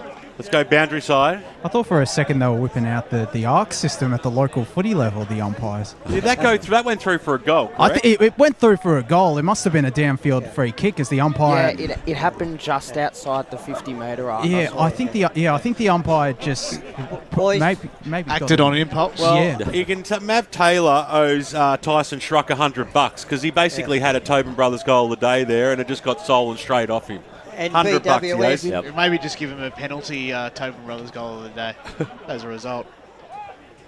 Oh, I can't believe that. As it comes out now, quick kick forward now by McDonald. I don't know why the umpire just wouldn't let that play go on. Anyway, luck coming inside forward 50, and now the game's wrapped up, and now it might be an opportunity for Rowville just to pile a few on. BWS, you said that he owes him $100, but I tell you what, they both owe Lockman $100 because that hit out was perfect right in front of us. Now you're getting $100 for a hit out. I should become a ruckman. Kane Young will have a kick from just inside 50. Comes in now. Deliberate kick, and it is perfect. Goal umpire didn't move then. That's 2 in a row now for Rowville. This game is absolutely sewn up. 10-14-74 on the Bendigo Bank scoreboard. Vermont 5-10-40, and pretty much doing exactly what Spider predicted at three-quarter time. And what did he say at three-quarter time? That Rowville would run away with it in the last. Yeah, well, I think we all said that, didn't we? Even Brass said that pre-game. Any other special comments you might like to throw in, boys? No. Let's go down boundary side. I was about to say that at three-quarter time, the Rowville boys were pretty confident of running over the top of Vermont. 34-point margin. Lockie Johns tackled. No free kick given. Out to the wing. Fighting for it still is Vassis. Just lost handle on the ball, though. Burt comes in. Tackled. Ball up. Story of the day. Paul, what do you got? Yeah, the clearances, Rowville have been very solid, they're very dominant in clearances, 39-25 the way of Rowville. Also go around the grounds in a second as Barker gets the clearing kick towards Rossiter. Level. Good tackle low by Vermont. Ball up. Let's go around the grounds. Noble Park said absolutely have a huge win here. 17-608 to Berwick 7-7-49 in the last term dying minutes. Good to see Noble Park with the capacity to kick big scores. Definitely makes things interesting in the division. Another ball up. At least Vermont will have a friend with them on the bottom of the ladder tonight. Misery loves company, Brash. James Ross. James Ross gets the gets the punch down there from that marking contest. Goes again. Aggressive stuff. Tackled though. Wrapped up. 18 and a half minutes gone. 5-10-40. That's Vermont, 10-14, 74, Rowville, Vermont Recreation Reserve for the Eastland match of the round. Thank you very much for joining us on YouTube and Facebook, Radio Eastern as well. Dario stole a march from his opponents, was still tackled. Got a kick into the centre of the ground. It's been broken up by Rowville, though, as it has been so often. Ball's still live here. Zarnett lays a tackle. Ball up. I think Dario and probably Johns have probably been Vermont's two best players today. Can't disagree. As we'll have to start thinking about the Tobin Brothers goal of the day, Sports Co Eastland Best on Ground, and of course also their MEGT Rookie of the Day. We'll share our thoughts on that, on all three awards after the game in our post-show recap. 2-on-2 situation on the wing. Good trap there by Coleclough. That's Jai. Nearly got the handball away. Davies had something to say about it, but Coleclough turned tackler, holding the ball. That was a heck of a reaction from that man in the crowd. Gee whiz. And Mav Taylor, snap at goal. Just the 1 point, though. Indigo Bank scoreboard 10-15-75 Rowville, 35-point lead over Vermont, 5-10-40. We're into time on here in the final term. This game's over. Can't come back from this. Been a solid performance by Rowville all day. Tyson Calder, who I believe is one of Vermont's best players today. Short passes on to Johns. Swings around on the right boot now. Kick goes in the middle, straight through the arms of Ruthgen. Couldn't hold the mark. And slowing things down. Keep the scores coming through. Jono will let us know as I get the flashing attention now, Jono. Yes, indeed. We can go out to the Park Orchards and Montrose game. Despite the fact that Garthwaite has 8, presumably Ryan Garthwaite, it's 15-17, 107 to Montrose, 11-16, 82. Not full-time. So the handball away, thanks Jono. Lockie Johns drives the ball inside forward 50. Once again, it's been cut off. Been able to do that so well today. Kick goes out towards Davey, who takes the mark. Half back line, linking up there with Coughlin. He's done another sneaky kick on the inside of his boot. He's done that twice today. That's pretty classy. Davey over the top. Hit up his target there in McDonald on the right boot. Drives the ball very deep. Getting a timely fist on it there was Tyson Hyams, who keeps the ball alive too. That was really well played there by Tyson. Was it Vassos? Sorry, Vass. Mark's been taken by Barker, who gets 25 to boot. He's tried in the second half, Barker. Yeah, I'd agree with that. I think all players have tried. It's just there's just no consistency, is there? That's it. Let's go around the grounds, Jono. Last couple of minutes, I believe, between Waverley Blues and Ringwood, it's Waverley by 12 points. Well, another opportunity gone begging here for Vermont as the driving kick comes out to the wing position, almost clocking a falcon there was Martini. Came out though. Vassos got it right this time. Brash over the boundary line. It goes for a boundary throw in. Yeah, Luke Vassos has had a good second half. He's tried to get involved in the contest, but overall, in the overall scheme of things in the four quarters, Vermont have just been chasing tail for most of the afternoon. Johns overran the ball, and it's come out to Brolick, now to Coleclough, and it's Jai Coleclough this time, takes the mark, hands it off, loading up from centre half forward. Clark. With a kick at goal, it was Clark, but no avail. One behind. That's 10-16, 76 to 5-10, 40 on the Bendigo Bank scoreboard. We're well into time on in this final quarter. What did I say, Ray?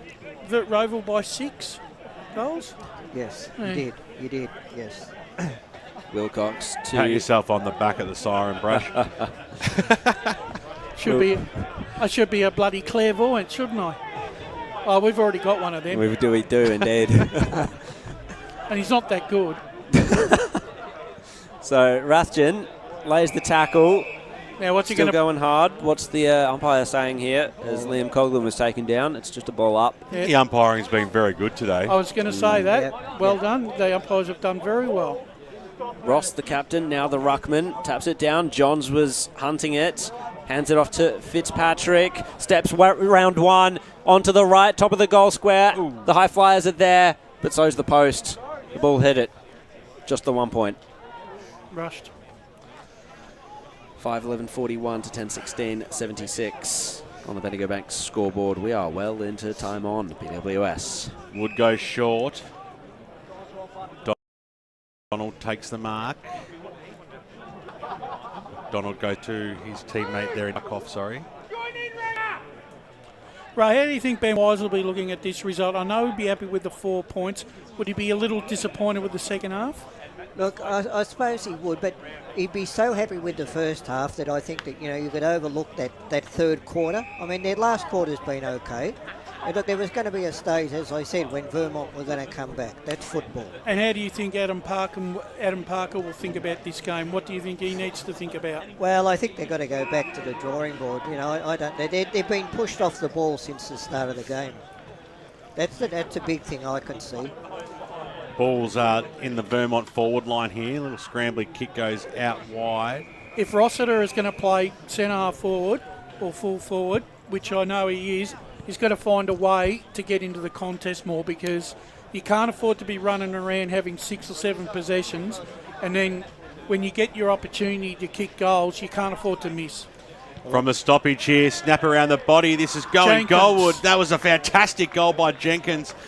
Another contender for our Tobin Brothers goal of the day, straight off the pack, and good play by him, and the margin reduced back now, so it's 29 points, so it's not even close to Brush's prediction of 6 goals anymore. Whoops. Let's go around the grounds with John O'Ven, though. A final score out at Walker Park, and Bayswater have won by 8 points.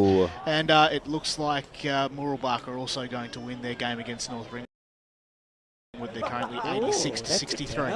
Upsets all over the place in Div 1. Park Orchards as well, down to the boundary line with Josh Ward. Auckland Jenkins, after kicking that goal, he looked a bit ginger afterwards, but he's gotten a bit of pickle juice and he looks fine now. Keep an eye on Tyson Schruck as well, who came off holding his left arm. It's actually in a sling. Boundary. He's off. Yeah, I think he did go into the rooms as well, so you can rule him out for the rest of the game. Unfortunate stuff there for Tyson Struck. He played well today. That was such a poor handball. They've messed it up completely. Well, that represents their day, Vermont. Taylor kicks it. Wind was the option. Davies is there, though. Wind just beats him to it, though. Snaps around the body on the right. For it is Davies. Was he able to take the mark? Yes, he was. Plays on. Kicks around the corner. Point blank range. Rowville get another. There's your 6-goal margin again. 26 and a half gone here. John O'Ven, surely some more scores are coming through. Looks to be a final score between Park Orchards and Montrose. 15-18, 108, defeating the Demons 12-16, 88. So that's an impressive score there by Park Orchard to kick 100 points against Montrose. Despite the fact that Ryan Garthwaite has kicked 6 goals as well. Okay. So it's gone from 8 to 6, has it? Stolen too.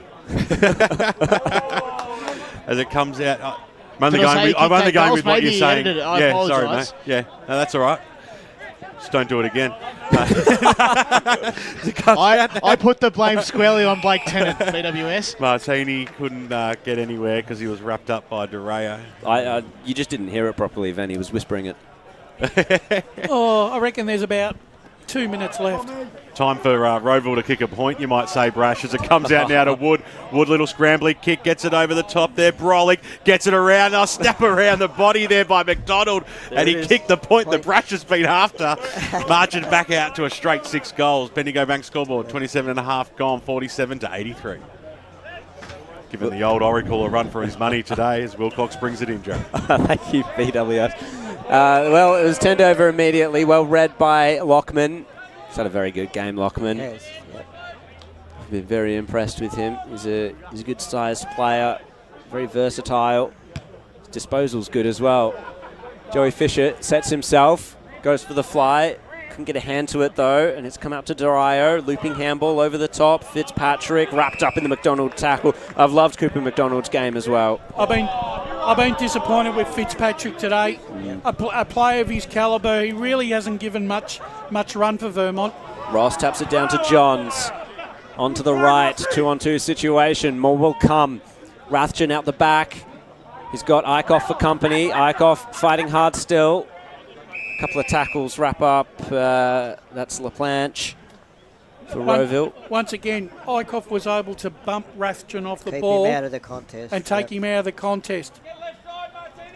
28 minutes, 40 gone in this final quarter. So we're playing on to the final bell here. Another tackle laid, another ball up. 47-83 on the Bendigo Bank scoreboard. Little kick in danger perhaps there from Wood. And there's the siren. It's all over, and Rowville have repeated what they did in the grand final last year, beaten Vermont, this time much more convincingly. And Vermont, that is, remain winless for season 2024. Fantastic win here by the Rowville Hawks today. Final score out here at Vermont Recreation Reserve, 11-17-83 to Vermont 6-11-47. Let's cross down boundary side with Josh Ward. I've got Lockie Wind alongside me. Lockie, a terrific victory. Must be nice to get another win over Vermont. Yeah, it is. They're a quality side, and in that second half they really tested us. So credit to them, but also credit to our boys. All day stuck at it, so it was good to get the win. That first half must have been particularly pleasing. You were on the receiving end of a couple of good deliveries from the midfield, and just the whole team being really strong across the park. Yeah, it was good for us first half. Well, got to thank credit for the mids and other boys feeding it down to me. But yeah, it was it was a good first half for us. Started in the midfield, so that's how we got the lead. And coming back down to Rowville after a couple of weeks at the VFL level, must be nice to be back playing for the Hawks. Yeah, it's nice playing with the boys again. We all want to granny together, and I've been playing with these boys for years, so yeah, it's real nice to come back and play with them again. Well, thanks again, Lockie. I'll pass it over to you, Blake, with Cooper. Joined here by Cooper McDonald. Cooper, you didn't really put a foot wrong during the whole game. How'd you see it? I was supported by a pretty decent backline today. Had a fair few good ins, and the boys defended really well, which sort of allowed me to play my game. So, yeah. Did well to not let Vermont back in it. There was a stage in the game where they were trying to just creep the door open there. Yeah, the message was just stay connected, keep trying to play our way. They're a quality side, so we knew they were going to come, but it's just about stopping their momentum and getting the game back on our terms. So, yeah. Appreciate your time. Thanks, mate. Thank you. Great stuff there, Blake Tennant with Cooper McDonald, and of course Lachlan Wind as well. Some serious quality ink work on Cooper McDonald, very impressive there. But all impressive was the whole side. There's no doubt about that at Rowville. And look, they're the reigning premier, and they've proven early in this season, Ray Baird, that they're certainly going to be one of the main sides to catch again this year. They certainly are, and what happens now is they set up for a great home game next week against Baldwin. And I don't know if Baldwin got over the line today, but if they did, it's another clash with a two undefeated side. But realistically, you can't find a weak player in that Rowville side today. Well, we're going to have a break here as Rowville go off the park, and when we come back, we'll wrap up out here, give away all our rewards, and talk about what was a great win by the Rowville Hawks today. As Sarah opened her best friend Jackie's wedding invitation, she was overcome with a wave of emotion. While her two young boys wrestled on the floor, tears of happiness rolled down Sarah's cheeks as she saw the words she'd been longing to see. Please note, this wedding will be a child-free event. Well, Sarah, looks like we're off to Eastland for a new frock and some heels. And let's book in that babysitter. For all of life's little moments, there's Eastland. Eastland. Live real. Sprained your ankle, bursting through the banner? Broke a finger, high-fiving the ruckman? Or did you run into the goal post again? For bumps, breaks or bleeds, be seen sooner, close to home at Knox Private 24/7 Emergency Department. The preferred provider of emergency care to the Eastern Football Netball League, you'll generally experience shorter wait times. You don't need private health, but there is an out-of-pocket fee. Be seen sooner, close to home at Knox Private 24/7 Emergency Department, 262 Mountain Highway, Wanturna. Do you feel good about your bank? Because there is a bank you can feel good about. They share their profits to fund big community projects, small community clubs, and vital emergency services. They've given $250 million to help Australian communities thrive. They have all the products and tech you expect from a big bank, with service you don't. It's Bendigo Bank. Feel good about who you bank with. Try Bendigo. Search bendigobank.com.au or search Bendigo Bank near me. Tobin Brothers Funerals wear their heart on their sleeve. Their clear and easy-to-use website and Memory Maker app make it easy for families to make an informed decision. Here's James McLeod, Managing Director of Tobin Brothers Funerals. We pride ourselves on being the most transparent funeral company. All pricing on goods and services are available on our website. It's all there for you to see and make very informed decisions when planning a loved one's funeral. Visit tobinbrothers.com.au. Tobin Brothers Funerals, celebrating lives. At Yarra Valley Water, we know reducing your shower time, or show time, to 4 minutes can save you an average of $200 a year on water and energy bills. Shower shorter, save water. Authorised by the Victorian Government, 1 Treasury Place, Melbourne. Sprained your ankle bursting through the banner? For bumps, breaks or bleeds, be seen sooner, close to home, at Knox Private 24/7 Emergency Department. You'll generally experience shorter wait times. Knox Private 24/7 Emergency, 262 Mountain Highway, Wanturna. You are listening to Radio Eastern FM 98.1. With live and exclusive coverage of the EFNL football season. Bringing you the match of the day with score updates from all divisions. And now we cross to our commentary team for the Radio Eastern 98.1 Match of the Day coverage. Back out here at Vermont Recreation Reserve for the last time this afternoon. Today saw a great 6-goal victory, picked by Brash too, right on the money there. 11-17. 83 Rowville to 6-11-47 Vermont. Boys, it's time to go around and give our votes for our best on ground today, which is a Sportsco Eastland best on ground player. I'm going to start with you, Ray Baird. Well, look, first of all, I have to give an apology.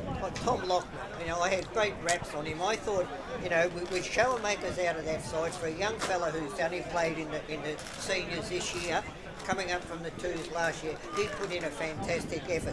But all in all, I just think, particularly in the first half, the effort of Liam Conklin, I just thought he was absolutely brilliant, and he carried on in the second half, but particularly in the first half. That's my vote. That's your 3, 2 and 1? No, that was, you want 3, 2 and 1. Well, Yeah, that's how we usually do it for, forever. It's been a while. Well, 3 votes to Coughlin, 2 to Lockman, and 1 to Wine.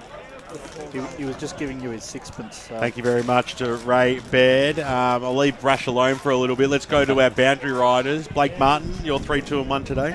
I thought Wind had a great game. McDonald as well down back, and I'll give 1 vote to Lachlan Jenkins. So 3 to Wind, 2 to Lockman, was it? 2 to McDonald and 1 to Jenkins. 2 to McDonald.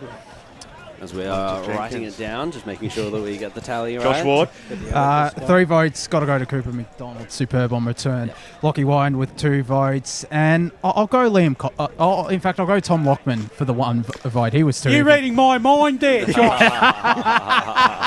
Reading your notes, Brash. That old chestnut, is it? No, I was tossing up between Lockman and Coughlin for the 1 vote. But you won't need to go to me now, BWS. We'll just... No, we'll go through them again, Brash.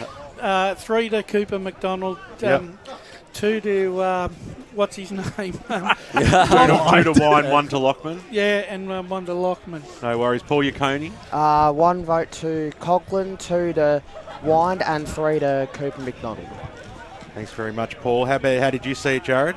Well, I've got 3 for Cooper McDonald, have to agree there. 2 to Coughlin, he was excellent, especially in the first half. I've also got 1 for Brolick. I just think that the clearance work was very important for Rowville. They had to really stop a very powerful Vermont midfield, and Brolick always leads the way in the mids for Rowville. Thanks very much, Jared. My 3, 2 and 1. 3 to McDonald today. I thought he was absolutely superb. Barely put a foot wrong. 4 goals to Wind. He really set Rowville up in that first half. 1 vote today goes to Lachlan Johns from the Vermont Football Club. I thought he was really serviceable. Tried his heart out as he always does all afternoon. But the votes say it all. And a great win today by the big man.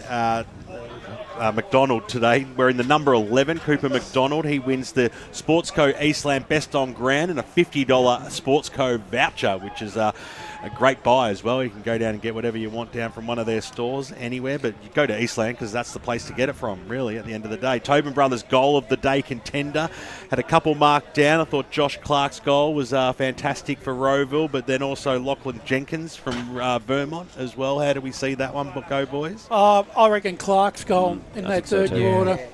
He was being run down and he still went on and Yeah, kicked the no, goal. I'm quite happy to go with him, Josh Clark. All those that say aye. Say Aye. aye. Yeah, we have a $50 Coles Motion Myer carried. voucher going his way. Congratulations there to Josh Clark of the Rowville Football Club. And, of course, the MEGT Rookie of the Day award.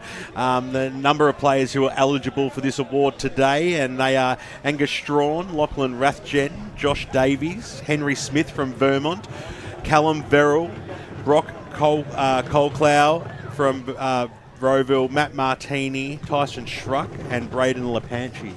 How do we see that? My vote's going to Tyson Schruck today. I had Tyson as well. Yeah, so did I. Yep. I was leaning more towards Colclough in that first half because he was really good, but Tyson Schrock was consistent for the 4 quarters. He gets my votes for the rookie. I did like Josh Davies' game as well. He was under a lot of pressure with the he played amount well of in the forward second half. entries. Yeah, for sure. And I was impressed with how he stood up. And his disposal wasn't too bad despite the men around him, unfortunately. So the winner of the MEGT Rookie of the Day goes to Tyson Schruck. So they got a clean sweep of the awards today, the Rowville side. Opportunity for us to go to Jono Venn with some important finishing scores out there today, Jono. So just to confirm, as Ray predicted, it was Baldwin winning 81-60 over East Ringwood. We can go to maybe a couple of other divisions as well, but Play HQ is, of course, playing up. So I might be back with you. Maybe not. PHQ. Okay. So that's a wrap from you, Jono. We're going to wrap it up now anyway. So thanks for start of the day calling the women's football as you always do, and on the big game today, doing a great job around the grounds. Thanks for your work today, mate. No worries, and it was great to be part of it again. On to the next one. Of course, Paul Yaconi always down the far left on the stats centre. Good game today, mate. Well done. Thank you. Enjoyed it. And, of course, the boys on the boundary line, they had the best spot on the park. There's no doubt about that. Josh Ward back down with some bit of grass under his feet. Great job by you, mate. Oh, always a pleasure to be roaming the boundary, especially on the brand new deck of Vermont Recreation Reserve. It is an absolute picture. Watch you don't get run over, mate. Talk about rookies of the year. Blake Martin doing a superb job boundary side again. Well done, Blake. Thanks, BWS. Thank you, boys. Great to be here. Nothing makes me happier than calling with my besties and Ray Baird. It was great to be alongside you again in the caravan this afternoon, mate. Yeah, no, thanks, mate. It was a great game of football. Always happy when you walk away winning. Winners are grinners and losers can please themselves, can't they, Wayne Brasher? Exactly, and it was Rowville's day again, and Vermont, I've got a bit of work to do to get back into the season. Are Rowville going to be the team to beat this year, Brash? I think so. From the games I've seen so far, they seem to have a lot of calm. They're very calm and they're composed, and I think they've got a really good overall game plan. Yeah, great stuff. And, of course, riding shotgun today, doing a superb job in the co-caller's chair. Jared Beanland, great performance by you today, mate. Thank you very much, BWS. Excellent to call alongside you for the first time. I thoroughly enjoyed it. Was a lot of fun. Thanks to Ryan Long for putting everything together today, to Kate Green and working wonders with the women's football this morning. Megan Green, the best camera woman in the country. Lee Green from LKLM Media, the man that makes sure this whole production goes together and goes seamlessly well. Thank you very much to you, Lee. You're even got a round of applause there as well. Thanks for being here. We've had a great afternoon. I hope your team won today. We'll be back next weekend. Thanks for tuning in.